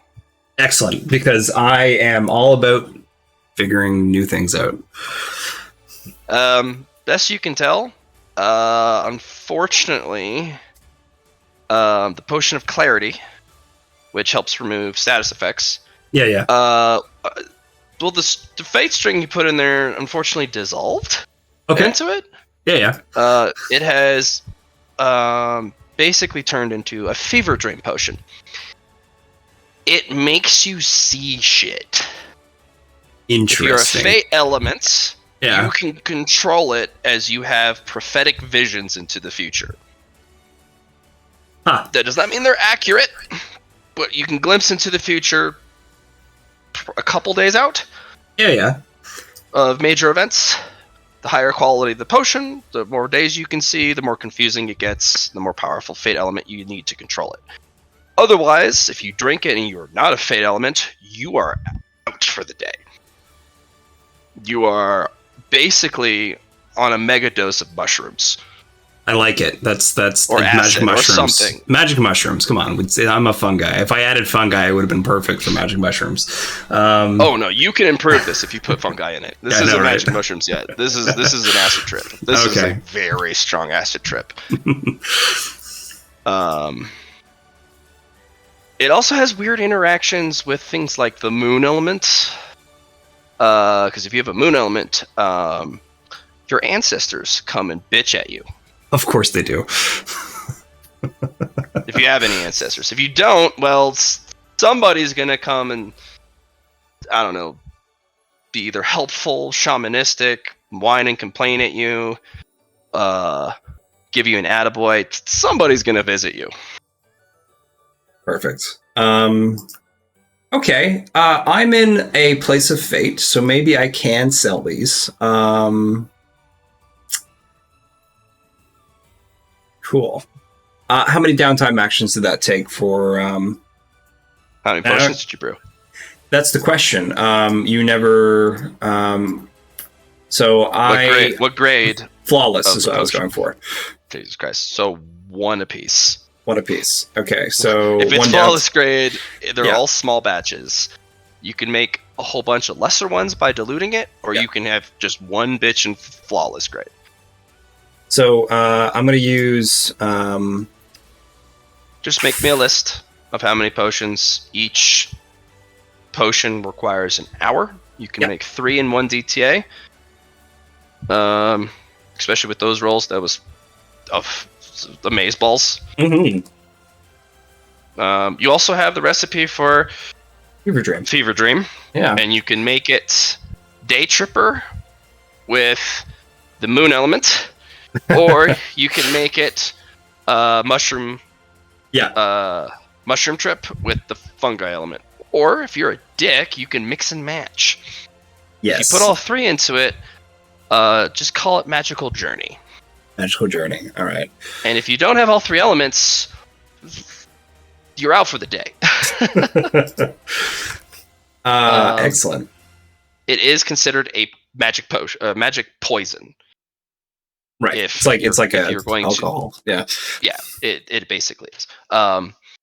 So if you have resistance poison and magic poison, it'll reduce the effect and also allow you to roll against it. But if they drink this as a flawless grade, not a lot of people have the stats to resist just going on a journey for a whole day. Okay, and You can also, if you get clever and give it to Allie, she might be able to aerosolize it. yeah, and then With just instantly Troublemaker? enter someone's dream, and because she's the Niromancy, if they start daydreaming, and then cause some problems. That sounds fun. Yeah, and you can dose a whole room with it if you aerosolize it. Yeah, just see wombo combos. Exactly. Yeah. Okay, so let's do 2. Mm-hmm. Bum, bum, bum, bum, bum, bum, ba-da-dum. Oh my god. Oh my goodness. Oh my goodness. Look at her go. All right. So I'm going to have 9, 10 for Fever Dream, which is the Fate one. And then I'm going to make a 3-batch of Fate Fungi for the Mushroom Trip, and then the Fate Moon. You're just making these potions primarily? Yeah. You're a mad lad. I am now the Drug Baron. Okay. So I hope I get this right, but when you use the moon element, it's a downer. Okay. If you use the fate element, it's an upper, and the fungi is highly addictive. Okay. All right. People have intense cravings depending on the grade you hand out. If it's flawless, it's crippling addiction. Well, guess who got some? And if guess you put who got all some 3, customers? Dear Lord. Yeah, you're on a trip. Ugh. I think I got that right. Yep. Perfect. And I will put my stamp on them and put some charismatic thread around the Do you glasses. put a warning label on these? I definitely write down the current side effects. Do you put it on the back or the bottom of the bottle? I put it on the back. Okay. So you actually put a warning label. Perfect. I do. But I also I tell them the pros as well. But it's always, for any drug, you have your side effects. Just because there's a warning label doesn't mean people read it. And or it makes sense. I'm gonna go up to our guy, Monster Merchant Draxus, and sell him these Draxus, these new potions I've made. You have the stamp and the warning label. Good craftsmanship all around. Draxus will buy, yes? Of course. I hope you like being able to sell them. I'm sure someone will come around. They are flawless, after all. Many individuals who are trying to approach the shamanistic path need assistance in reaching out to the spirits beyond and improving their class as a shaman. These would make a wonderful addition to such individuals. A rare class, though. A single potion can be diluted for disciples. Hundreds of potions from this one bottle. Well, I'm sure they'll get a good deal then. Yes. I will buy half, but no more. Okay. What did you want for them? We barter, yes? Yes, of course. I I'll just have sky coins. Will be fine. So for half of them, I will give you 5 fever dreams, and I will give you 2 fate moon, and I will give you 1 fate fungi, and that will be half. How much did you want for each? For the fever dream, which is just the fate elements with this, I would ask for she's gonna kind of think to Eatsley and say, I think 50 sky coins would be a good range, but I feel like they're worth more because Easily die on the inside. 50 sky coins for a flawless grade potion is. But they're worth more. I understand. You're giving it. She's giving it away. I'm just like, no. The bottle itself is almost worth that much. No, you're gonna sell these for 125 sky coin. That's a lot better. And then I'm going 25%. Yeah, and then I'm gonna sit there and be like, all right, warning label. I'm gonna put the warning label on the back. He's got it on the back. I already got it. I'm all good to go. I just needed a price for it. Yeah, and then we put another label over it, so that you have to open it to read the warning label. No one's gonna read the warning label. To open it, you have to read the warning label? No. To open, like, on the back where the warning label is, there's gonna be a little, like, flap over it. Like, open me. You have to open the flap to read the warning label. For this type of bottle, you definitely want it open. Yeah. That's for fine. this type of potion. Because it actually affects her reputation, because her stamp is on it. Mm-hmm. And if it is particularly dangerous, like these are very dangerous.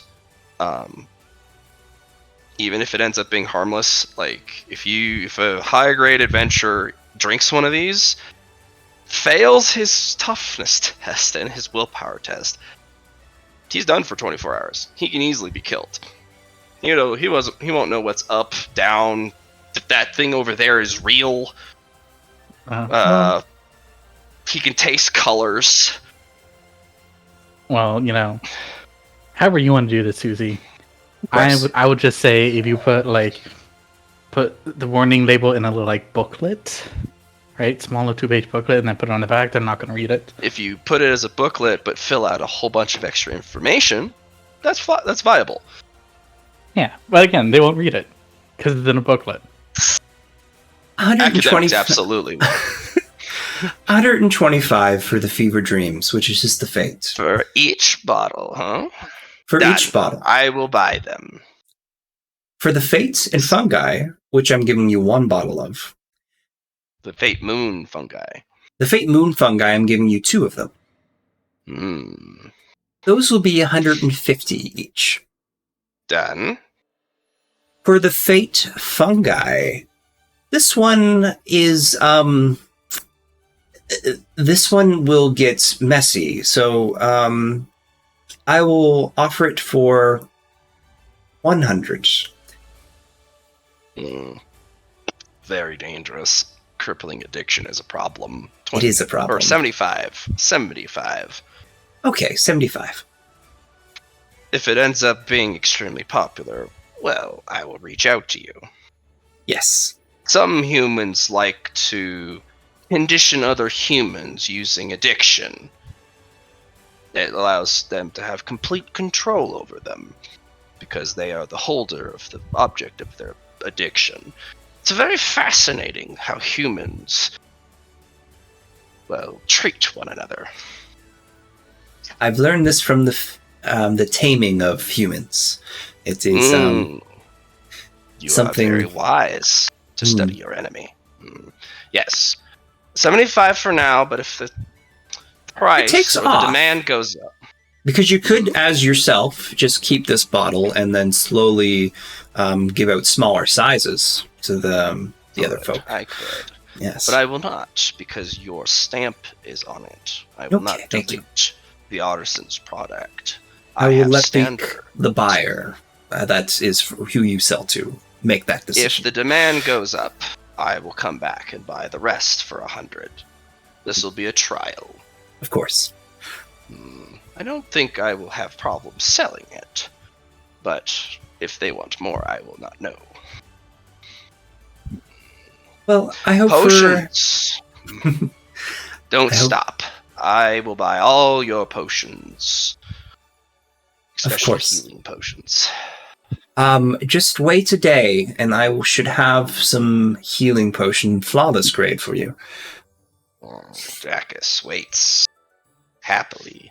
You also realize if you sell all your fucking potions to Dracus and you go into the raid with Dracus, Yeah. you will have to buy back all of your potions. It's if true. you need them. If we need them. At a premium as well. At a premium, too. You are in dire straits, yes. Yeah. 200 sky coins for potion, yes. Perfect. Wait, didn't I sell that to you for 75? Markup in extreme conditions and circumstances, yes. Dying you are, Oh, perfect. Frick. Okay, yeah. So that's another day down for me. Okay. Is it... And then it's the 5th day. Indra, did you want to do your... Yes. Oh, no, she has to do it. You have to do it beforehand because of timing. Okay. Well, let's crank her out. Oh, boy. Okay. Yes, Dracus is an evil Yoda turtle. You are absolutely correct. Oh, gosh. So, Gain a yeah. high rank mythic. Okay. Roll me.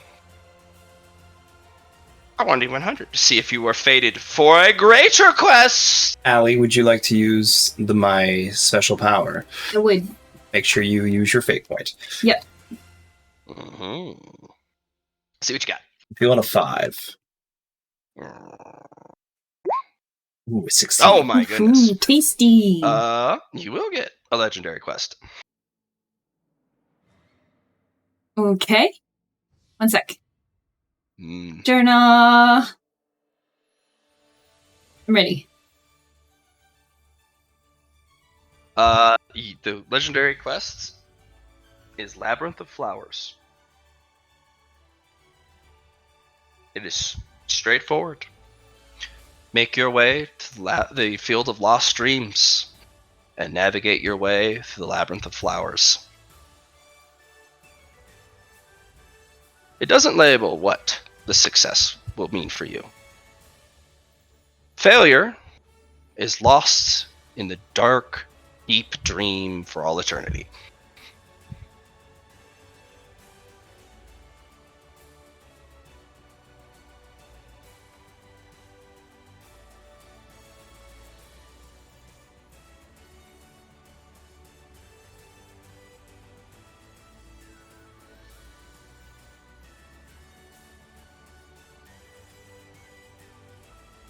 That's it.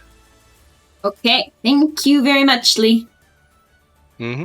The success and the rewards, both question marks.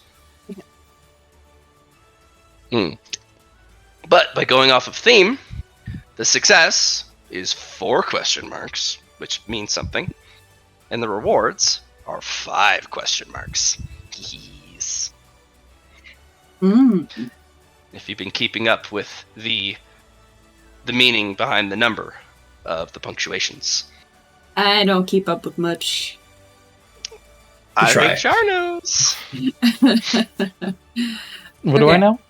The meaning behind punctuation regarding locations and quests. Oh, yeah. If it has 3 question marks, it's a standard reward. The more question marks there are, the more ludicrous the reward is. But it's also usually more difficult. A lot more difficult. Yeah. All right. Okay. What else we got? A talent based on the character's element types. I don't even know where to start with that. What are your element types? I've got wind, darkness, and dream. I wouldn't mind a dream talent of some sort, maybe. If you want one, we can do it. Yeah. Bring it on. I'll get you a dream talent. Would that be an insomnium thing or an Indrid thing? You pick. Okay. I'll. It's got to be one or the other. Insomnium needs some buffs. He's pretty wimpy. Okay. He's not wimpy at all. I could use another talent. His character sheet's certainly emptier. More room for stuff. Yeah, it is. Let's get him a talent then. Okay.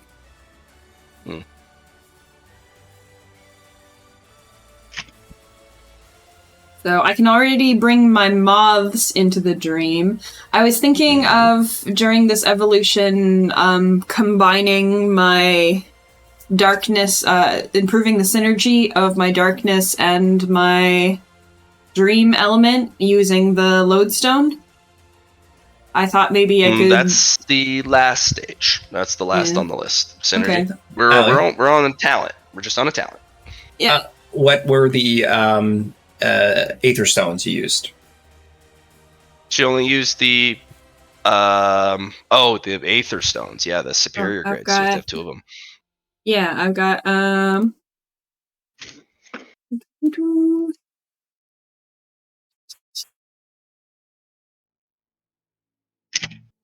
Okay, I've got 2 small-sized superior Aether Stones and a medium-sized superior Aether Stone. If I use the small one, I can use the medium one next, right? You could, yes. Yes, So, you could all save right, it. but you're not getting anything extra from them. I just needed to make sure that was declared. No, they're just basic. I'll just use one small one then. Okay, now you have to use 2 small ones because it's your second. Oh, I have to evolution. use 2 small ones? Yeah. Yes, because so each additional superior evolution, you have to add another superior Aether right, Stone because to I it. already did one. It gets more and more expensive to evolve. Will the medium one be enough then for my next one? You'll need 2 more. You'll need 2 more. But if you use something larger than a small size, it allows you to buff 1 upgrade. Okay. And if you use a large size, it buffs it a lot. And if you use a lodestone size, it buffs it very much. I guess I'm gonna have to find another Aether Gem before my next evolution. We can do that. Well, we have time. You guys are going to the auction. If you guys can't pick up like superior grade Aether Stones, it's your fault. There.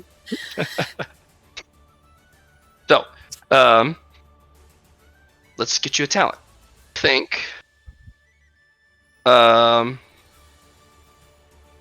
Yeah, I just mentioned that because I thought maybe it could be something to do with the darkness element. I was thinking that if an object in the real world has a dream element, as long as it is in Indrid's possession, Insomnium can just grab it out of his inventory. Bring real physical objects into the dream as long as it has a dream element. I was already I did that already though. I brought those candies in. I didn't think I didn't think that was a thing that I couldn't do. No, you're right. Yeah, you already got that stage. Okay, let's see. Sorry. Do you want survivability, mobility, offense? What are you looking for? Offense. I keep getting my butt kicked. I want to kick some butt. I don't want my butt kicked anymore. Okay. Do you see yourself as a tool user or natural weapon user? Like, do you use your own physical dream self to attack, or are you going to be relying mostly on tools and weapons? So far I've used my own physical dream self mostly. The wings, yeah. Okay. Why don't we give you Eyes of Doom. Okay. You can pick somebody in combat, and you apply Eyes of Doom to them, which makes these big moth eyes appear on each of the tips of your wings, kind of like the monarch butterfly with those huge eyes. That's fucking spooky. You cut out on me. I'm sorry. No. I got big moth eyes. Yeah, big spooky moth eyes on your wings.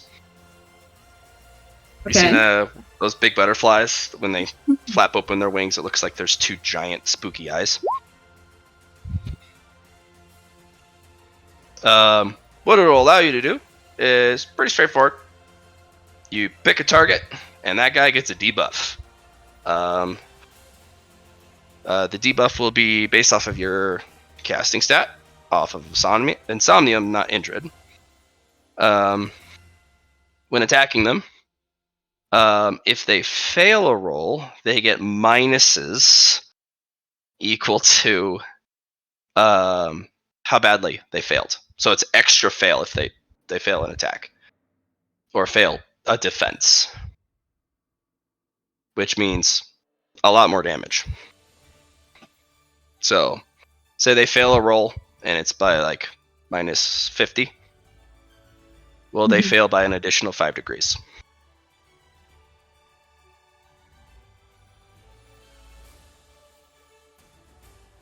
What do you think? That sounds good. Yeah. When they fail extra hard. And I have the next upgrade I think we can do for you. Down the line, once we get it, we can have it so that your successes reduce their successes. That sounds useful. But that'll be further up the way, yeah. Okay. Yep. All right. Next one. Okay, next one. An intrinsic change to the character. Insomnium or Indrid? Can I get a refresh on intrinsic? Physical change. Physical body change. Transforms or gets an extra feature. Like gain a tail or extra antennae or more wings, or you have spikes now on, your back or something. Think of a mutation.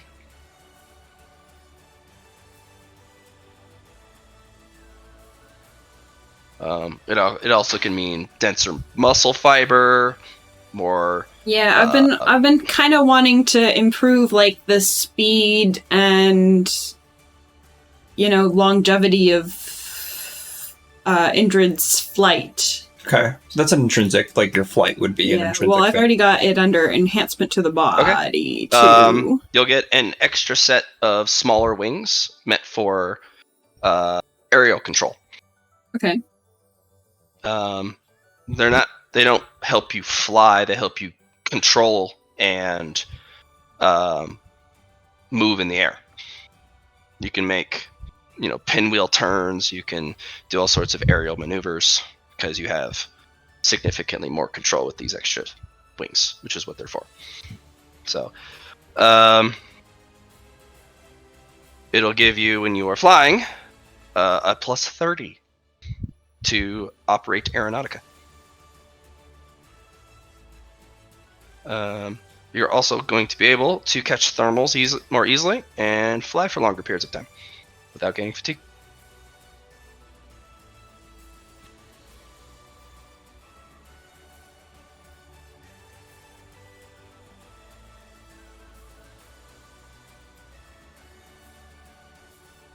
Next. Okay. Enhancement to the body. We already did that one now, though. Mm-hmm. I mean, you can improve the wings again. Can I? Yeah? Yeah, let's do it. Better wings. Indrid or Insomnium? Indrid. Okay. Double your flight speed. Oh, that's dope. Since you double it already. It is retroactive. So if you increase your fly speed, this makes it so it doubles whatever the original number is. I don't remember what the original number is. So whatever your fly rating is. I'll figure that out later. What? Also here, you go stupid fast now because the wind element already doubles your fly speed. Yeah. Now you double it again. Crazy. Yeah. Double. Yeah. Well, just double. I am the fastest. Yeah, okay. Times 4. All right. What's your int at? My int is at 41. Put it at 51. Okay. You're increasing 3 skills? Yeah. Okay, done. Nice pick.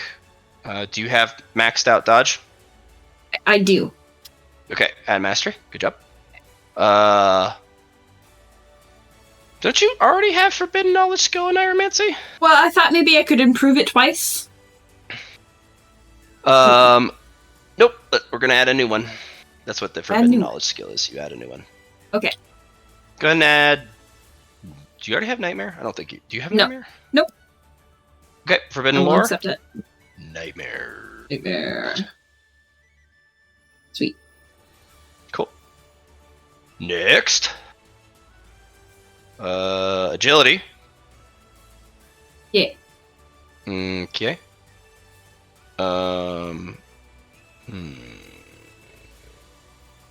If you're using an agility-based weapon, not a strength or any other characteristic, if you're using an agility-based weapon, you can make 1 additional attack. Mm. Oh, pretty good. I think that's pretty appropriate. Proving troublemaker, are we? Mm-hmm. All right. You're able to make what is called the big one. Big one of what? That's up to you.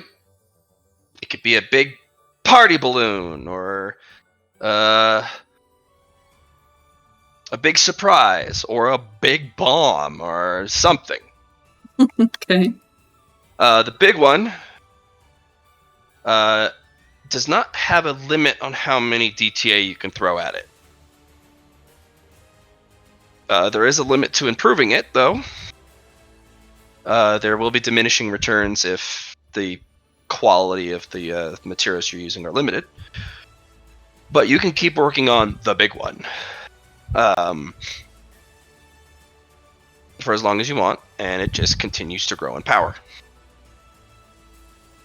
Okay. Until you use it, and then it goes boom! Sounds good. Mm-hmm. Let's see. Are you upgrading mage or new Yeah, class? I'm upgrading mage. I was already a dream mage, I think. So Neuromancer is what you're upgrading. Wait, no. Yeah. I chose. Yeah, I chose mage. Do you want to upgrade Before your own us. Neuromancer class, or did you want to upgrade? Yeah, let's upgrade our Neuromancer. Yeah, because I thought Mage was taken over by Dream Mage. That's Yeah, what I thought. Yeah, I'm Neuromancer took over mage. Yeah, when you got it. Yeah. So, whenever you gain Mercuria, so does Insomnium. Nice. Is that You can also transfer backwards? any. Yeah, it's backwards and forwards. So anytime Insomnium gains, it's not an infinite loop though. You know. Okay. But if Insomnium were to gain a certain amount of Mercuria, then so does Indrid, and same with Indrid and Insomnium. Okay. It's creating a stronger bridge. Mm-hmm. And I know you like your Mercuria. So if you ever do a minor evolution and Indrid gains a Mercuria from the minor, well, now the other guy does. And if you ever decide 10. to do the superior evolution and buy the 10, then Insomnium gains 10. Nice. Yeah. All right. Moving on.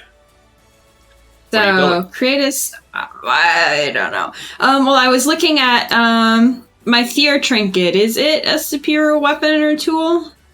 No. That is a treasure grade item. Well, can I create something to go along with my Fear armor set? It does. You cannot supplement. It's a set item. You have to get all the different set item. Okay, pieces. but I could create something that would sort of work Supplement it, sure. alongside of But it. it won't. Yeah. It won't replace one of the missing pieces, but you can absolutely supplement it. Yeah. Okay. What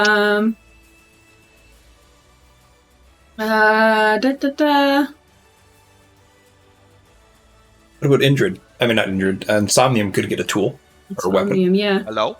Can I give that tool or weapon to Insomnium instead? Yeah, you can give it to Insomnium, but again, it's not going to be a dream weapon like you're hoping. Okay. You're not gonna be able to go snicker snack and kill everyone Snack. because those But are very rare. You can make a utility object, a one-time use. A one-time use object for Insomnium. Yes, but those are pretty powerful. Especially Sometimes a they're superior better one. to. Yeah, superior one. They would be a one-time use, but sometimes a one-time use is better than a defensive tool or a weapon. Could I make like a ninja smoke bomb, sort of a get out of jail free card sort of thing? It wouldn't be a get out of jail free card, but it would absolutely mess with somebody's ability to get at you. Okay. I will accept that. Because there are going to be some entities who go, "You cannot escape me," but for most, it'll be like, "Ah, crap! They left, didn't they?" Yeah. Okay, I will add Alright, ninja bomb All right, to my... improve or change an attributes. Fear. All right. What are you wanting to improve? I mean, your fear is getting up there. I think it's the only attribute that I have, isn't it? Yeah, I know. Everyone's got usually one. It's hard to get another one, but I mean, what do you want it to improve about it? I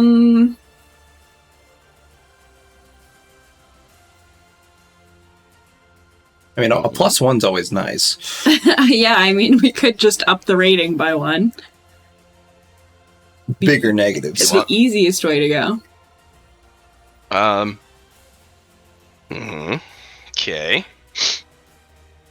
If you want a +1 to your fear rating, go for it. Okay. I'll do it. Maybe next time you can get them to roll twice on the fear table. Like another That would be option gross. would be. Oh, double the fear? Gross. Or just like It's they almost take the worst. redundant at this. It's almost Yeah. redundant at this point. I mean, they're rolling such a massive negative half the time. It's like, add fate point. Dear Lord, how many fate points you got at this point? Do you want one from Insomnium? Oh, can I add a fear rating to Insomnium? I don't think fear... Yes, you can. Does Insomnium Yeah, have you a can throw fear it in. rating yet? Okay. He does not. Okay. Well, we better start making him spooky then. Thank you for saying that. So he's got a fear rating of 1 now. Yes, he does. Spooky. Alright, get a fate point, improve the synergy of your element type. Darkness and Dream. Oh, you want to use the lodestone on this? Yeah. Fuck. Okay. Shit. Pick one element though. Using the water mantle, can I allow her to pick 2? Not yet. Okay. I'll just try and help with whatever this is going to be then. Okay. Darkness or Dream. Dream. All right. Insomnium or Idrid. Insomnium. Okay.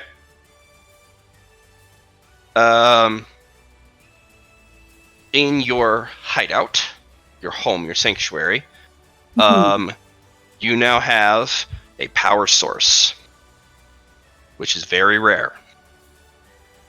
Having a power source allows you to do some really nifty stuff, like create specific types of defenses or power very specific workshops, do mad science shit, create advanced defense weaponry. As my meddling, I'm gonna allow an off switch, an on and off switch for the power source. Yep, that'll do it, because I was not going to give you one.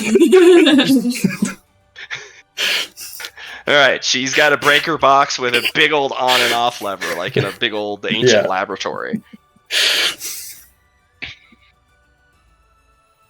Guessing that's a +1 to the water mantle now too. Mm-hmm. Nice. Yes, it is. This thing is just skyrocketing. Johnny's going to be there for every evolution. Like, grow. Someone's got to use it. I'm glad. All right. I think that's it. Okay. Yes, thank you Yeah. very much.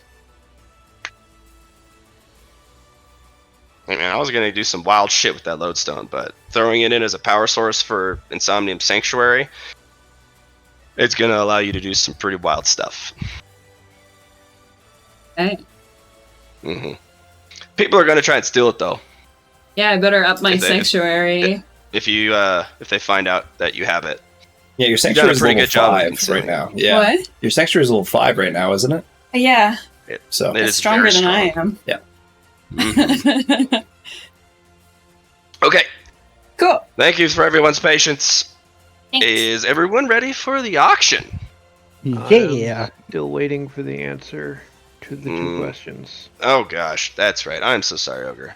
Let me take a peeky deek. I think Million's AFK too. Yeah, but he's not participating in the auction. Oh yes, that's true. That's true. Yeah. Oh. Because, as you Yeah. told me, he has ludicrous numbers of connections and need bank for this. Lots and lots of bank.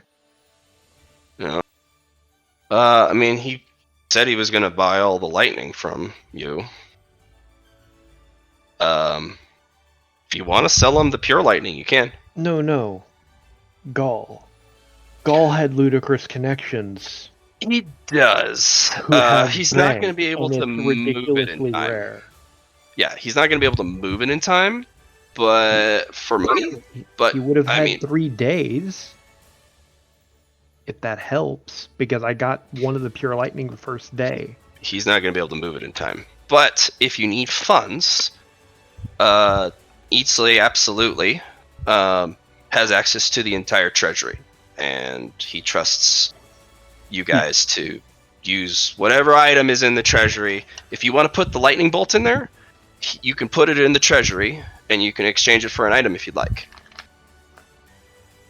That, Dude, the items are mad bank in the treasury. I realize, but I have no idea the value of them. And That's what our appraiser's for. The appraise, yeah, he's like, go see an appraiser. The guy did say he would buy it, the merchant, for 10 times the price of normal lightning. If that gives you an average market price, at least in Skyhold. Gold doesn't know how much it's worth. He's never ever seen pure lightning in his entire existence. He's seen other pure elements, but never lightning. then I gotta go find Eatsley. Because lightning and him are not friends Mm-hmm. for a lot of reasons. You'll find out that none of his spells are lightning based either. Fair enough.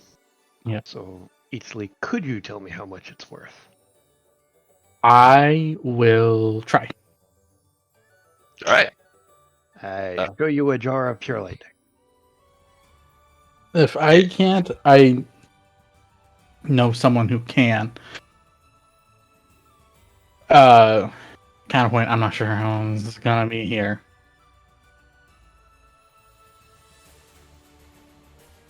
Up.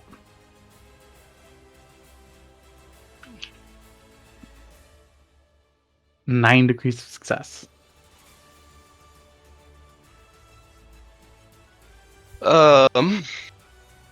It is extremely hard to determine. But among the pure elements you can get, this is one of the hardest ones to acquire by a long shot. It does not have a long shelf life either, which does put a hit in its value because you got to move the product fast. Unlike pure iron, which can sit for centuries without degrading, you got lightning in a bottle. But you told me specifically that these bottles were designed for maintaining it for an extended period. Yes, it is. but it's not sentries. Like most of the other elements that can just sit in a jar peacefully, like true water, true iron. True But we're earth. not talking days, I'm hoping. No, you've got several months. Okay. Several How months. much? What would the relative price in Skycoin do I think this would be? It's at least 5,000 per tube. All right. That's market price. You think this is really Yeah. hard to grade, even Here's for what you. Here's what I would do. And not a lot of people have that much coin. No. Put it in the auction. All pure elements, they're all not treasure grade, but flawless, which makes them a lot more desirable because they're easier to work with. Lightning, even though it's a flawless grade, it's very unhappy. It is the hardest to work with, period. Maybe pure true air. Or true death. I don't know. Does any of our crew have any use for a thing of pure lightning? Does any of our people use lightning shit? No. But what you can, you would get hurt. Would it taste good? Don't give it to the dragon. I couldn't tell you that until you ate one. What you can do is at any point, you can open the lid of the bottle while pointing it in a direction, and then you fire a true bolt of lightning. They're more desired as impromptu weapons. Because you can just be like, oh, fuck this. Open the lid of the bottle while pointing it at a target, and the lightning bolt goes yeet! Well, I plan to keep one for crafting purposes, because I may be able to find a use for it. That's good. Mages are the only ones who are going to buy this, unless there's an insane level craftsman or some eccentric wanderer, or some asshole with a ton of money who just wants a lightning in a bottle. Yeah. Again, I would honestly put it up at the auction. That's where most of the coins can be moved. Fair enough, I'm asking because I've got 3 of them. It's a lot. Yeah. Yeah. Keep 1, sell 2. Gall Actually, would try and see if the Bank of Sands will buy it. That was my next option. Because the Bank of Sands have a way to stasis the bottle so it doesn't degrade. Because that's what their dungeon can do. I mean, if he's willing to try, I'd be grateful. Well, I mean, he's Papa Gall. You'll try for his kids. Yeah. Does anybody want the Death Aether Crystal I found? Oh, I would love that. Yes, you can have it. It's yours. High grade, small sized. It's an Aether Crystal. Death element. I'm going to use that on my flawless evolutions. By the way, I need to ask, because in the video you only said it was fist size. What size does that equate to? Small? Medium. Fist size is medium. Okay. So I have a medium-sized dual element treasure grade crystal. He got rid of the darkness element. Yeah. It's a pure grade. It's just spirits. So I have a medium pure treasure grade spirit crystal. Yes. Spirit isn't anything related to Dream, is it? No. No. You remember the little salamander guy? The World Flame? That hangs out with Gulper? Friend. Yeah, with Friend. It's the little salamander guy. He's a spirit of fire. There's spirits all over the place. My wood sprite's spirit too, right? Wood sprite is a spirit, yep. Yeah, wood spirit. Yep. Fucking Ashen has 2 spirits just floating around him right now. Question, DM. Mm-hmm. Do our personal storage spaces preserve stuff that are in them? No. Oh, alright. If a containment happens to have a expiration date, same with food, it doesn't preserve them. you could potentially upgrade them in the future. Okay. But you guys haven't found a means of upgrading something that esoteric? Maybe it's a flawless upgrade evolution. So here is the question. Will the Sandbank buy this? Sandbank will buy anything of extreme value. It's getting them to buy it at the price you want. The bank. Mm-hmm. They actually also do insurance, which makes them doubly as worse. Yeah. So, but as you put it, this is a basically impossible to find thing. Especially in the desert. Yeah. I just thought of something. I actually have a use for that bottle of True Lightning. What do you have a use for it in? I have a construct that guards my hoard that deals in the lightning element. You have the Zappy Rock. You have the Zappy Rock. I could throw that into it. Oh my gosh, that would work. That's hilarious. I forgot about the Zappy Rock. Well, we don't exactly visit my hoard very often. It's been a while. Yeah. He found a rock that's basically this kind of blue ore that constantly exudes electricity arcs. It's basically a Tesla coil in a rock. And he used it to build a defending device to his hoard. So if someone goes and tries to steal it, it goes, "I will shock you." Not the greatest defense, but it definitely keeps the small critters out. But with this upgrade, this would be like lightning bolt, and then the guy behind him disappear, and you're like, "Oh shit!" Sure. Be my be... guest. Have one. Oh my gosh!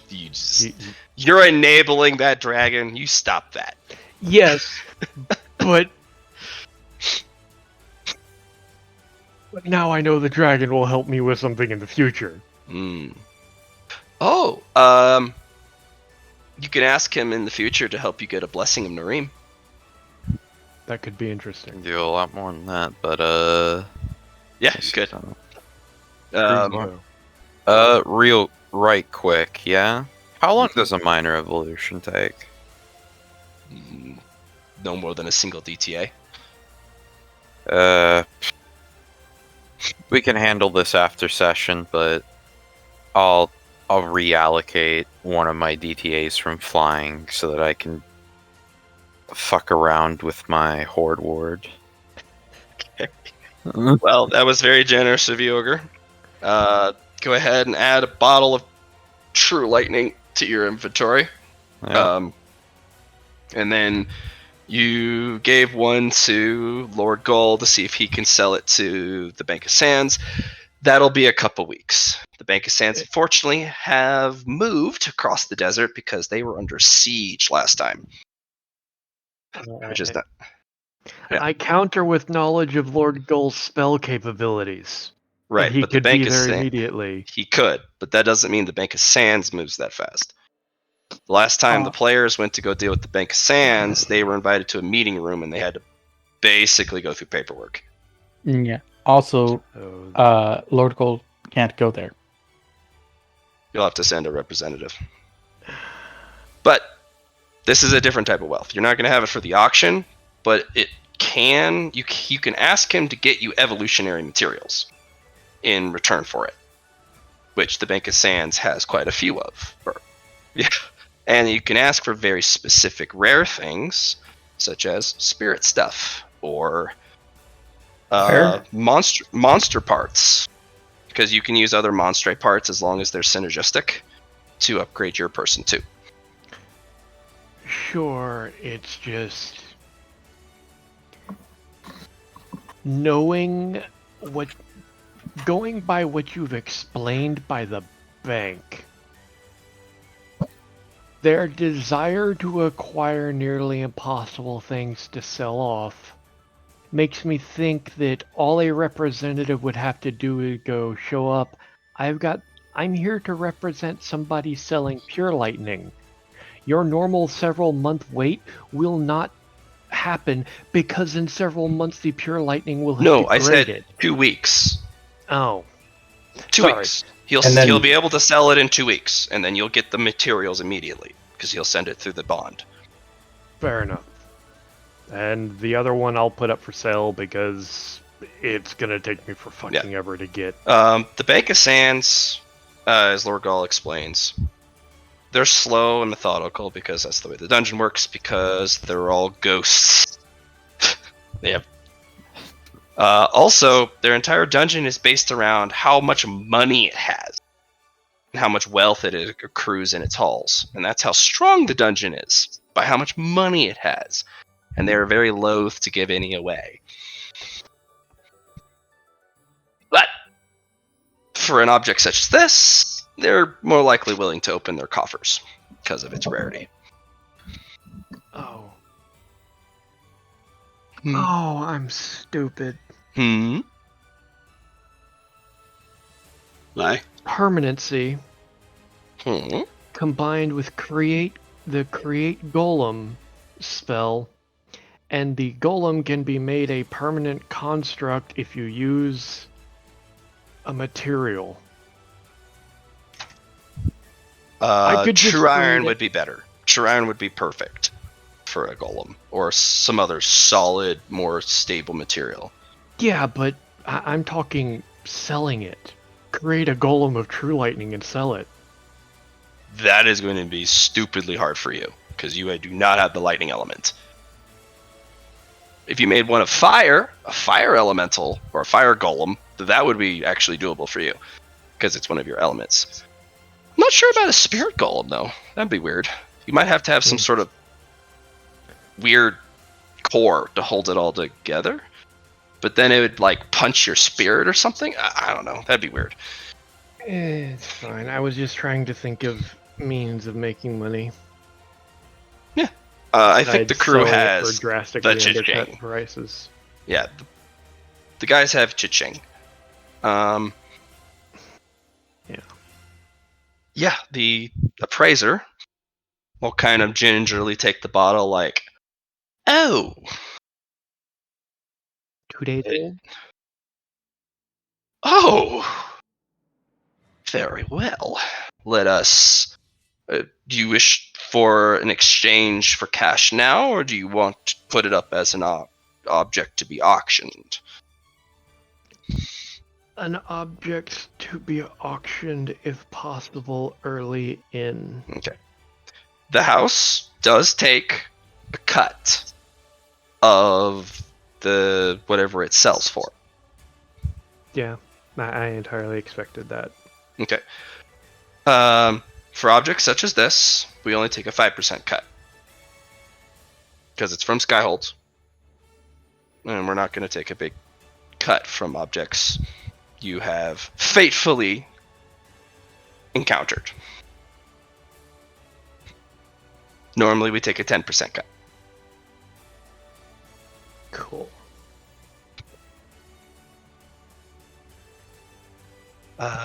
This will be one of the middle objects in the auction. Okay. Would you like to auction anything else?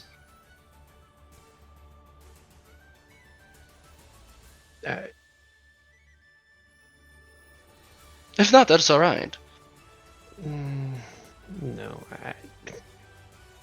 no. Atticart, I don't have anything fucking else. That's just the character. Yeah, no, it's fair. Anyone else want to put up anything for auction? I would like to pull out a potion from my potion belt that I got. Okay. I would like to Oh, the pull out... one that's faded? Yes, Oh, or the God. wondrous item, as you said. Because I'm the fate element, I'm going to roll my influence. And I am going to pull out the Potion of Storm Giant Strength, which is a legendary potion. Johnny, you stop that!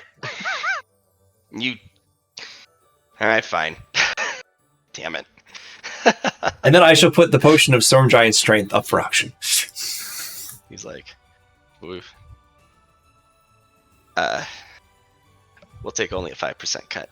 It'll be one of the earlier auction options. Okay. Good stuff.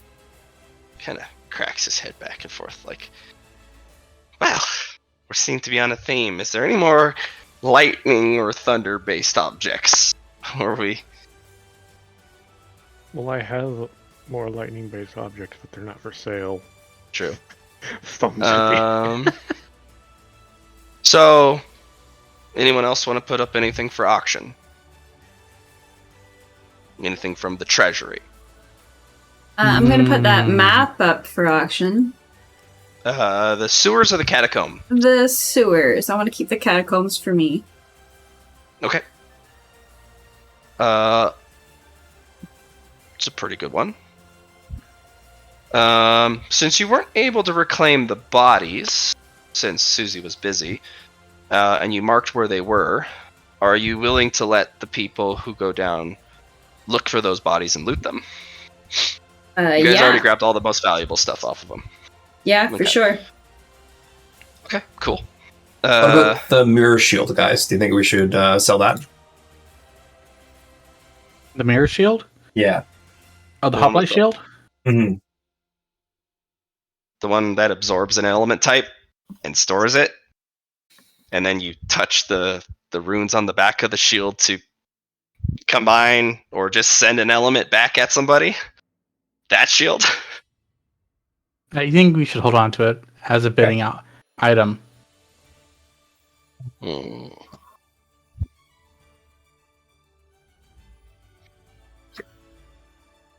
Okay. So, last call. What about the prism, the dwarven gem? What about that one? I think we can put that one up for auction unless we want to use it for bidding material.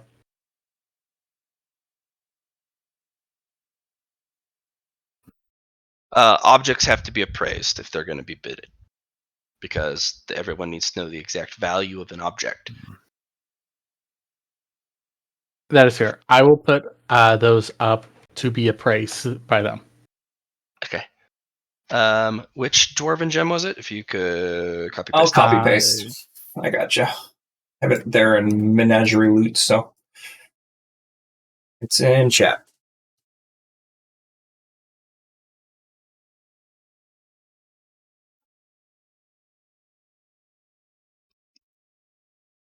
Nice, yeah. Oh, an Ion Stone. Yeah, an Ion Stone. Okay. The Ion Stone, the purple one, it is... These are really hard to get up here.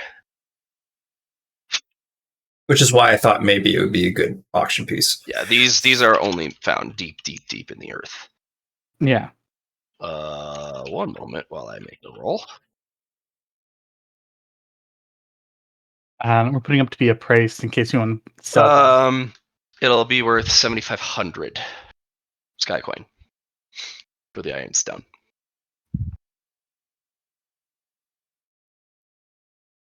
They do take a 10% cut, though, for objects not of Skyhold. Mm-hmm. So the auction house will be raking in quite a bit if you auction it. If you just use it as a item to throw at somebody, they still take a smaller cut because they'll take an appraiser's cut because they appraised it for you. Yeah. But if you're going to put it on auction, then they're going to take a 10%. But we have a chance to get more than what we're putting you have up. a lot. You have a chance to get a lot more than 7,500. Yeah. What about the mirror shield? That one, they're not going to be able to evaluate in sky coins. The mirror shield. 1,300 radiant coins. Okay. Because it covers every single element in the God's Tongue on the back of the shield. So essentially a divine grade? It's a divine item. Yeah. It has every core element, and it has every sub-element represented on the back, even the taboo ones. And it's able to store each element once. And if you touch the rune that's lit up of an element that it's already absorbed, it fires it back just as it absorbed it. You can also touch multiple runes, and it sends all of them back in a single hit, or in a single attack. Downside, it doesn't absorb the same element twice, while it still has something already stored, but its defensive capabilities are second to none. It's all but immune to magic. Physical damage doesn't do too well against, but it's basically magic damage. Yeah. Here's a question. Is it already charged with force damage? Because if not, No. I could charge it with one, and You I could could. charge it with the disintegrate. Yes, you could. Yes, force is one of the sub-element types. No, it has darkness, fire. Because the last thing it absorbed was the Desolator's fire breath. Yeah. And it didn't stop the person getting roasted. Yeah, the guy died. But the shield was like, I got it. I stored it. I will let them assess it. I'm not sure. We're going to see if we sell this. I kind of want to keep it. I think you should keep it and study the God's Tongue on the back. All the elements would be really helpful, I think. I would like to know all the element types. Yeah, you could actually learn all the different element types in the God's Tongue on the back of this thing. And it can help me with my quest for divine. Yeah, exactly. Yeah. So we should not sell that one now that we know. Okay. Yeah, you guys haven't looked at that since you started your tutelage in the God's Tongue. Yeah. And now that you look at it, you're like, it does what? I didn't even realize how valuable it was. Yeah. Yeah. No wonder the Desolator couldn't kill the damn thing. It was immune. It was also, in its defense, very shiny, because the Desolator could have broke it with brute force, but it was very shiny. But no thanks. But it doesn't catch the emotional elements. It's good to know. It does have a bit of an issue catching the attribute stuff and the emotional ties, which makes it a good way to purify stuff. Because if you absorb something with hate in it, like a fireball of hate, you just absorb fire. Hate element disperses and is completely removed. And then you can fire it back as just pure fire. It's pretty good. Or if you wanted to use that element into a material for catalyzing. Mm-hmm. You could potentially revolving door one of the charges out of the shield into another object. Put the spell or whatever magic it caught into a physical object. I guess it all depends. There's a lot of opportunities with this shield. Yeah, whoever, like, what type of magic, I guess that's the thing, is what quality is the only thing I have to worry about. But yeah, that's pretty cool. Yeah. So. Yeah. Yeah. The guy gave his best appraisal he could. He doesn't know if it is actually worth that many radiant. It's very hard to assess divine grade items. Yeah. Because each one of these had to be approved by a god for it to exist. Or a god literally meddled and allowed it to exist. Or made it to exist.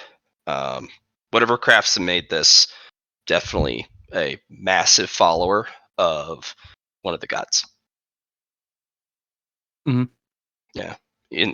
Probably an actual apostle for something like this to be allowed to be permitted to exist. Interesting. Or it was literally gifted from a god. Like the god just went, "Here you go, little guy." Pat on the head. I made that for you. Who wants to make back? This was made by Apollo. No, that looks not Apollo. Okay. The slant on the way the runes are carved. It's not the way Apollo does it. Oh, interesting. Apollo has a very aggressive, but righteous and prideful slant and the way he structures his sentences. This is cold, calculated. Not Zeke, though. Zeke wouldn't permit this. No. So one of the others. Maybe one of the craftsman gods. Fair. This is very engineering exact. Like rigid perfection. Because it would have to be. Okay. Oh, he said Anything three. else? Anything else? Anything else? Anything else? Medium chaos gem. What do you guys think about that? No. You don't want to get rid of that? No, leave that there. Okay. It wouldn't go good in my Yeah, storage anyway, I don't think so. Well, he found out that the lower quality the chaos gem is, the more valuable it is. Exactly, which is why I thought the medium one would be a... since it's a higher than low. But okay, I got you. It's fine. It's fine. Also, it's just really hard to transfer through the friend network. It is. Yes, it is. That's that 100%. Yeah. I get that. It could go missing because it's chaos element. Where did it go?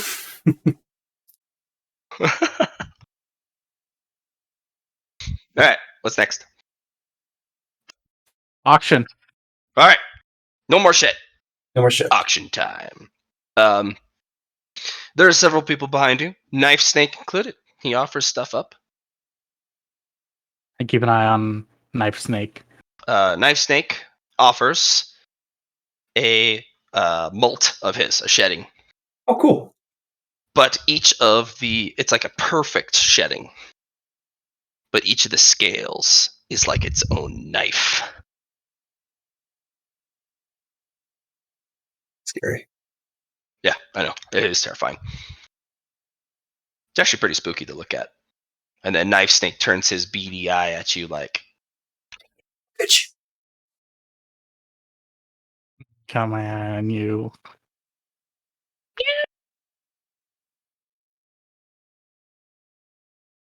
Yeah. Catmouth Sphinx will paw up eventually and go... Blah! And spit out a fur ball. And they're Another like, we don't take fur balls. I'll take it.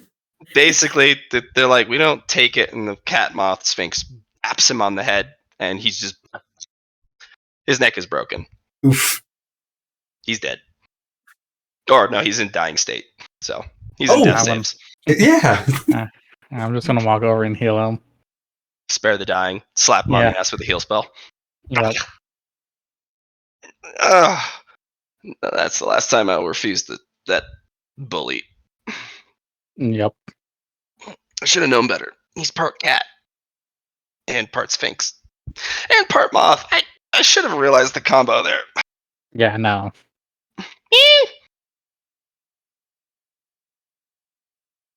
All right, I'll auction it. Oh, that's... My neck's gonna be fucked up for months, isn't it? Oh. Yeah, it did heal at a bad angle. Don't worry. Okay, better. I'm gonna have to see a chiropractor about this. Alright, bunch of items go in, and we'll stay on the same map, but we're going to...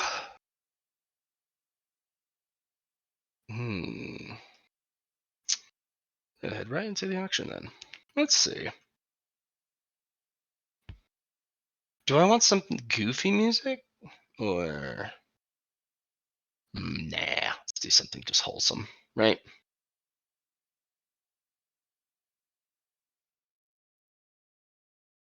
Mm.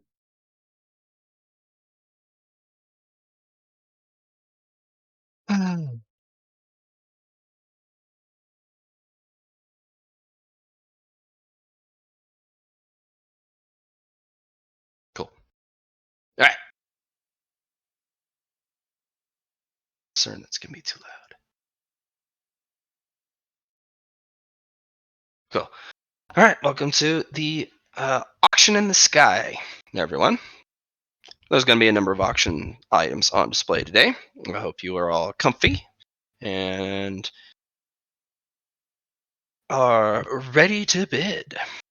Fortunately, you guys have secured yourself a box seat for your group, if you remember, from Alrena. Yours truly. Mm-hmm. For your wonderful cooking. 7 So you out of guys, 7. 7.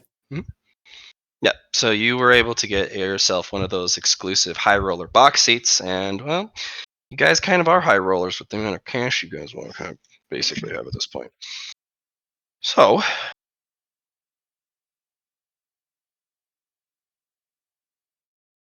the first item up on auction is something simple. It's a map. But it's one of the special maps, the lively ones. But it's been annotated, upgraded, and it is reactive, which is a step above the adventures map that you guys saw at the Sky Inn. It is still not equivalent to the map of the world. Starting bid, 125 sky coins.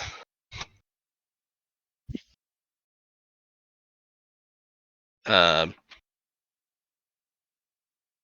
lot of offers. A lot of people want it. Do you guys even care about it? Oh, Ainsley will bid. Ainsley will bid on this. All right, so I need a designated 1d100 roller. This will determine how hot an item will get. There are going to be some seeded items that are just hot, period. But, you could do it 1d 2, 3, 4, 5. You could do a 1d5. And then positioning in the just chilling would determine. So 1d100 since no one's wanting to do it. So Yep. if yeah, let's just do 1d100. All right, item's pretty good hot. start. It's gone up to about 400. Sky coin.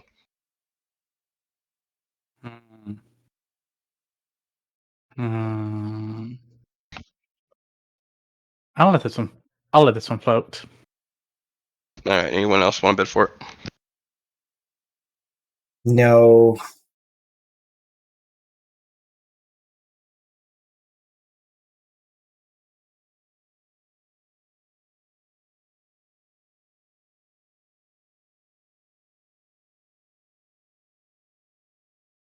No one wants it. It would be nice to have, but no. All right, gone once, gone twice. Sold.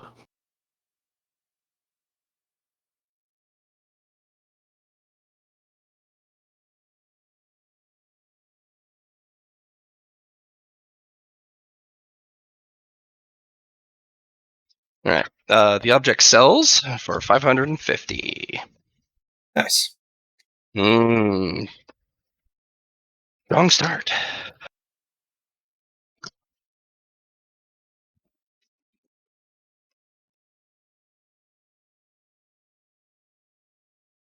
All right. Next object is going to be a lantern. It houses a rare type of fire. It is a gentle fire. It does not burn like normal fire. Some say it has healing properties, but that is unconfirmed. But it has the heat of a normal fire, but does no harm.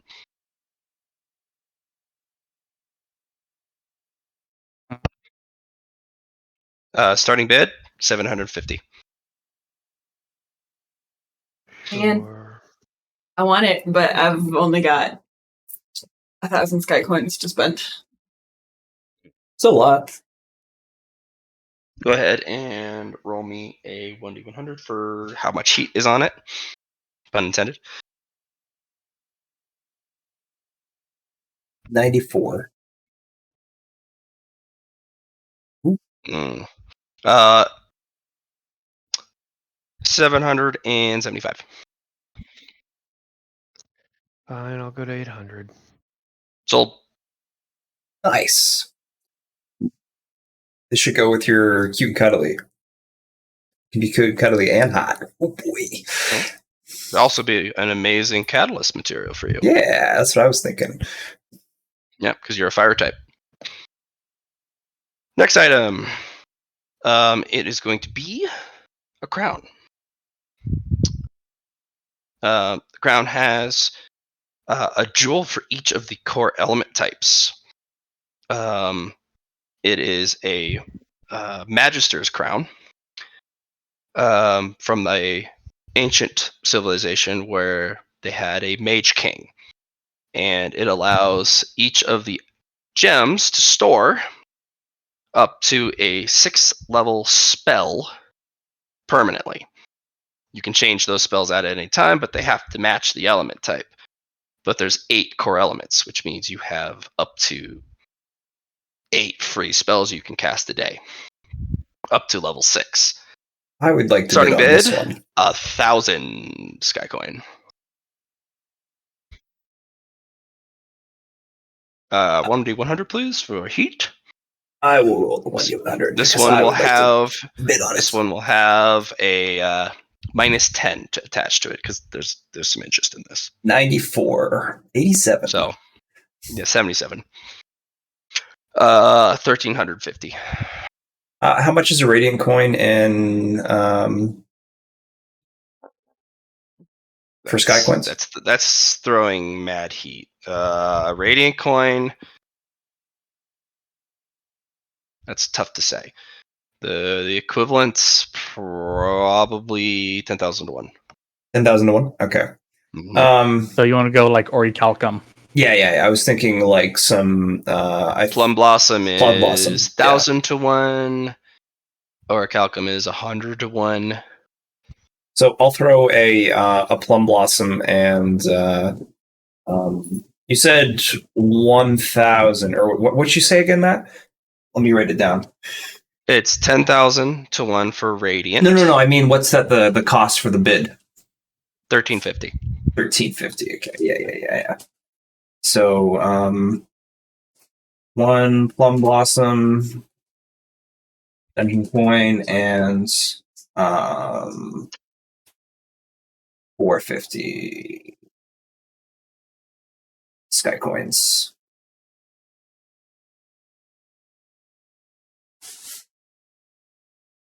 That's what I'm bidding.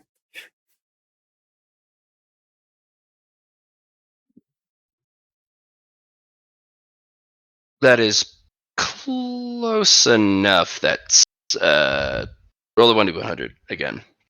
If it's below 50, somebody's going to go for it because it's just close enough. I'm thinking 66. 86. Okay. Nope, you get it. Okay. I will subtract.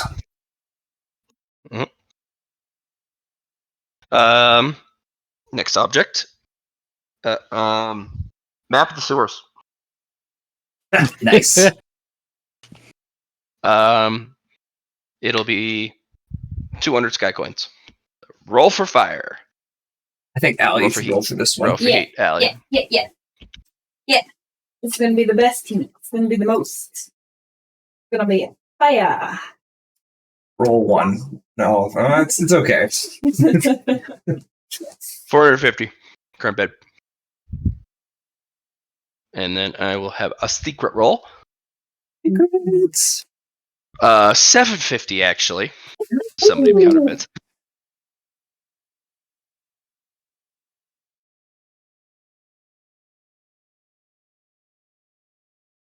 Sells for 750. Go ahead and put out the calculator. Subtract 5%. And it'll be brought to you immediately. so that you can use it on the auction. Yeah. So, yeah, 750 times 0.05. And then you subtract that from the total, 750. I thought 95 would work. Divided by 0.95. Yeah.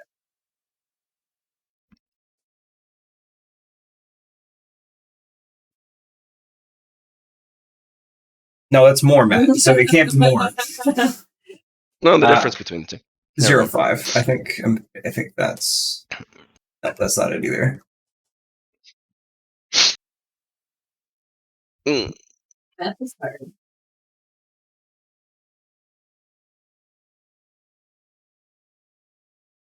Well, 750 times 0.05.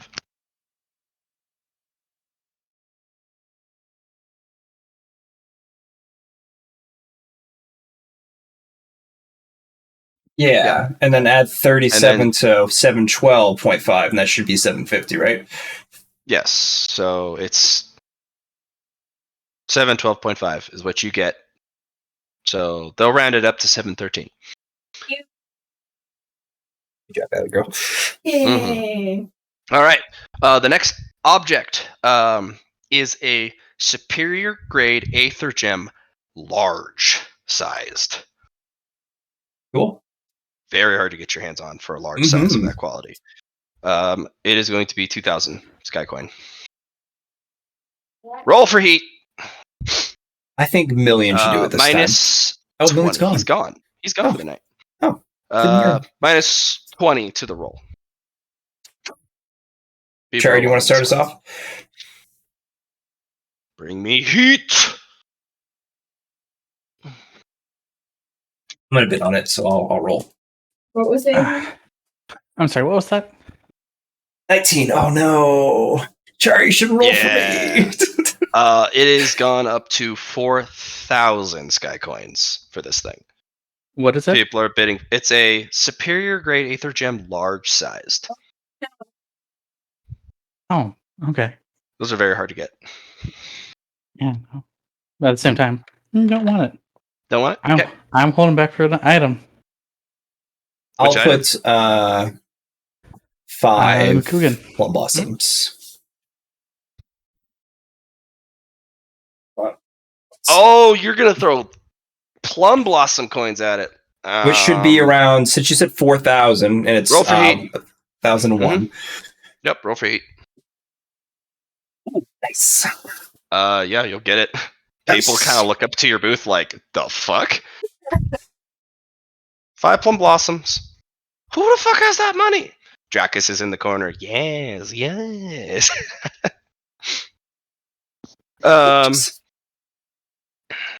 The next batch is superior grade aether gems, medium size times 10.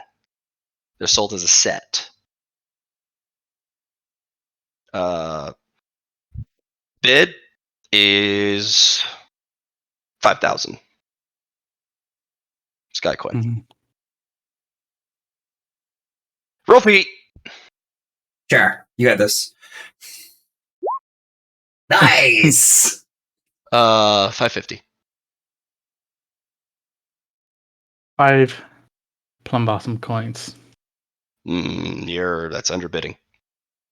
Is it? It's not. Yeah, it started at 5,000. Now it's at 5,500. Sorry.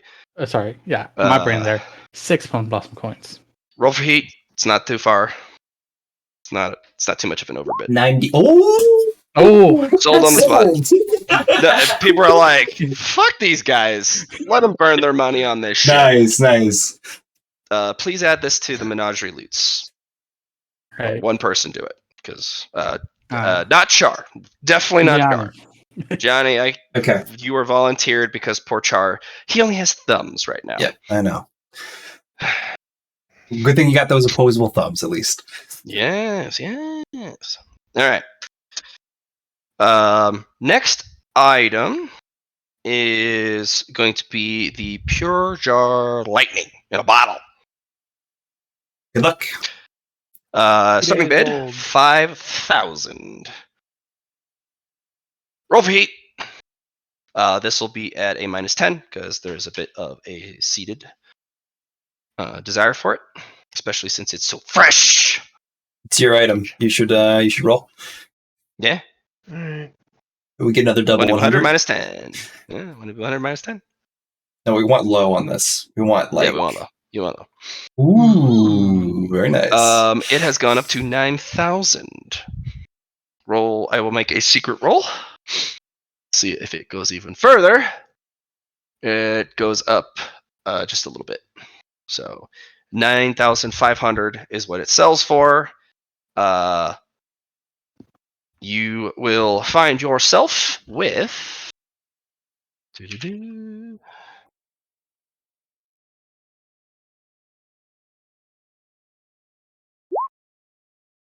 9,025 coins.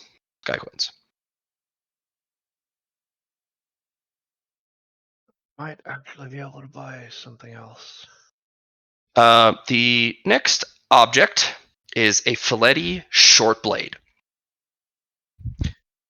It does not break on impact. Ooh, interesting. These are not throwing blades. This is an actual Filetti wind blade, like a full scimitar with sheath.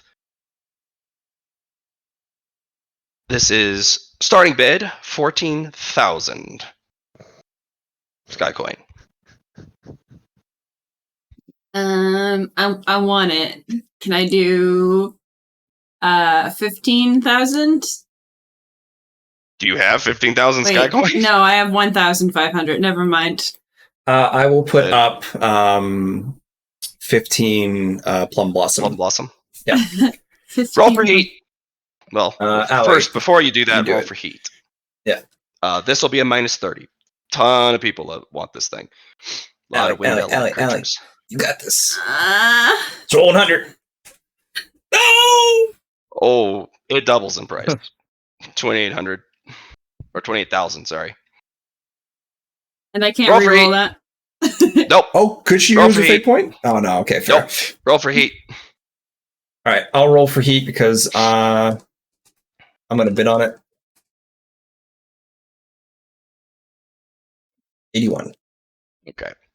It is at 31,000 Sky coin. 31 Plum Blossom. Well, you don't have to spend that much on me. I can find other weapons. 32. Roll for heat. It's not that much of a bigger bid. Oh, fair. Sorry. Okay, I'll do that next time. Then I understand. I understand the process now. If you just nickel it up, I nickeled it up. It has that. Current bid 36,000. Okay. Let's do 40 Plum Blossom coins. Okay, roll for heat. If it is 25 or less, it goes up again. That's it. So I said, what did I say again? 35? What did I say? 40. 40. You said 40. Yeah. Okay. There we go. This is the Filetti scimitar blade. Thank you. These are some of the most powerful wind weapons ever made because they're made by wind genies.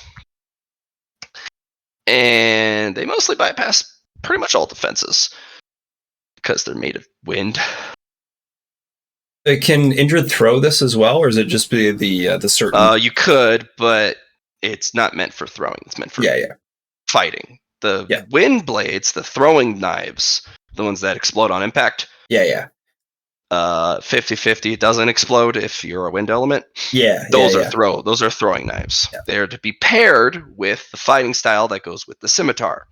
Gotcha. Because it uses secret weapons along with an agility based, and it is an agility based weapon, not a strength weapon. Because it's literally plus your weightless. Agility score instead of your strength bonus. Mm-hmm. Yes, very strong. Now you get an extra attack with agility based weapons. Yep. Yes, you do. Mm-hmm. Oh yeah, this is right up your alley, and you're a wind element, so. And I just put in a natural into my agility. Yeah, that's what I'm talking about. Yeah. And since you're a wind element, you can actually touch this thing. Because if you're not a wind element, when you try and grab the hilt, your hand goes right through it. Nice. It cannot be taken from you unless it's by another wind element user. I'm pointy moth. Pointy. Yep. The next item is a skin, or basically a pelt of a elder kitsune.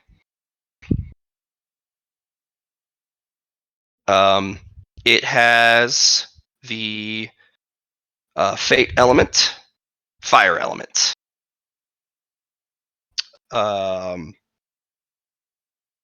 It has incredibly protective fur, and it was an individual that ended up falling a long time ago.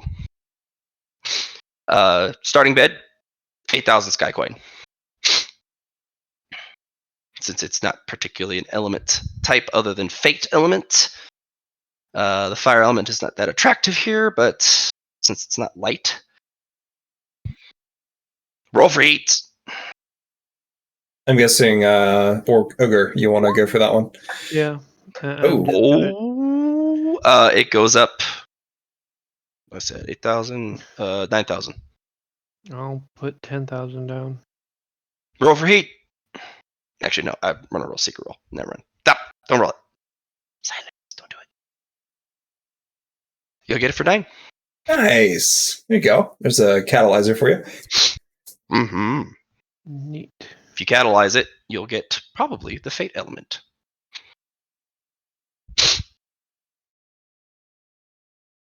Next up, a furball. Blech. Still slimy. 50 sky coin. Susie will put down 300 sky coins. Sold. Yours. Easy. Yeah.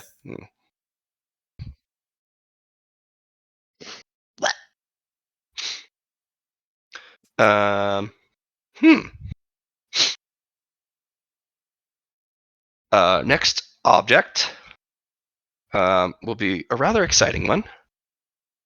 It is a superior grade aetherstone, lodestone sized. Ooh, very nice. 50,000 sky coin starting bid. Roll for heat at a -50. I will roll, and I will. That is not bad. It's too late. You already rolled it. Oh. Look at him go. I was gonna say I was gonna bet great. a radiant dungeon coin on it. So, well, shit. I'll let you do a secret roll then after that. Yeah, man, secret roll, stupid. No, they 100. It's a. Well, radiant coin doesn't cut it. Oh. Because radiant coin is 10,000. This is a 50,000. Oh, this is 50,000. You need 5 radiants for that. Okay. My secret roll unfortunately jumped it to 75,000. Okay. I don't have that much. I don't think. I would have. Well, I would have. I have 6 radiant coins right now, which would give me 60,000, and I have 19 plum blossom, which would only give me 1,000. 19.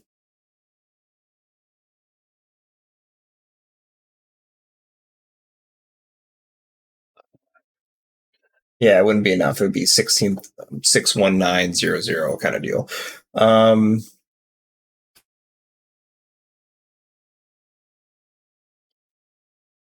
right. Anyone else want to go for it?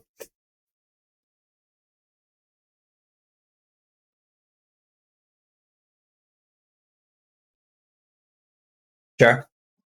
No. Jar, do you want to buy the lodestone? No. All right, sold.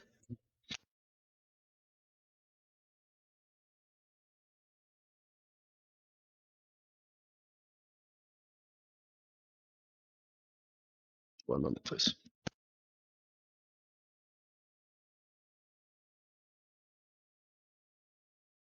I Only know. one thing I'm looking for here. One thing. Ooh. Mm-hmm.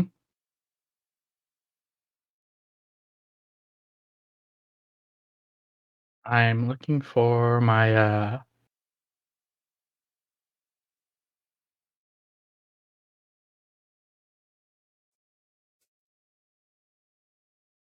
Nero's Rakugan. Okay, yeah. I could still use Supposed to be a here? dream tablet.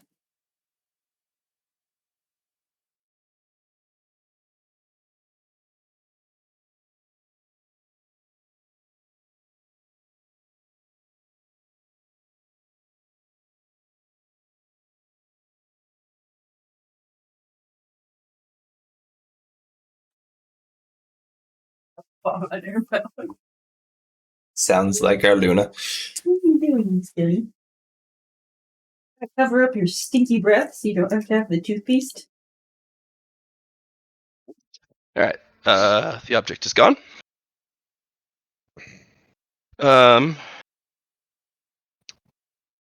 The next object is offered by a particular patron.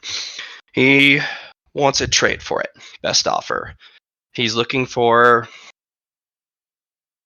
an answer that he has been searching for a long time.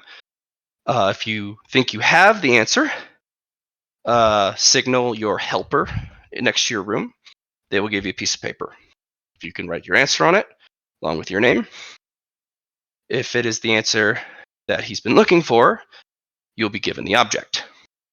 It Interesting. is an ancient map fragment. To where? The appraiser has no fucking clue. But the guy says it's an ancient battlefield. He does not specify which. And it's only a fragment. And what Question he wants to know is, what do these letters mean? I'm gonna look closely. It is God's tongue, but that is... It's like cursive. What fucking god writes in cursive? Ugh. Alright. Go ahead, Eatsley. Give it your best. Cause So I think you need the spyglass to really zoom in on this writing. Sure. We can use spyglass. I don't think that's gonna give us a bonus here. But it's really going to magnify, that's for sure. Yes. I reach over and poke you with a comprehend languages, which gives you a +20 to decipher things. You could Will that work with use God's tongue? actually, with your base understanding, I'll give you the +20. you from the could comprehend language. Indrid's Bear of the Lantern eyes. But there's nothing hidden. But it's used for, it gives +10 to deciphering. I don't want to use that on this map because I don't know Okay. what it's hiding. Okay. Yeah. But I will throw a boon on top of this.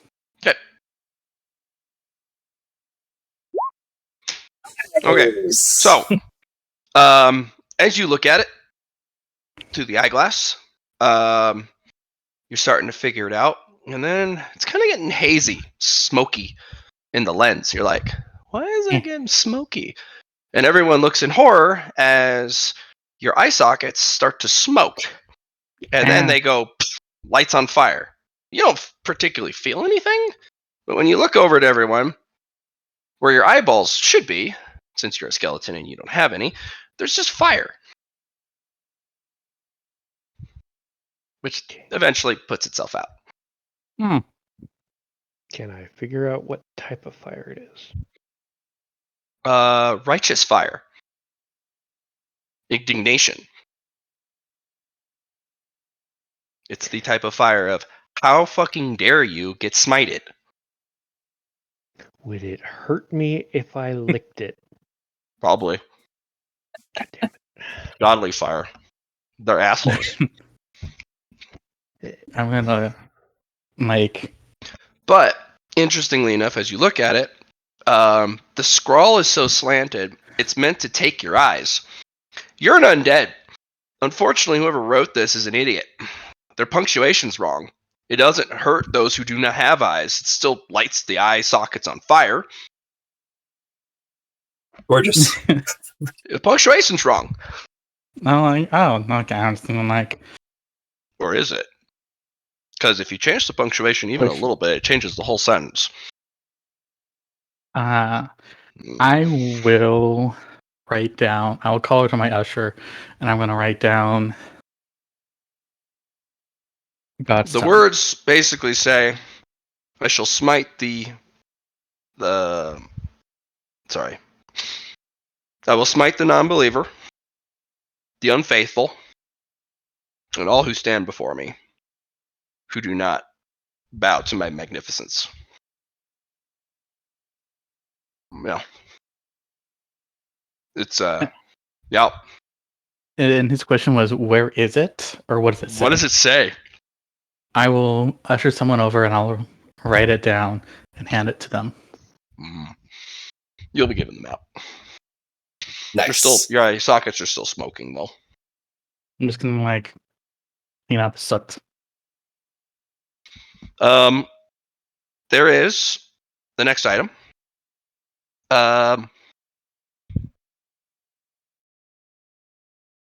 It is a spirit in a jar.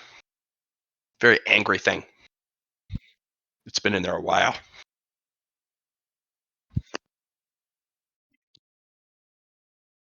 It is it's actually kind of hard to tell inside what element. Maybe some hybrid. The owner wants 50 sky coin for it. It is a non-tameable spirit. It is angry. The guy couldn't figure out what it was, and it strikes out at pretty much everyone and anything at this point, making it completely a one-time use release and wreak havoc. People are like, if we release it, well, that's not very attractive, but what if I'm the one it targets first? Well, it's like, throw the jar. It'll fuck someone up over there. Sounds like a job for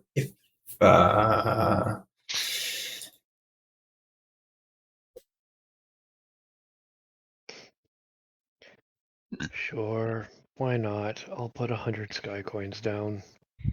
Roll for heat. Maybe I'll get lucky. Roll for heat.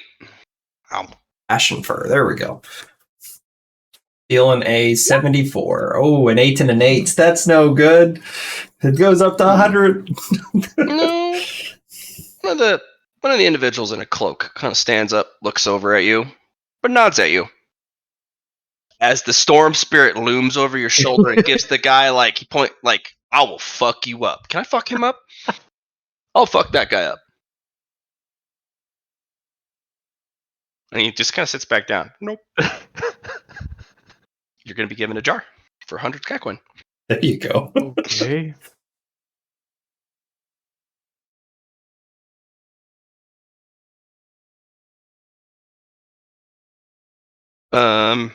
There's an object that comes on to auction next. That they're like, this individual's very theatrical. They want to reveal it. For those who,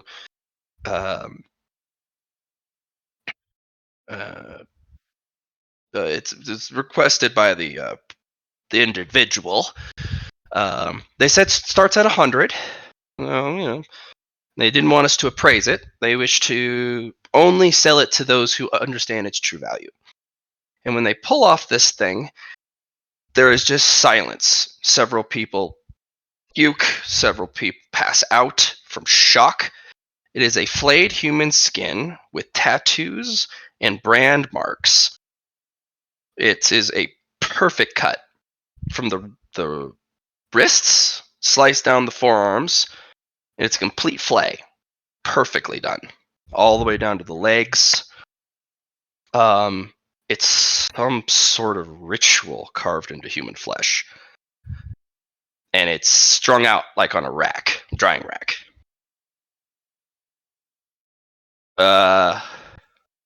Can I make Dark. a magic theory roll? Anyone with magic can roll for that. Yeah, anyone with magic knowledge, cynicians, anything. It's been completely cured, but several of the wounds, the branding, still ooze blood. 5 radiant. 5 radiant, I want it. Sold to you. I was gonna have a seated roll. Let's see if I roll a single digit. I do not. Yeah, 5 radiant. Rolled over to you.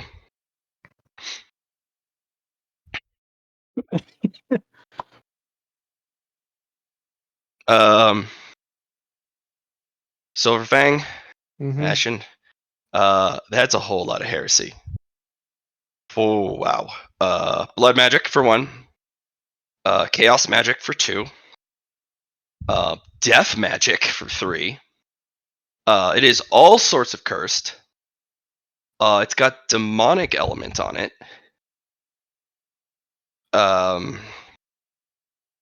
And when you try and look at a specific curvature of this scrawling, incomprehensible language, like the language on the one ring to rule them all, where it's kind of just a bunch of hash work. It's almost impossible to read. It's this long, 16-inch long name on this guy's back in a perfect curvature, and your eyes start to spin and bleed the longer you try and look at it.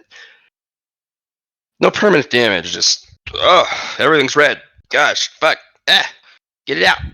Easily, I could maybe remove the demonic aspect to this material and use it as a catalyzer. Eatsley, you know what that is. That is a royal summoning name. And that is a summoning circle for a one-time use. Somebody did something bad. As soon as I saw it, I'm like, demonic. I know exactly what it is. I'm going to take that off the market. They kind of look up at your booth like, these guys, how much money do they have?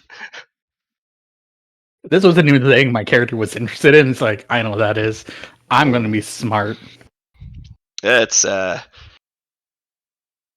lot of people have an outcry of having it burned, but the auction house is like, I mean, he did offer a price before we could cancel it. Sir, are you serious about it? I will throw the sky coins down to them.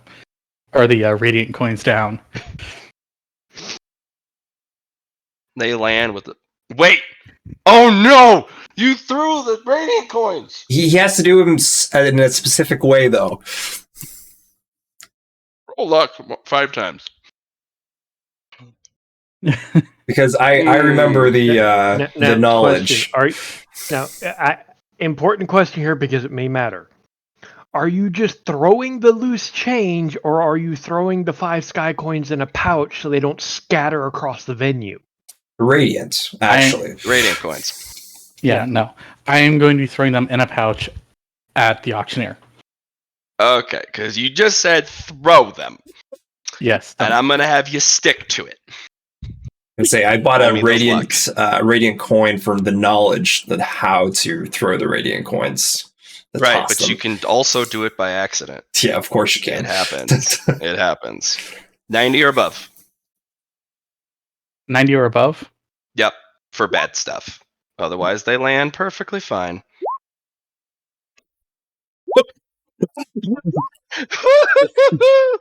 I'm taking that 100. Oh, can he reroll? No, I'm not going to let you reroll a 100 for this. All right.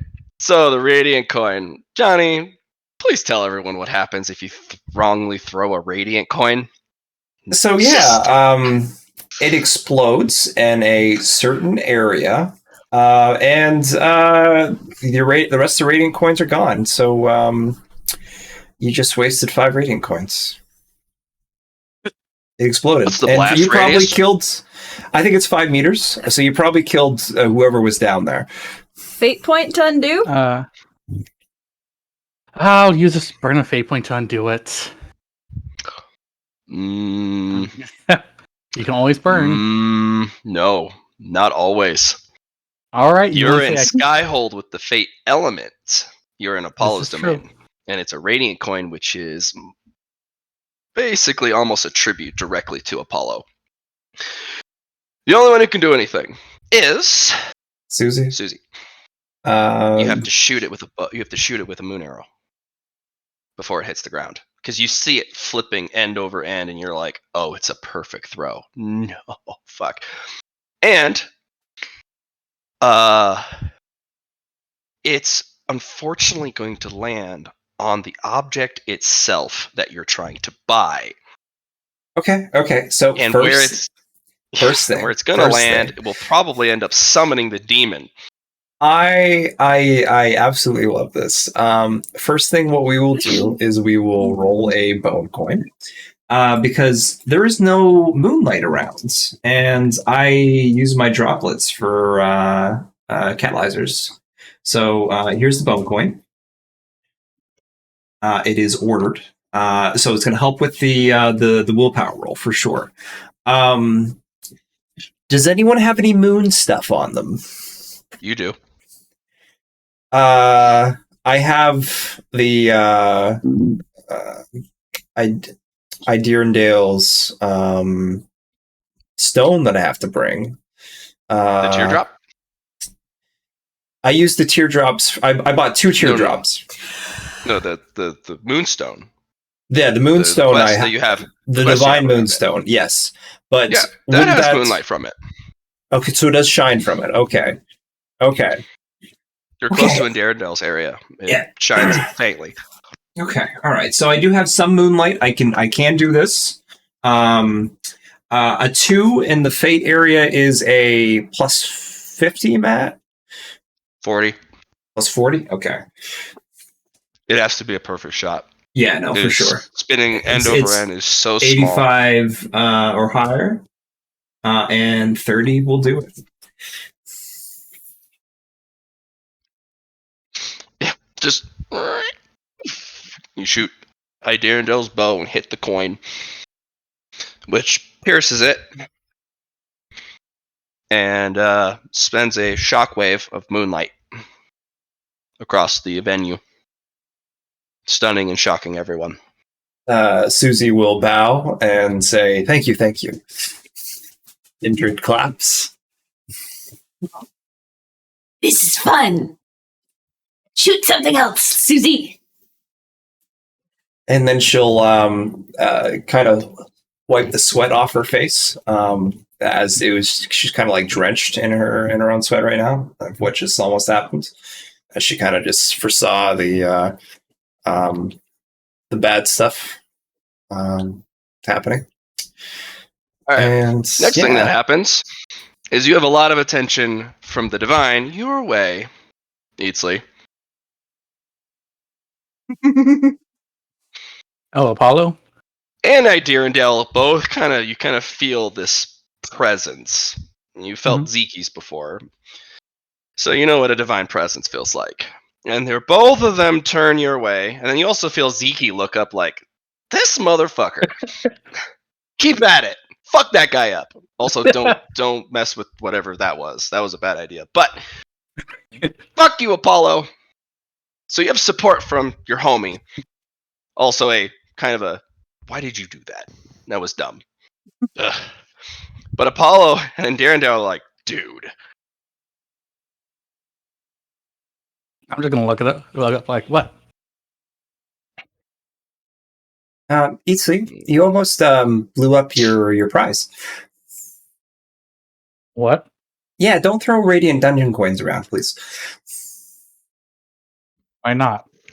Because you almost Why made it didn't you- explode. Why didn't you tell me this sooner? I wasn't expecting you to throw them. Okay. This is why you. Okay, let it be known that you do not throw or toss or flip Radiant Dungeon coins. Because they explode? Because they can't explode if you do it correctly. And you did it correctly. Congratulations. I don't know how you did it, but you did it.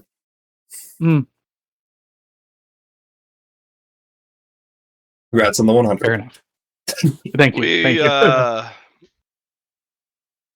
We'll end with the last two major auction items. Okay. Because everyone's really shaken. A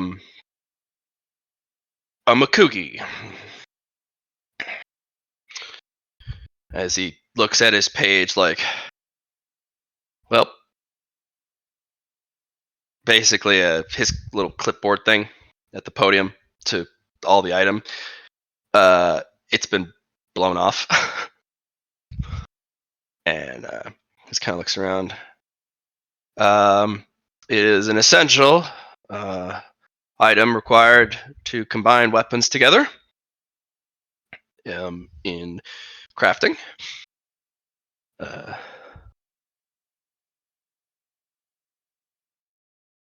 What did I say the name of the object was? Grills Radiant Makugi. Yep, that's the one. Starting bid. 1,200 sky coins. 20 Radiant coins. 20? Sold. Sold. Char, wasn't it you, the one that told me you don't oversell your bid? What is this? What? Wednesday game. You told me about the bidding. Sold. You're whatever. Okay. Congrats. I was gonna. You got the money. You're fine. There's only there's only certain things I was wanting out of this auction. Yeah. You got some.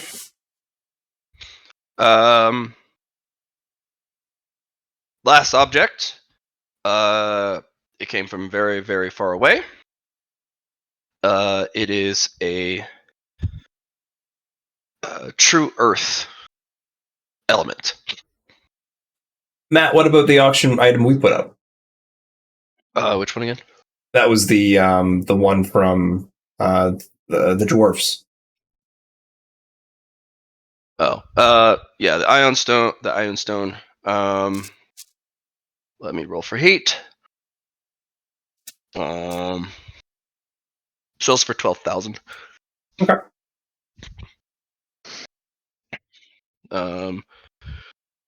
True earth element. Cool. I'll see if I can get this for million. 15,000. It comes from a 15,000. very long ways away, deep within the earth. I will 3,000. So let's do 3 Radiant Dungeon coins. That's what I'll bet. And then roll for heat. Mm-hmm. Oh, it's a paradox number, Matt. Nice. 3 radiant. Nah, you'll have it with 3. Oh. Yep. The finale object that they're going to auction starts at 1 sky coin. It's for those who are not participating in the raid. We ask you not to bid on it, for it is for the raid party if they are here. It was recovered at great cost, so the auction house is looking for remuneration. But it'll start at 1, since they are trying to support the raid party. It is a pristine white ceramic fragment about the size of a forearm of an unknown material.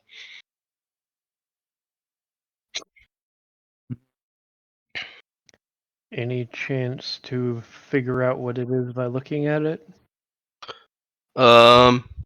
Sure. What are you gonna use to look at it with your peepers? I mean, I'm gonna roll taboo elements to see if it's one of those. the best bet I have is the one skill I got that was told I could use to figure out pretty much what anything is and to help because it's used in blueprinting. So I'll try archetyping. Sure.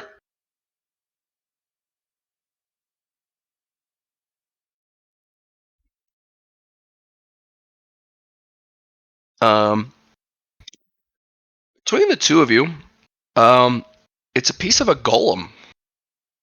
Oh, cool. A supremely high crafted golem that is completely immune to magic. It actually stores it and it powers it. But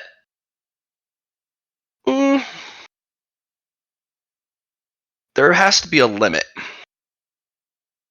In fact, between archetyping and forbidden taboo, it's taboo because it is immune to magic and is an affront to Apollo. Okay. It is also, it completely absorbs magic and it empowers the unit, the golem. It basically fuels its core with more power. But between all of you, if you put dissonance in the different types of magic, it actually harms the core instead. So if you keep throwing the same types of spells at it, or the wrong types of spells, it just gets stronger and stronger.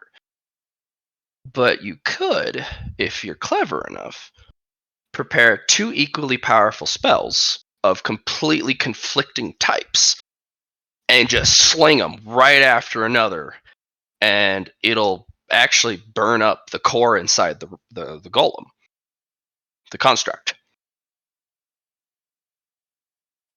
Otherwise, I can see why this is something that would be for the raiding party. It's probably because we're going to be fighting these things in the.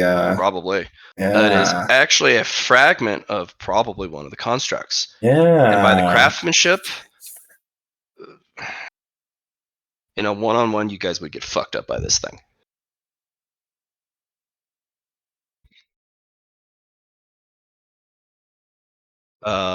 You're probably not going to run into something this high crafted throughout the whole raid, but this would probably be a fragment of a boss unit.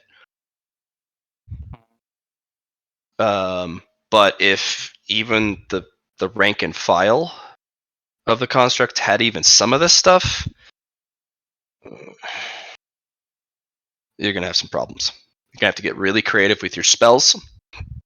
And it's going to be a lot of melee engagements. Slashing weapons will do fuck all against that. Bludgeoning is probably your best bet. Piercing, unless it's particularly magnificent, the type of power behind a piercing weapon, it's probably going to be halved at best.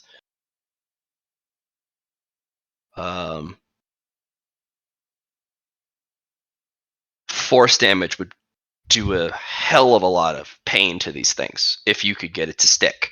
Yeah. It'll probably neuter the spell, but not too much on the lesser ones. All we need is gravity. So we get Phil to throw it up in the air and let it fall. Phil will actually be very good in combat against these things. He'll wade in and be like, "I smash!" It is an affront to Apollo for 2 particular reasons. A, it absorbs magic, and B, it is not an element type at all. It has no element type or attribute type. It is null. Oh, that's stuff good for catalysts. It's good for the. Actually, this will kill you if you put it in your body. Okay. It is aether, completely deprived. It has no aether in it. Use the.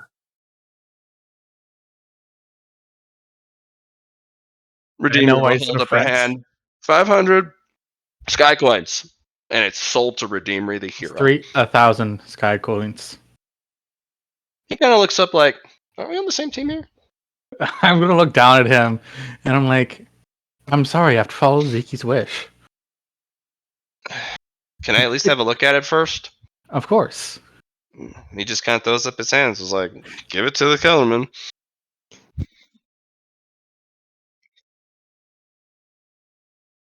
What?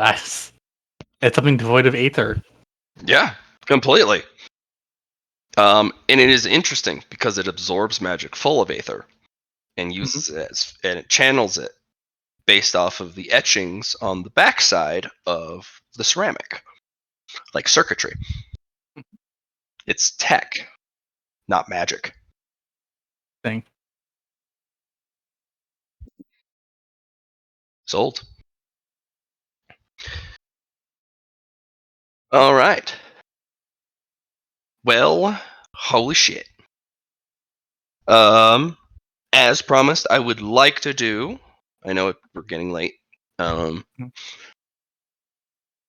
Congratulations on all your stuff.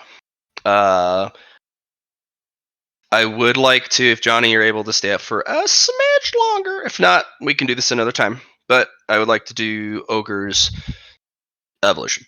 Yeah, let's do it. And So, I can't. And Because I don't have any of the fucking materials I need.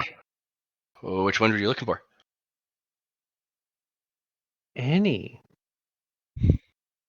You just got You have the a land. I was told that there were supposed to be multiple specific types of things, but I understand the fire and the skin. yeah. I have no idea whether they could be used or not. Yeah, they can be Sorry. immediately used as part of a catalyst of your evolution.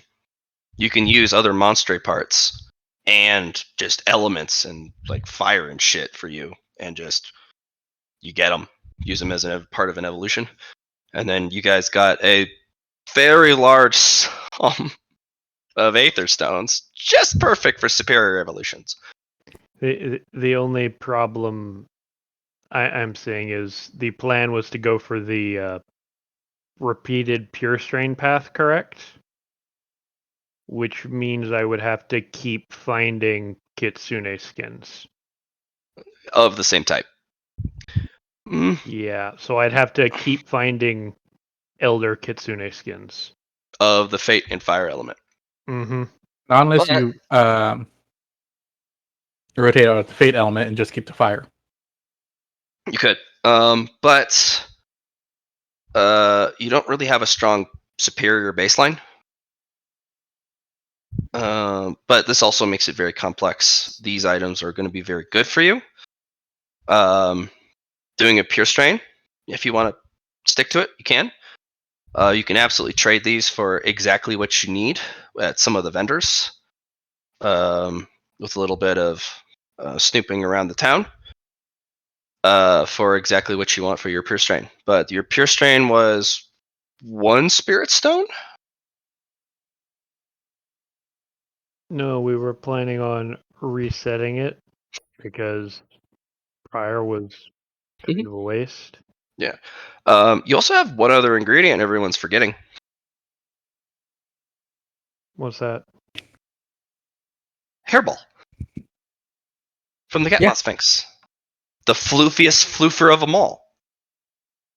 I want some You can floof. have the floofiest floof. Okay. Blech. Also, Okay. for both hairballs, please roll me a 1d100 to find what's inside them. Okay. So I'm going to use one of Indrid's fate points for my one I got for May the Moon Shine Upon You. Mm-hmm.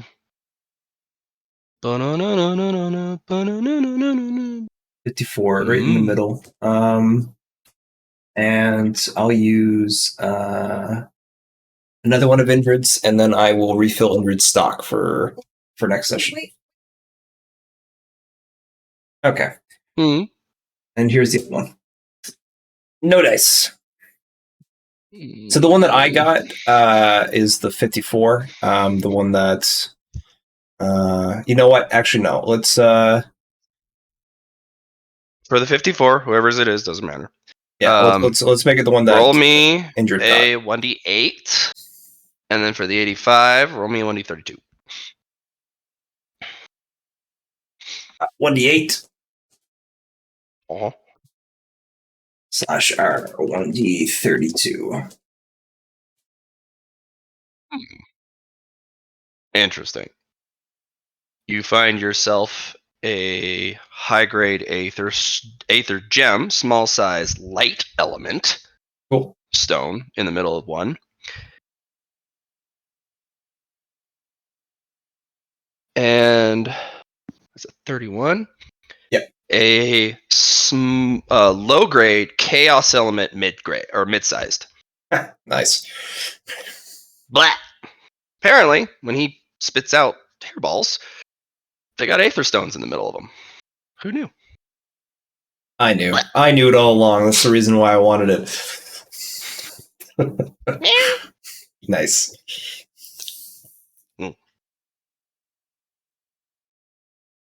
Very strange. Mm-hmm.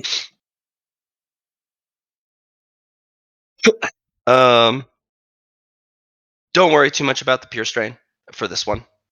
Yeah, it's too difficult of a baseline to do it, but I mean, you have quite a few things to make it juicy. You know?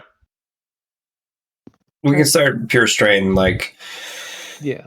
the treasure. I didn't think it was going to be a treasure grade stone, so I can't. It's hard to.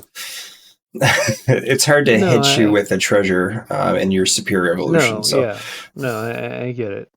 Yeah. Let's do some upgrades. You want to do an evo? Sure. Yeah. It's 2 fate points. Do you want Did you roll to see if I got them? I'll roll nothing.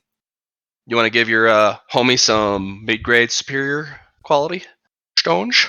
Roll back. So we got some mid. Eat Sleep bought some mid. 10. Yeah. Yeah.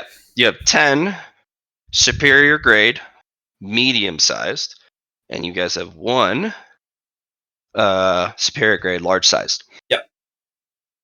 Very good pick. Very good get. So let's give you 2 of them, if that's okay from Eat Sleep. What? Superior grade. Oh yeah. Aether stones. Medium sized, 2 of them of the Yeah. of the 10 you got. Yeah. All right. You ready to evolve Ashenfur? I guess. All right. Let's open up the evolution handout. Scroll down to the superior. So you got 2 medium size, which means you have 2 pluses that you can throw on something, which is a standard upgrade rather than colored by a specific particular. I've also got the healing flame, which I'm going to lick first. Nope. Would you like to apply that to?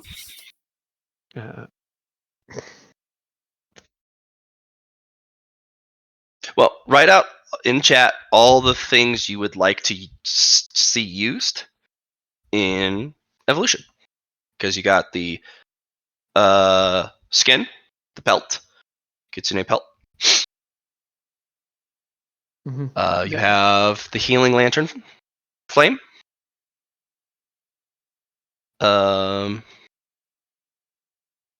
You have.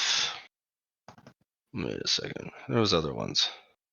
You have that little spirit bottle, but that might just be a little friend you can let out and charm. What else did we get you? There was some other stuff that you picked up. No, that was it. Because everything was ludicrously expensive. You could ask your homies, because you're part of the fam. You're part of the menagerie, the lost menagerie fam. No, it's what I was saying was that what I got was the healing flame, the pelts, and the Angry Spirit in a jar. Mm. Those are the 3 things I was able to purchase. You can ask for the Quarble book. That would be wild stuff. So, we could get you some sunstones. Oh yeah. Oh, the sun, the lens. Droplets. Yeah. Oh yeah, that's right, the droplets. Yeah. I can also get you a fire potion that was just made. The radiance. What you call them again, Matt? The radiance.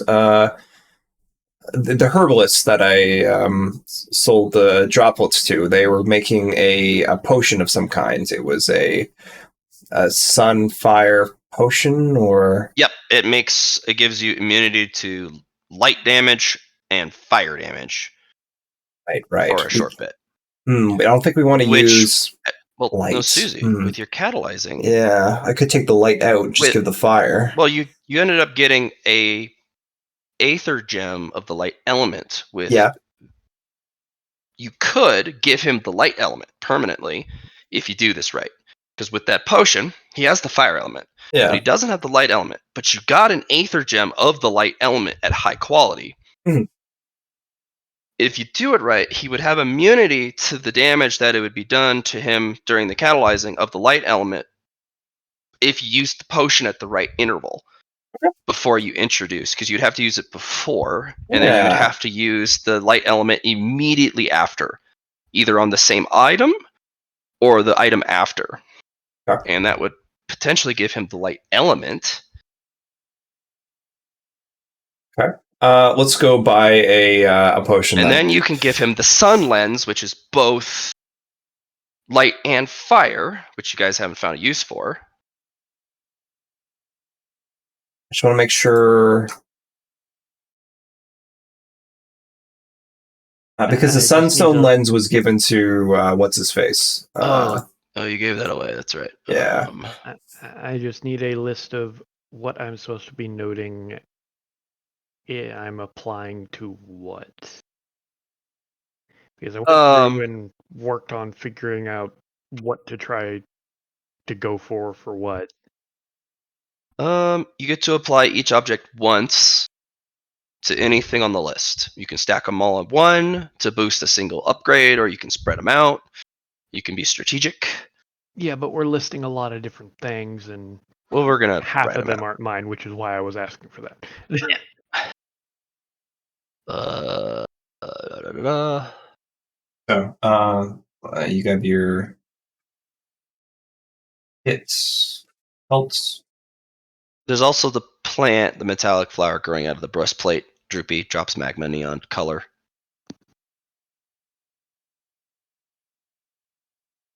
Kept under high heat, collect with dark steel. Okay. But it has the.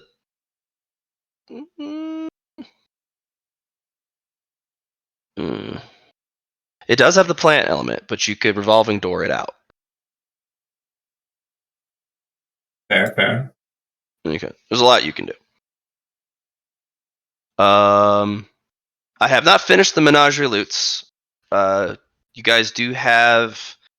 This is kind of my fault. I've been trying to get myself and Char down for a couple hours to go over all of the loot. You guys do have some aether crystals of every element type of the core elements, but they're crystals, not gems. And they're some are high grade, some are superior grade, but they're all no larger than medium. And they're only crystals. But you do have a fire one.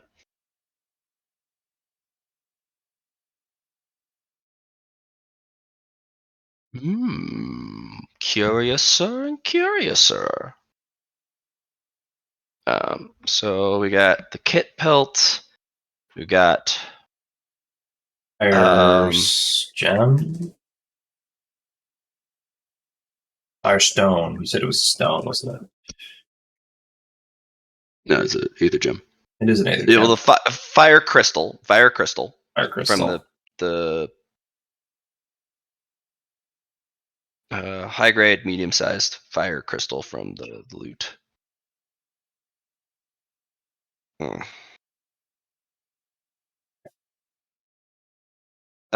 You have the furball floof. Flute. From Cat Sphinx off. It's Cat Moth Sphinx. I know, right? You have the fire, gentle fire. Mhm.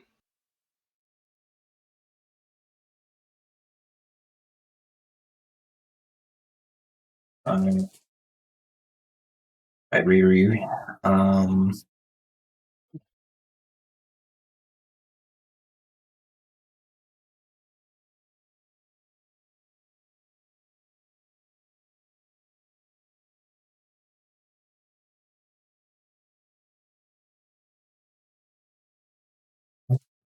What was that? Yeah.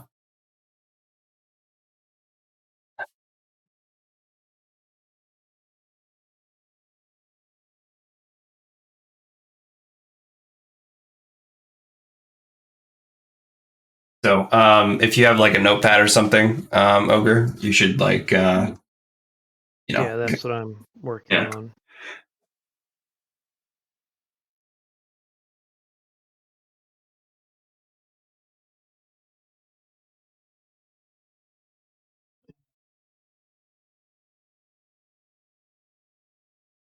if you'd like, if you wanted to pick the 10 Mercuria for your thing, I could make you a flawless grade mana potion to have with that.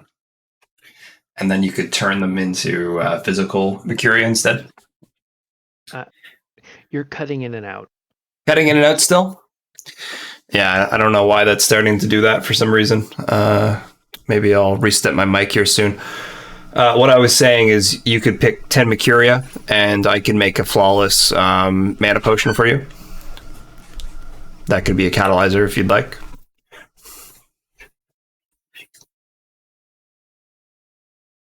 Possibly. Give me a moment of going through the list, trying to think. Sure.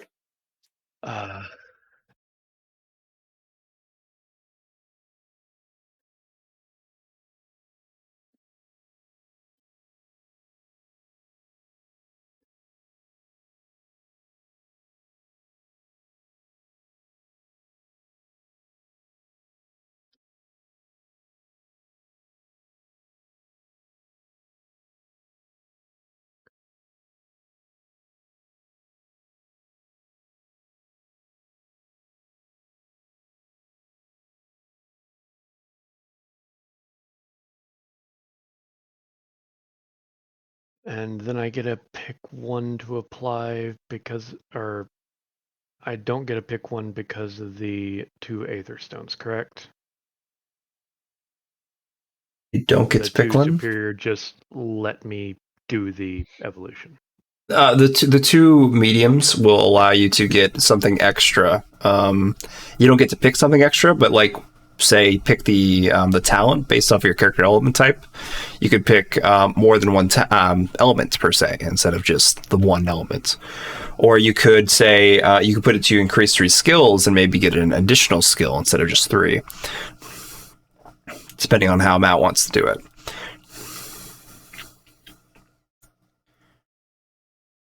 For characteristic increase, you could get more characteristics compared to just getting, the base, what Matt would give you.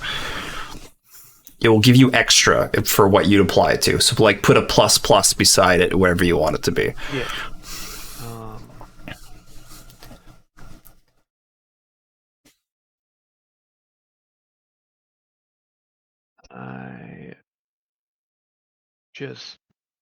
This was what I could figure out. I'm just going to put it into Discord so it's easier to read. Sure.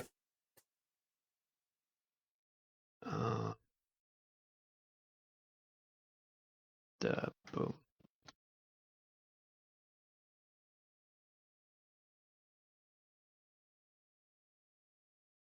That make it easier for you, Blatt? It doesn't need to be particularly easier for me. It just needs to be what you want. No, that That's see. what I tried to go for. It's Yeah. just easier for you to read. Oh yeah. That's You have nice. Magic Theory maxed out, right? So you can get that one. Mm-hmm. Ugh.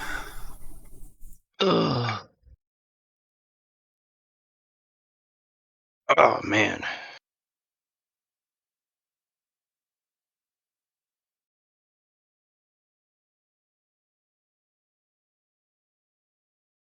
Oh golly. Just let me know when you guys are ready to fire away. I Yeah. already fired away. Before you continue, do you not want to add anything to your legendary quality there? Huh? Do you want to add anything else? Like we could get something else attached to Greatness Realized. I don't honestly don't know. I don't know. Well, it's what fine. kind of We can do random- this, and then Yeah. you'll kind of figure out as you go how Yeah. the catalyzing evolutions work. Mm-hmm. Because you can evolve without any help, and just it works perfectly fine. But the moment you start adding upgrades to the evolution, that's when it gets a little difficult. Because if you just add random stuff, it'll fuck you up. That's why in the long run, for sure. Susie is doing this thing called the catalyzer. Mm-hmm. And basically what that does is it allows her to figure out, is the object you're trying to imbue into your evolution to make you wildly more powerful, is it safe? Sometimes it isn't. And sometimes Susie has to manipulate some of the objects, or add other objects to the catalyzation to balance out so it only benefits you and doesn't harm you. Yeah. Because if you're an earth element type and you go and be like, oh, dude, I found a flawless grade, large sized water element object, and then you use it to catalyze, you just almost ruined your future. Because now you're not water element. You just fucked yourself up. Mm-hmm. If you were water element, wouldn't have been much of a problem. But you weren't. So he's just trying to make sure that you get all the benefits and none of the negatives. Yeah. I don't really have anything else that I could throw at trying to boost this stuff, so Yeah, it's only your second spear, so it's Yeah. fine. All right, you ready to fire away? Yep. All right. So, just like the last time, go ahead and pick one of the ones on the upper block, but not the same one you picked last time.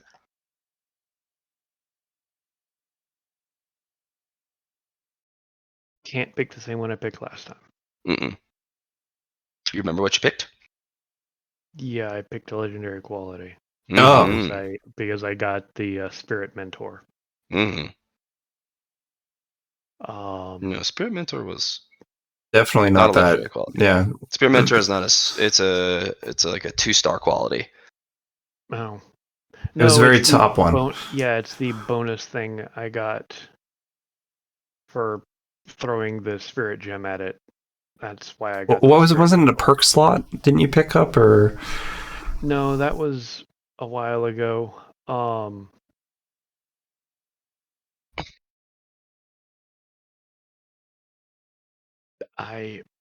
did I give you a quest?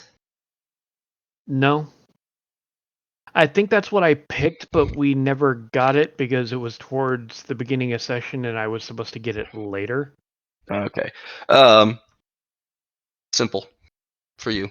It'll obtain the sacred flame within the Sky Castle raid.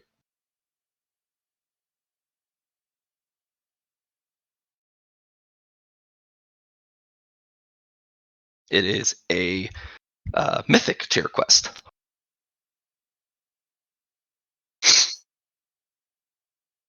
And since you're in Skyhold, you can get extra clues and hints as to where to go and what to do. Okay. Because of the fate element. Yep.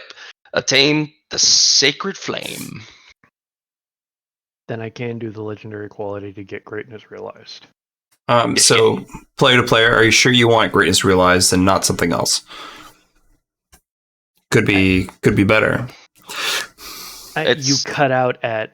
Yeah, are you sure you want greatness realized? I saw that on Discord. That's what I thought. I was asking if you sure you want great list. Oh my god, I see it cutting out. It might be the mic. What about now? It seems like it's going okay. Seems pretty consistent. Yeah. I was asking if are you sure you want greatness realized? No, I couldn't decide what to go for. All right. I would highly suggest saving that one for mysterious element for yourself. Why mysterious element? Because you could improve your fire or your spirit element. No, it's an additional element type. I would just randomly spawn a new element. No, read the description. It says you can either get a new element type or enhance when you have to one. A current one. Yeah. Okay. Yep. No, you're right. You can get an enhancement to a current one. And if you get this now, you could buy it, of course, but you'll miss out on being able to get that. No, you know what? Sure, I will go with mysterious element. Makes it fits because I'm unsure entirely right now what to go for. So some mysterious flavor helps. So I will stick with that. I like the idea of mysterious element. So my second thing for you, do you want to wait off on mysterious elements and then get something like an element type to add to that? Or do you want to just grab it now and then go from there?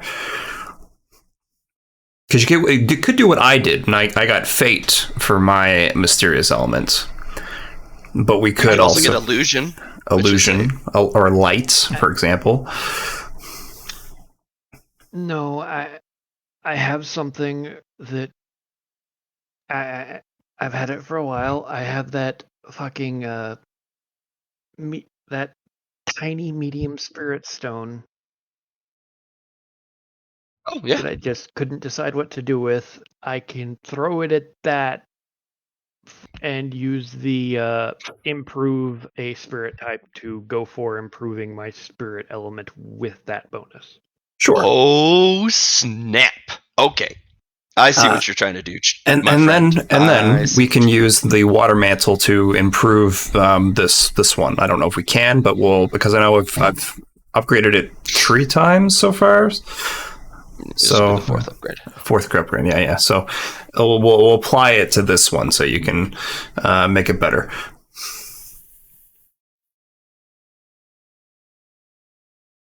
Would you also like to apply your ++ to this one? So I see you only got 1 ++ so far. Oh, I get to apply 2? Yeah, because you're using 2 stones. Oh, then yeah, I'll apply the ++ to that. And the next upgrade, you'll get 3 +++s if you use 3 medium-sized. Now, if you use a small-sized superior grade Aether Stone, no upgrade. Yeah, and that's where the quality of this and the size of the stone starts to pay off big. Okay. And that's why the party is hoarding flawless grade stones. So once they figure out how to unlock it, they're going to be like, it is time. Mm-hmm. Gotcha.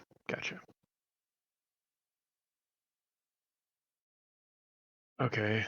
So what is this going to do? Are you just writing up a handout and going to hand it back to me? Nope. We're going to go step by step. Okay. So get your note-taking fingers ready. So, first thing you picked, legendary quality. Mysterious element. Improvement to the spirit element. You will get superior spirit affinity. Superior affinities, or element types, give you double bonuses when the element applies. So you get, instead of a +20, you get a +40.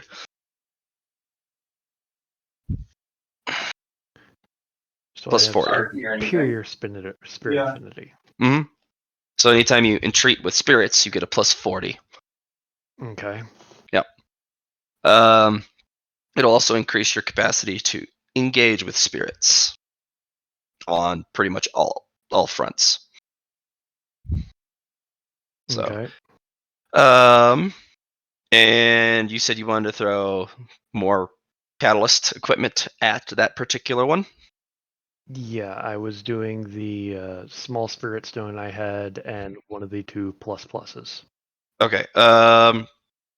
Pick 2 of the upgrades for your spirit interaction, where it's the one we built earlier today. Mm-hmm. The first one you pick will be the lesser of the 2 upgrades, and the second one will be the bigger of the 2 upgrades. You could pick both in the same pillar, or you can do different ones. Okay.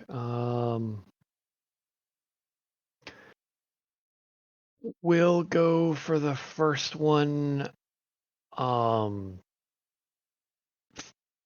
first one will go with further improving more powerful spirits.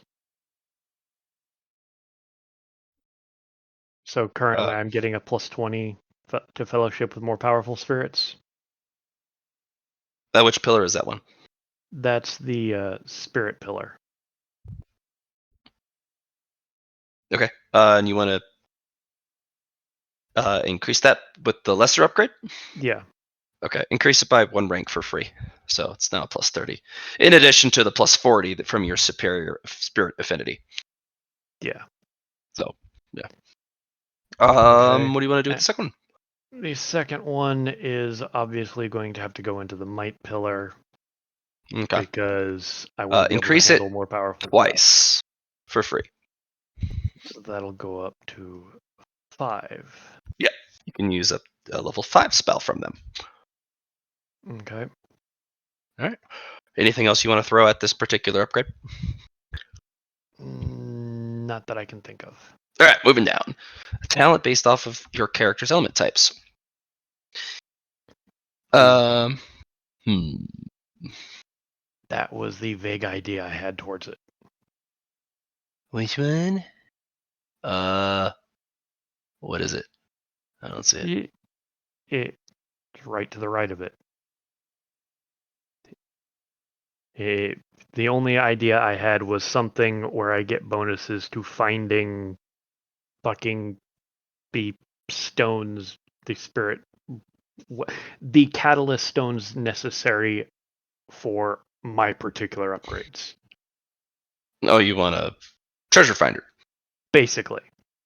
Okay. For stones that have a similar element to me.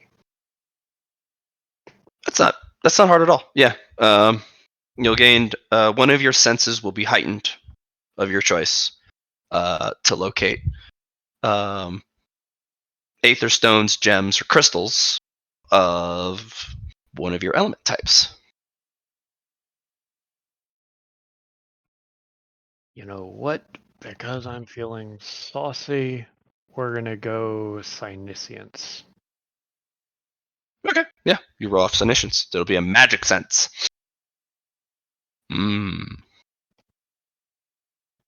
Okay. So long as it has a element that you have, even if you gain more elements later, you'll have an affinity to finding it. Okay. Not bad. That's actually pretty doable. Next one, an intrinsic change to the character. Now, this is where the biggest interference from Johnny comes in. The catalyzing, crazy Canadian lad he is. Mm-hmm.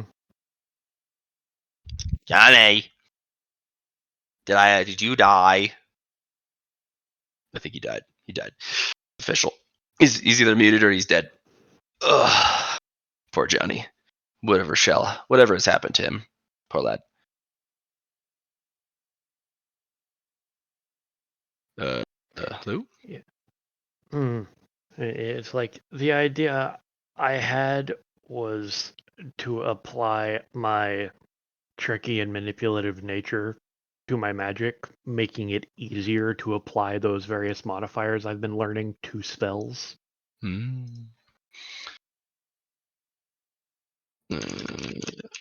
Johnny's gonna do some funky stuff with your character. I think he's gonna God. try and give you the light element. Right.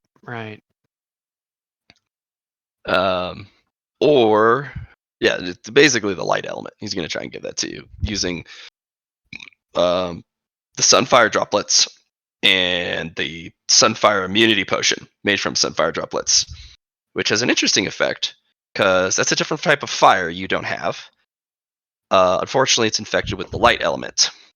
But if he gives you the immunity to light damage and light effects, he can give you a light element crystal, gemstone, which can give you the light element permanently, and then you get benefits from the Sunfire droplets permanently. I brought it home and I put it over here. It's a bit complicated, but he's question: will this infusing this into myself count as eating it for the purpose of the quest? You're absorbing it basically. Yeah. So just note down Sunfire as one of the fire types I've successfully eaten. Solar Solar fire. Yeah. So Sunfire, and Solar Fire. It's one of the types. And Healing Fire was from the lantern. Mm-hmm. It's Gentle Fire. Gentle Fire. Okay. Mm-hmm. Healing Fire may actually be a different type of fire, but this is a harmless fire. Gotcha. It is very responsive to the wielder, and it does not spread wildly. It does spread like normal fire, but it tries its best to not spread too far. Should we skip this for now until Johnny's back? Yeah, let's just hang out for a bit. Go get some water or something. No, I've got plenty of soda sitting beside me. I have a 2-liter on my desk. Oh boy. I will not drink Connecticut water. Fair. No, man, we have areas around here where the normal tap water comes out brown. Ugh. Yeah.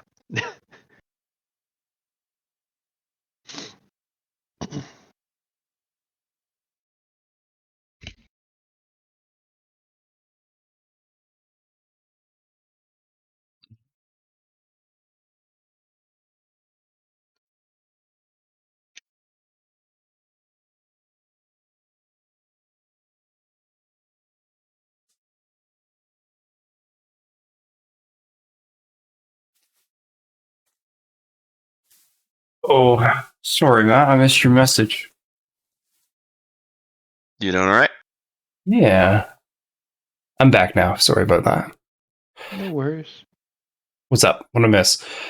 We're at the intrinsic change to me stage, Yeah. and I had an idea, but there was you are going to be manipulating it to apply light element to me. Yeah, I will. So that the solar fire doesn't burn. Okay. Yeah, we discussed getting one of the potions, Matt. How much would that cost? Yep. One Sunfire droplet to replace it. Sure, we'll do. So for your catalyzing, you need to use. Oh gosh, this actually might do really well for you because you're doing a catalyst. Do you remember the grade of the Sunfire droplet? They are treasure grade. Yep, and so is the potion, which is a separate entity. So it counts as one each. Mm-hmm. So you can't give him the Sunfire droplet until he has a light element, or use a dark element to cancel out the power of the light element, which is kind of ruins the point. But if you give him the immunity potion, yeah, to use, and then give him the light gem to apply it, the light element, to give him the light element permanently, and then you can give him a Sunfire droplet, which won't hurt him at all at that point. It's a very expensive way to give somebody an element and a massive upgrade. Mm-hmm. But now you learn potions can. That's another way to catalyze someone safely. If you use a potion to say you can't figure out a way to get rid of a balancing act. Yeah. A balancing act. Yeah. You can give an immunity to that specific element, or just revolving door it out. Yeah. That could be really hard, but you can just give them an immunity, and then it'll just burn off the element. Exactly, they'll go through it. Yeah. They won't gain anything, but they won't be harmed either, which is a really cool way to catalyze somebody. Okay, so let's get that. It will cost me 2 droplets then because you're going to use a droplet in the evolution, and then the gem, the light gem. Light gem. So you'll gain a permanent element light, ogre. Okay. So you're now spirit, fire, light. Mm-hmm. And then he gives you the sunfire droplet, which gives you solar fire.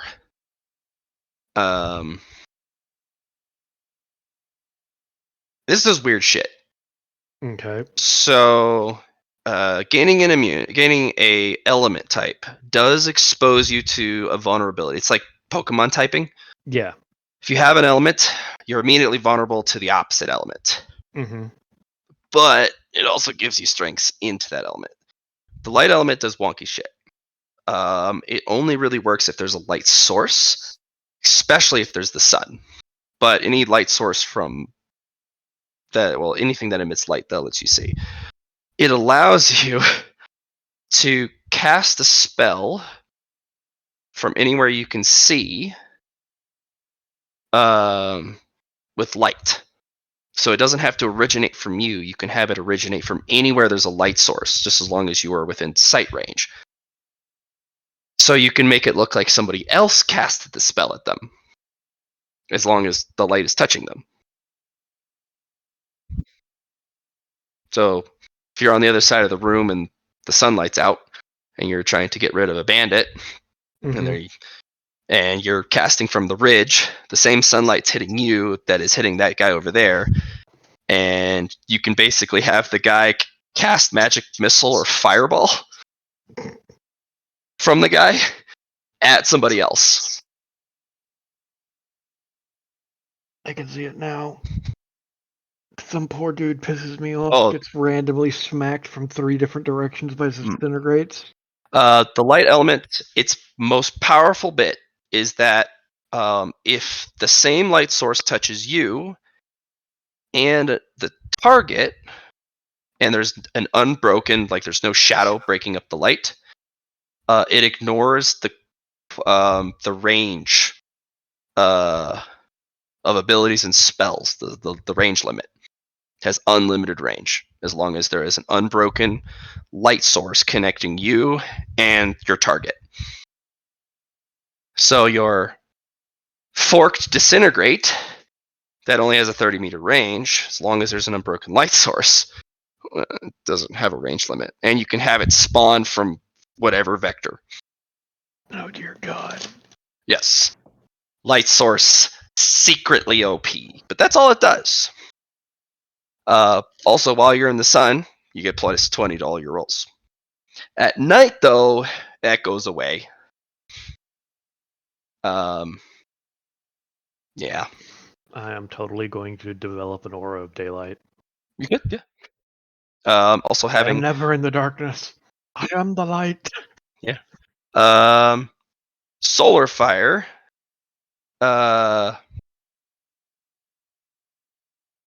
Does 2 things for you. If the light source applies, and you're able to cast a spell using the light element, it's the cast speed is instantaneous.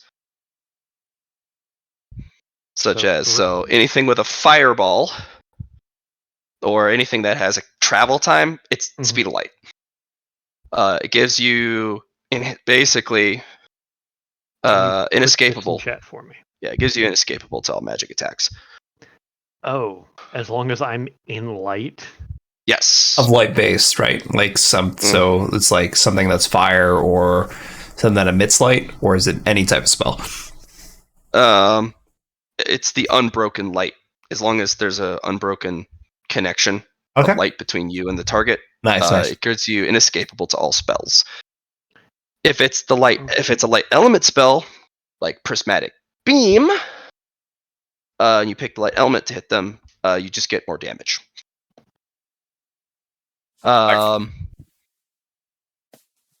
Your fire element allows you to apply your casting bonus and damage again. The fire element from the solar fire.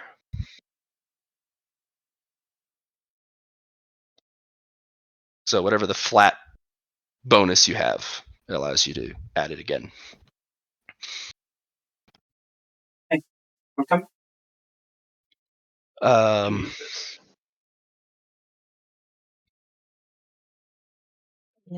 Okay. Prismatic wall just became pimp. Mm-hmm.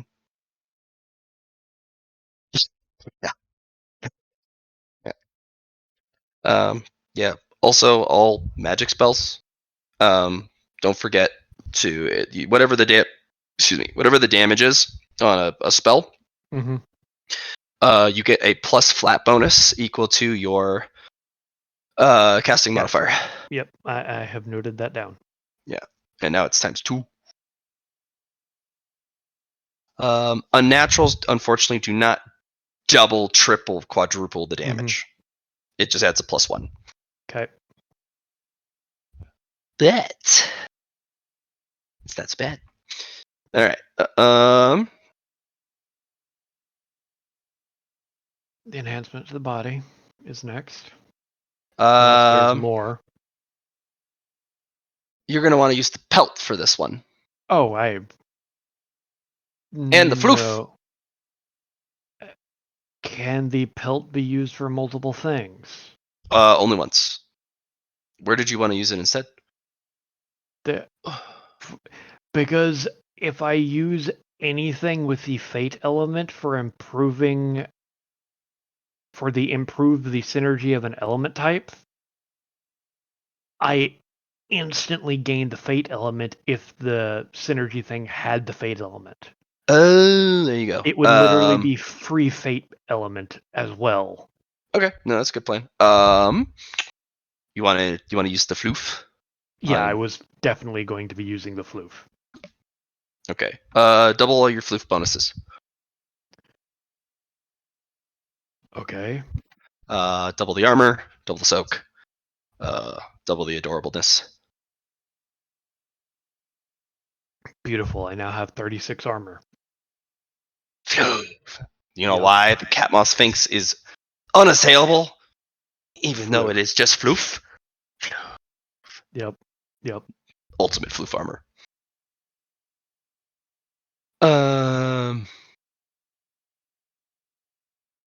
Characteristic increase. What do you want? Willpower, because I feel like that's going to be a necessity soon. Oh. And I've been having to roll it way too often. What you at? 36.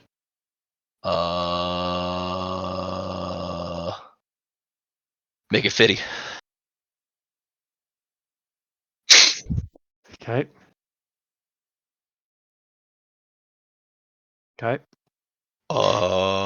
Mastery is create or increase 3 skills. I was increasing my 3 non-maxed out scholastic lores. Okay. Which did you want to get logic? You know what? Yeah, I'll increase basics of magic, history of magic, and gain a dot in logic. Cool. Mastery and a skill. You can pick magic items or magic theory, or preservationist, or charm, or dodge. Oh, I was tempted between preservationist and magic theory, but I feel like magic theory is going to help to a lot of things. Sure. Yeah. Mastery and magic theory. I'm going to go with mastery and magic theory. Yep. Mastery gives you your core base stat and bonus. So it'll give you your core base stat bonus times 10. So plus 50 to all of your rolls. And if it ever gets to in the 60s, then it adds a plus 60 to all your rolls. Yep. I am eventually going to be having mastery in all of the primary magic things because yes. Well, shit. Forbidden knowledge. No idea because I can't improve what I already had, which was curses and hexes. You can get a new one. Yeah, but I have no idea what to take. No. No. You know what? I'm gonna try for this because it's ludicrous, and that's what these are for. Correct? I mean, within reason. What is it? Flawless evolution procedures. That's under catalyst. So no. Okay. It wouldn't no be idea. flawless evolution procedures. This is one of those. I'd give you a single check mark, but you couldn't get any more unless you went down the trade of becoming a catalyzer. Yeah. But you would have at least knowledge of not what not to do. Yeah, no, we have a convenient spider for that. Yes. Taboo magics. Sure, I guess. Or elemental taboo. Yeah, I think that's the one. Elemental taboos. Yeah, hold on, let me check Susie's page. She picked up one of those. Yeah, taboo elements. Yeah, you can pick up taboo elements. Okay, I guess. Yep, such as death element or chaos element. I feel like that's going to be kind of a moot point because one player already has that. What if he fails the roll? Eachly is already throwing himself into all of them. All right. Well, what else would you like to do? I have no idea. You don't need to have an idea. You can just kind of spitball. What am I deep into? Taboo Heresy. elements. Heresy.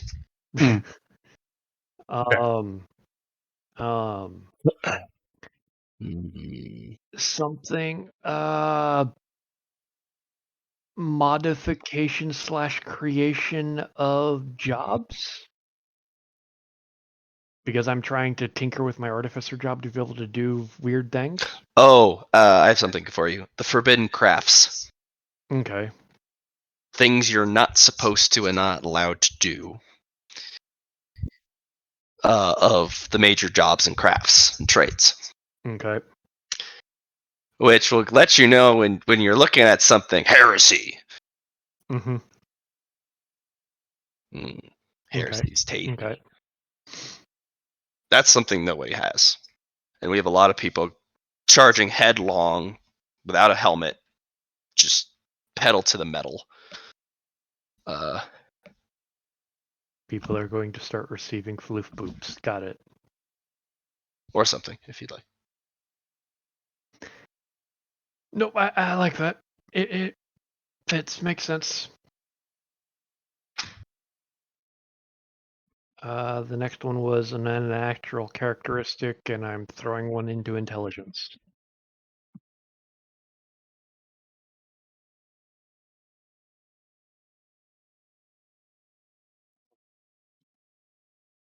Because I have become a bookworm. I'm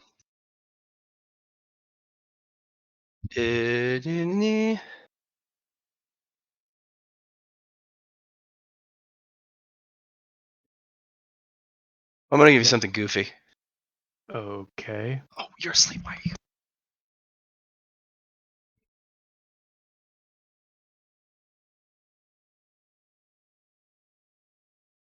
One sec. I'm just grabbing water. I woke up my roommate by accident because I didn't see him on the couch. Why is he asleep on the couch? Where's the bed? I don't know. He has a perfectly good bed, but he's sleeping on the really comfortable couch. I can't blame him, but he spooked me. He's spooky. The goofy one.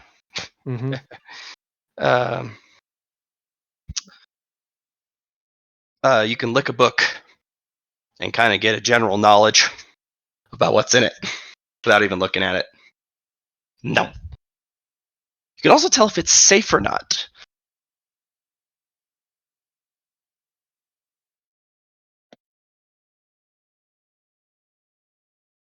And also if it's damaged and potentially how to fix it.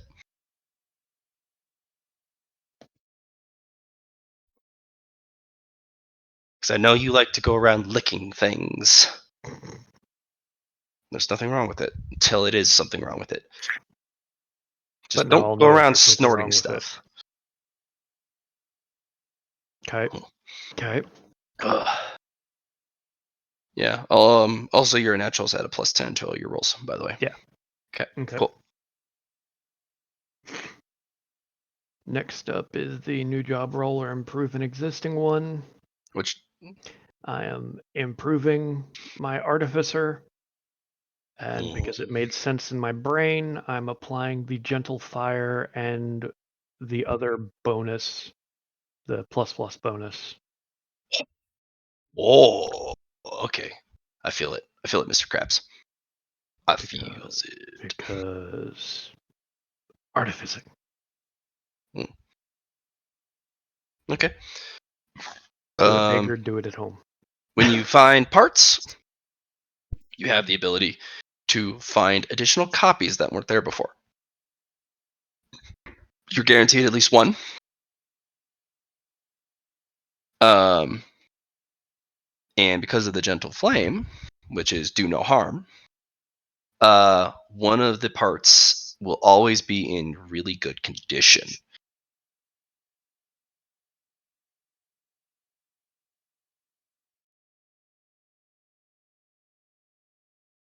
Because if you're an artificer, finding extra parts is a bitch.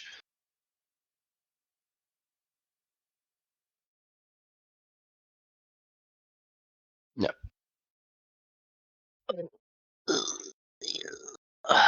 Pain. Okay. Okay. The only way you're going to really upgrade it is if you actually practice artificing, but you haven't had time yet, so I'm not. I'm just going to, when you start it, you're just going to be able to find parts left and right. Especially if you go into the dungeon. Yep. You'll find parts all over the place. Once you guys start actually beating them. All right.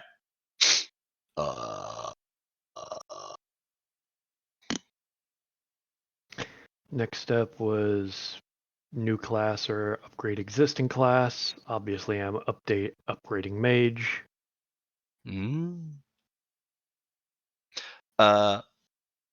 Pick something. You don't have to do it now. Something called favorite spell. Favorite spell can be cast as a free action.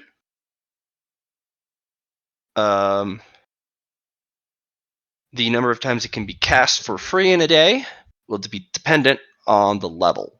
Higher the level, less times you can cast it for free. The lower the spell, the more times you can cast it for free. Favorite spell, and you don't have to pick it now. But once it is picked, that's your favorite spell. Yep. You can change out your favorite spell if you do another evolution, and pick one of the evolutions to swap out the favorite spell. Okay.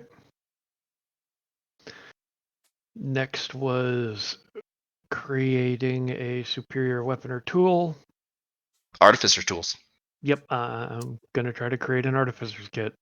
Okay, you have a superior artificer kit.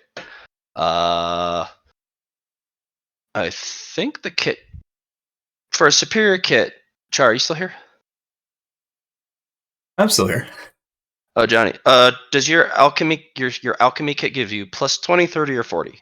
Not the lab, but I'm talking just a alchemy kit. I've never really had an alchemy kit for my stuff, so I can't answer that question. It'll be plus 20. Okay. But you have all of the tools that you would need, except for the most esoteric, weird shit. Usually made for custom works by individual artificers. Okay. Next was improve a superior weapon or tool, and since I had it already answered that I can't improve something I just created. I'm improving my pillow of reading. Because why not? It gives you plus 10. Base gives me plus 10 and weighs nothing. Okay. D gives you plus 20, and it can float now, as if controlled by Mage Hand. Okay. It is also bigger. And poofier. Yes, bigger and poofier. Okay. Improve or change of an attribute. Adorable! Yep. Unbearably cute. Yep. Improving that. Hedgehog cute! Hedgehog cute! Currently gives a minus 30 to resist my charm test. I'm going to give you not an improvement to that. I'm going to give you a new trait, which is who me.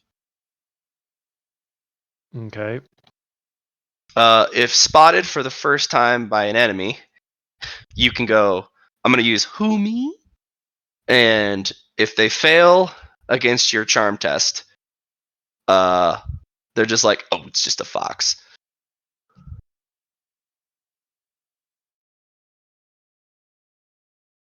If they meet you again, it won't work. But it's first time encounter. You can go, oh, I'm just a fox. And they're like, yeah, that tracks. You're just a fox. Downside of this, other than, second meets, if there is a butt ton of people, like you pop into a bar and there's like 30 people, we're rolling 30 times. Oh, God. And all of them are opposed. But if you win them all of them look, yeah, it's just a fox. Oh, God. This does not work on individuals who are immune to charm. Okay. They will look at you and go, Yes, enemy? you. Question mark. Yes, you. Okay. Okay. Giving you the tools of survival. Not arguing with it. Not right now, anyway. Give yourself a boon. Yep. And then 5 again, the improve of the synergy. which I am throwing the fire crystal and the pelt at. Okay. So you will get the fate element.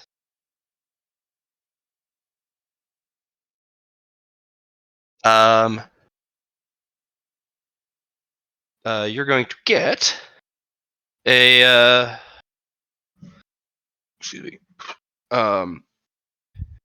increase to either your armor or your soak. The armor will be a lot more, soak will be a lot less, but soak applies to everything. I'll go with soak. Plus 10 to soak. To all parts. You'll get the fate element. And you're going to get 1 extra tail. This guy's a little bit mischievous. He doesn't like to play along with the owner's whims, which is you. And he has a serious penchant for fire magic. This particular tail has magic pen to all fire spells casted. And it's only wanting to ever cast fire spells. And if you don't cast enough fire spells in the day, it might just cast it on its own. At whatever it fancies. But it doesn't cost spell points if it does it on its own. And you can always go, who? Me? I didn't do it. I'm just a fox. So, Matt, I have a question. Yes. Did you apply the water mantle to the mysterious element?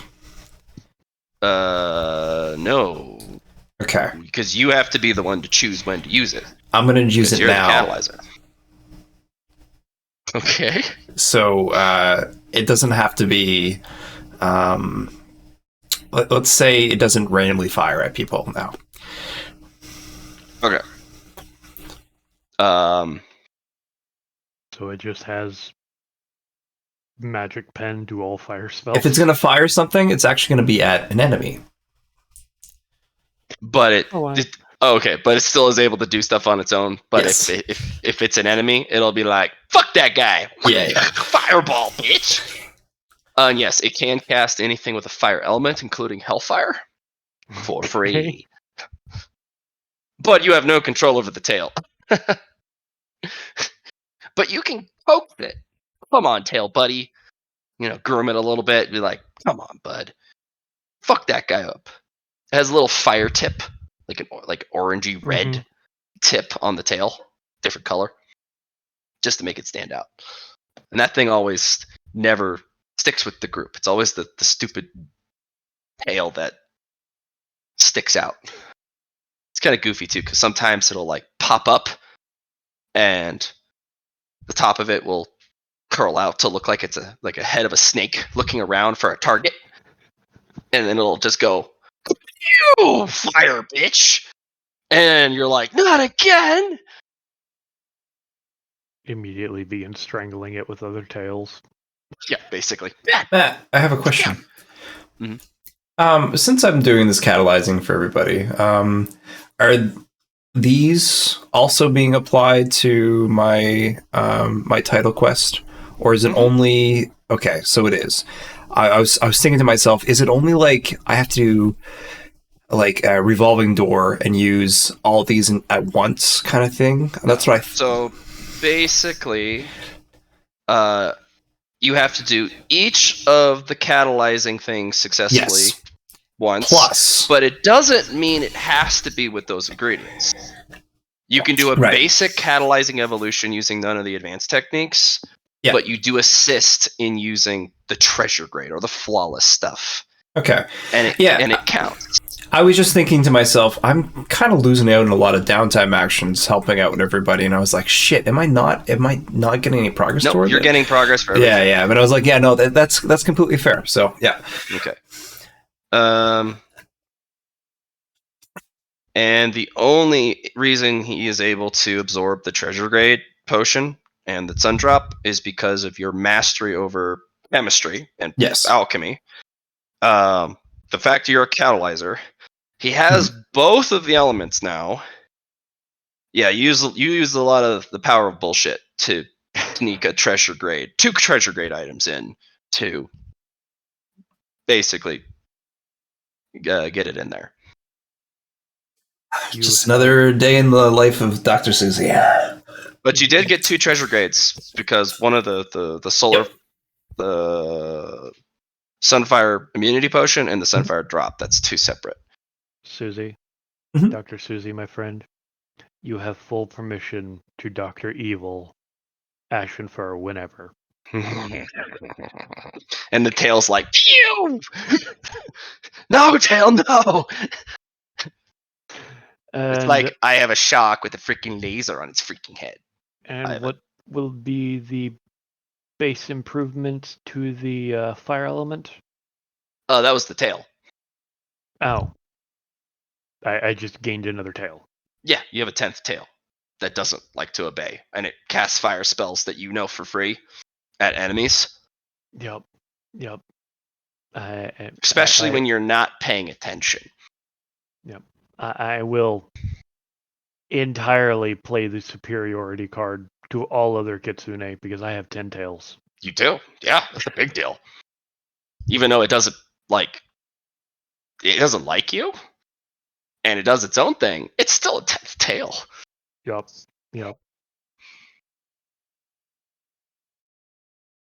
That's probably why it only stopped at 9, because after 9, any tail after that just probably doesn't obey. Yep. Well, thank you for your patience, everyone, and your time. I hope you had fun. I know it was a bit of a grind because of all the fucking evolutions we were doing, but that's okay. We got them done, though. This is going to happen. Dude, catalyzing is paying off. Everyone's coming to you like, Susie, I need you to catalyze the shit out of me. And you're like, okay. Well, GM, can I take care of my sword before next session, or do you want to wait? Oh, you want to do your sword, do you? Yes. Okay. Because it's a minor evolution. You got all the pieces, don't you? Yep. Okay. Is it time to assemble a Scalber? Yeah, essentially, yes. All right.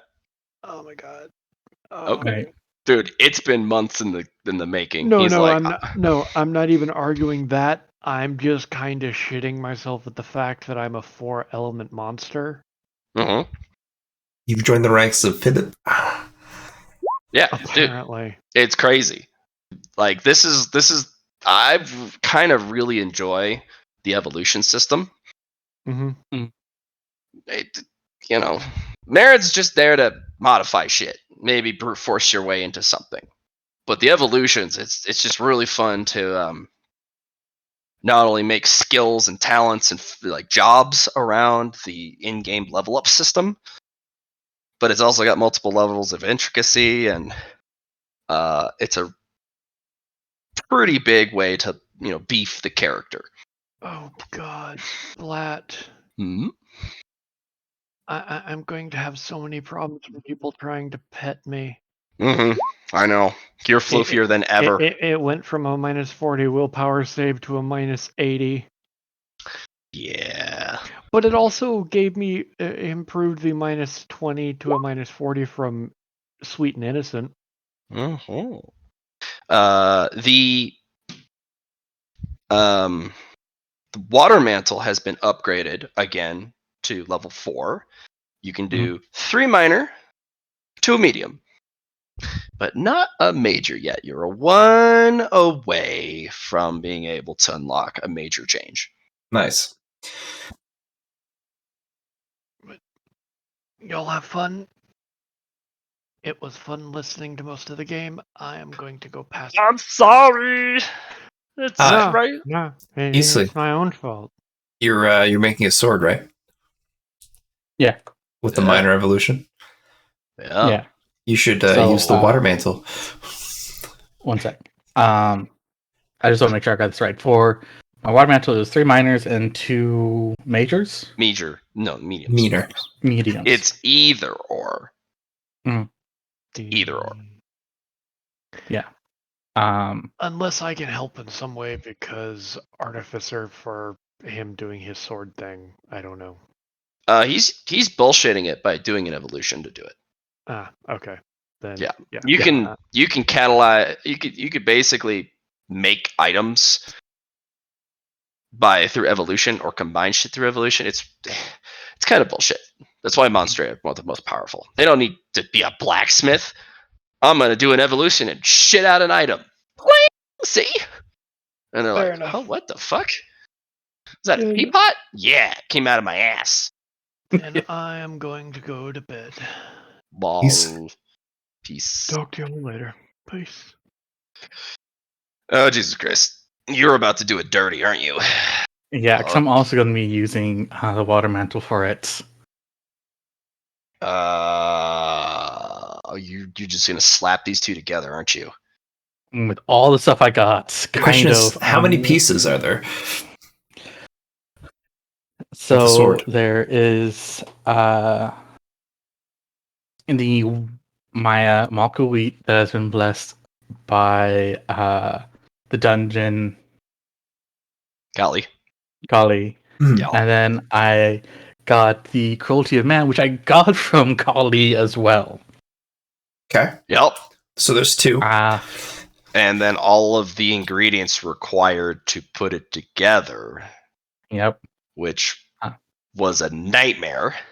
Yes, and the 3 liters of blood we got was from a Fenrir. Yep. So, as your doctor, I have to ask: are you sure you want to do this on a minor? Would you not rather do this for a superior weapon? This is a superior weapon. So, shouldn't you do a superior evolution for that then? No, because I'm only wanting to really modify the weapon. Okay. Yeah, all he's doing is using the evolution to modify a weapon. You're adding parts compared to making a weapon. Gotcha. We're good. He's taking two weapons, stacking them on top of each other, taking a baggie of loot, dumping it on top, and then going fusion. Ha! Yes. And then everyone's like, "The fuck is that crazy?" Oh god, it did fuse. Okay. Yes. Could you copy paste all of your ingredients that you went to great lengths to get? Because you went to great lengths to get this stuff. Yeah. Gosh, spent so much time looking for this crap. Oh, jeez. Yeah, look at that. Oh. You needed Orichalcum, Cord of Binding, 3 liters of legendary blood, yours reinforced Makugi, the Hanging Tree Branch, soaked blood soaked plank, plus 10 others. Oh, jeez. Susie, you're just seeing all sorts of stuff come out of a bag like, what is this shit? And then he pulls out his 2 favorite weapons, lays them side by side so the flat of the blades overlap, kind of crossed. He puts all of the ingredients lined up along the flat edges of the blade, and then does an evolution with you there. Yep. Okay. Some of these ingredients do affect the change of the weapon. So, first things first. Let me actually write this out for you so you don't have to do this. Okay, so we're gonna do. Can you attach the grade to those for me, Char? One is a superior grade weapon. Okay. That has been upgraded once. Okay. So it was a superior grade. So it's a superior grade weapon that was upgraded from that superior grade. And I think the cruelty of man was it was one step below my Malka Wheats. So high grade then. Mm-hmm. And we're going to use our water mantle to help with this as well. Perfect. What about the ingredients you added? So at the core of binding, almost everything in there is superior grade or higher. Mm-hmm. No, for sure. I can definitely tell. Legendary blood might be flawless or treasure. The blood is from a legendary creature, which is its own kind of category because it's monster blood. Yeah. But Orichalcum is very rare. The Uriel's Reinforced Makugi is a flawless grade item. Hanging Tree Branch is a superior grade. The Cord of Binding is a superior grade. And they're superior grade, but they're harder to find than most superior grades. There are not a lot on the market. Most people end up using them, obviously, but they're also aren't produced very often. In fact, if you were able to figure out how to make these darn things, you can make quite a bit of cash. Because people are desperately looking, especially for Cord of Binding. The Makugi is specifically for swords. You will have to find a different one if you're trying to combine, say, spears or axes, or there's a different one. The Makugi is specifically for swords, but the Cord of Binding is required for all of the fusion of weapons. Doesn't matter what type. So that's one of the hardest ones to get. But all right. So it's going to be a +3 sword to start. Should have done. Oh gosh. Tell me which ones you're thinking about modifying first before I start typing shit out, so I don't have to retype stuff. That's fair. So the one thing I want to do is try and get rid of that 65 strength requirement. You still lacking? Do you not even lift, bro? I am at 50. I need 15 more. That's why I kind of want to get rid of it. I mean, that's just a couple evolutions, but I guess it is a problem around the corner. Yeah. It can be altered a different way if you'd like. Such as you require a specific element combination, and if you have a specific element, the strength requirement drops and by that's a portion. Well, I mean, I have blood. It's blood. All of it has to deal with blood, so Yeah, if you have the blood element. So we can add the blood element to it to drop it down. By 25. Yeah. Okay, cool. And then another medium modification. I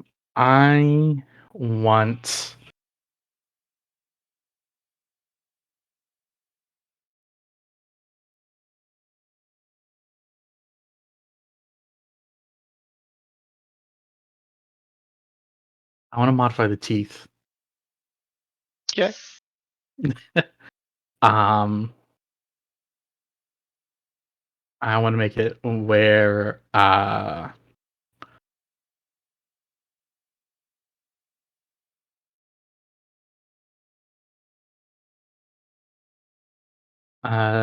the teeth on the D6s explode. Okay.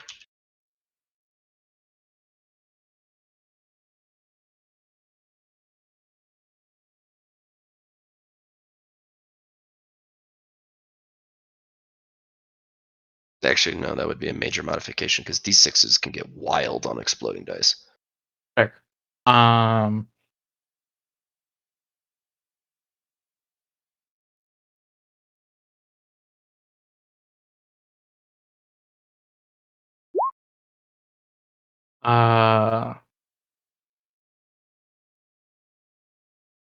How about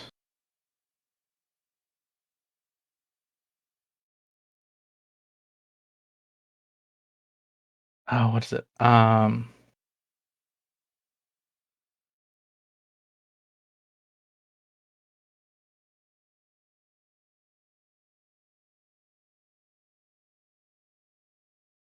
Add it to the blood frenzy.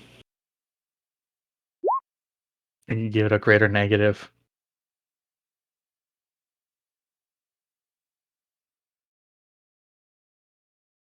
If you draw the weapon, or is that not the right one? If I draw blood with this weapon, the person rolls a willpower at -20 frenzy. Oh yeah, okay, yeah, we can make that harder. Do you want that to be worse? Yeah. I'll make it a 30, and then it's a 20. Initial negative 20 to max my casting stat. Huh. There you go.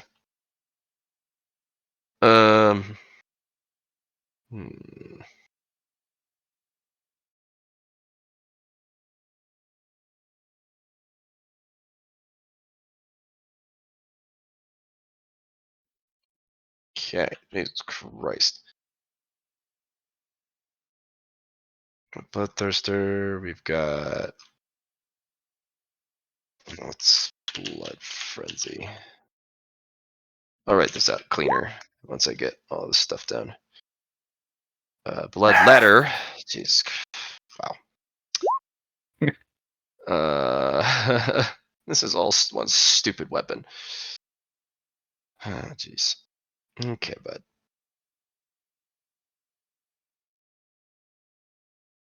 Don't forget the added the damage. Yeah, you get extra damage die. It's an armored location. Oh dear God. Maiming teeth. And where's the other teeth?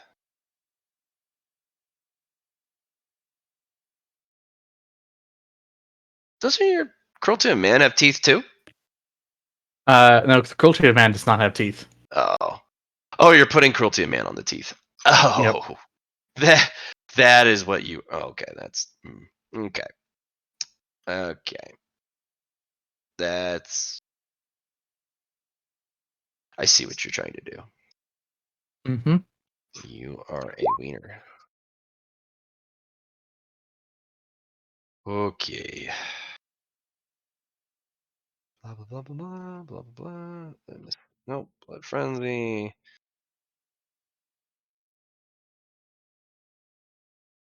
Oh. Yes.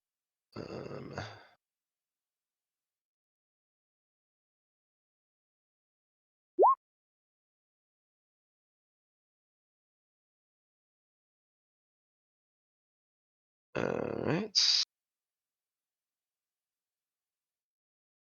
Okay, Gourd of Binding pulls it together. Your Makugi seals it together, and then it is the blood-soaked plank and the Fenrir blood that is the real addition. Mhm. I think that's it for slamming it together, besides just actual damage. Yeah. Okay. Okay. Uh.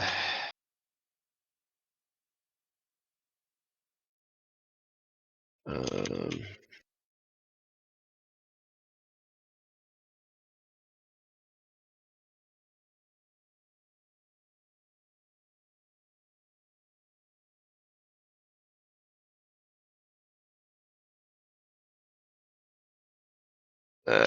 Well, you picked a good one. It synergizes really well with Kali. And since they're Kali Blessed Blades, Fenrir Blade. Alright.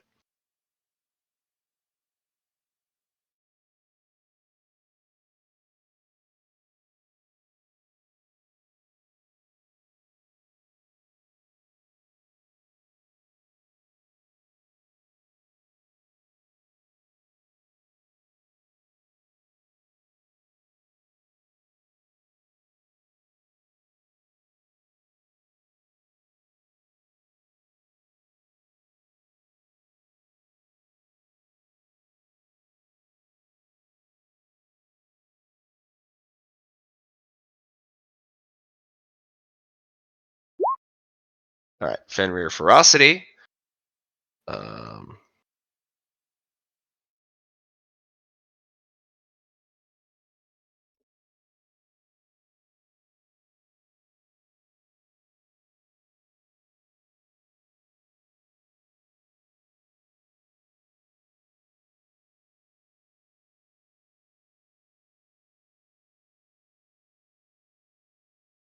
is it Maiming Teeth? Yeah.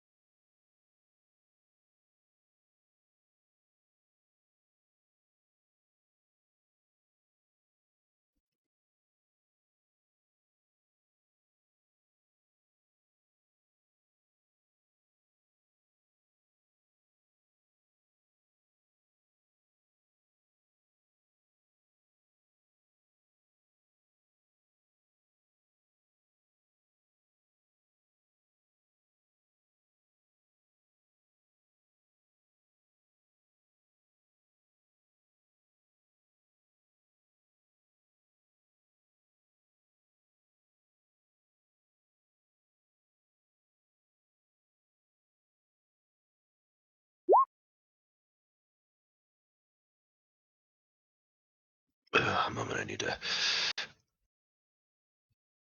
read through some stuff.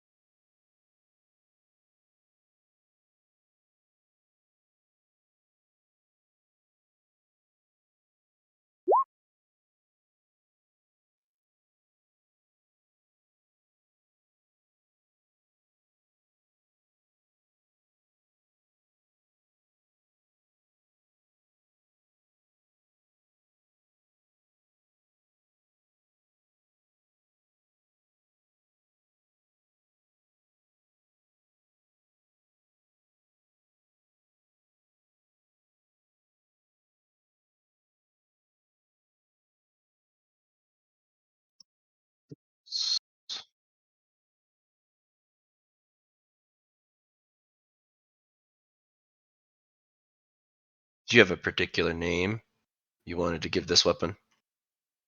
I was just calling it my Mapuit name. You know what? We'll just call it So I have a name for it if you don't want to name it. No, go ahead and name it. Okay. System has decreed. System has decreed.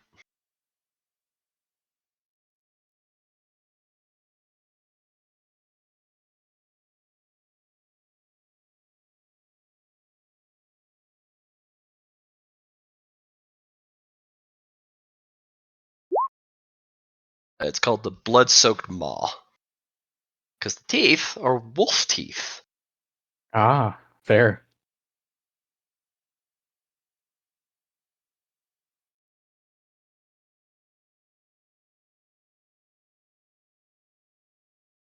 So much to this weapon.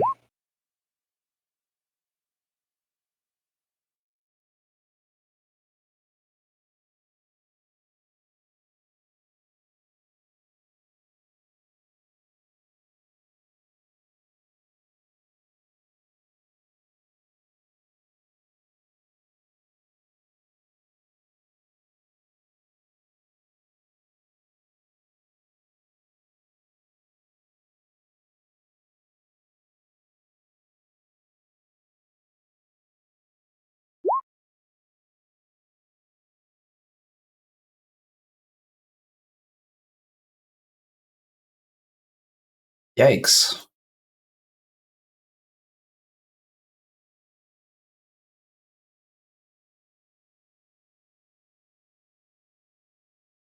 What about like Adamantium Pathfinder though? Would that work for the Cruel? Yes. Okay.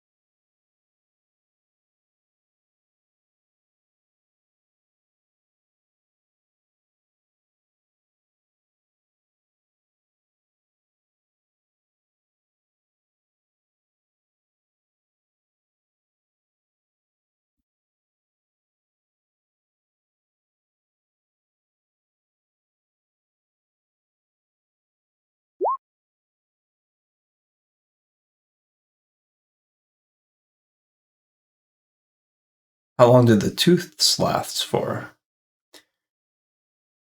They just fit back on the weapon. Yeah. Once Is you it a use them, permanent though, wound? No. It's trading health for damage capabilities. So Yeah, if you're but able what? to just I was just Oh thinking. no. It's no, this is gonna be a stupid dumb broken weapon. Okay, because if you have regen, especially in the dungeon, like you're gonna be able to pump teeth out like crazy. That's the point. Well, That's why it's called the blood-soaked maw, because it's an endless row of teeth that continually feeds itself. So if you do have regen, oh mama. Problem is somebody doesn't have it, nor does he have blood. nope. he has regen in the So- dungeon though. It needs to be fed blood. The Okay. weapon.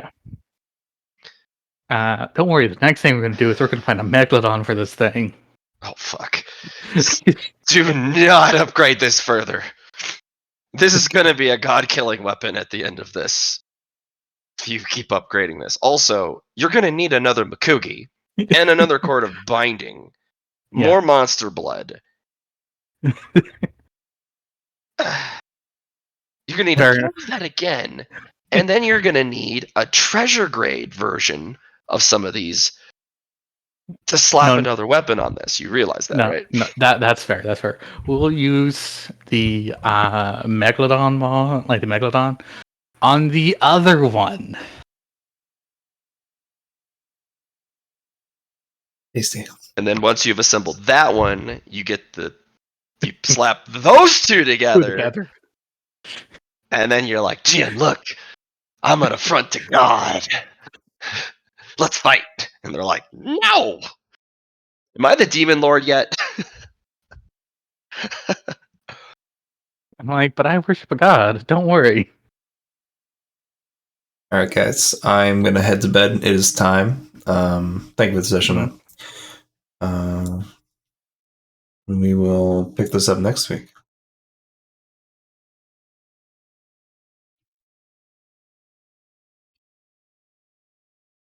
Yeah. Thank you, Johnny.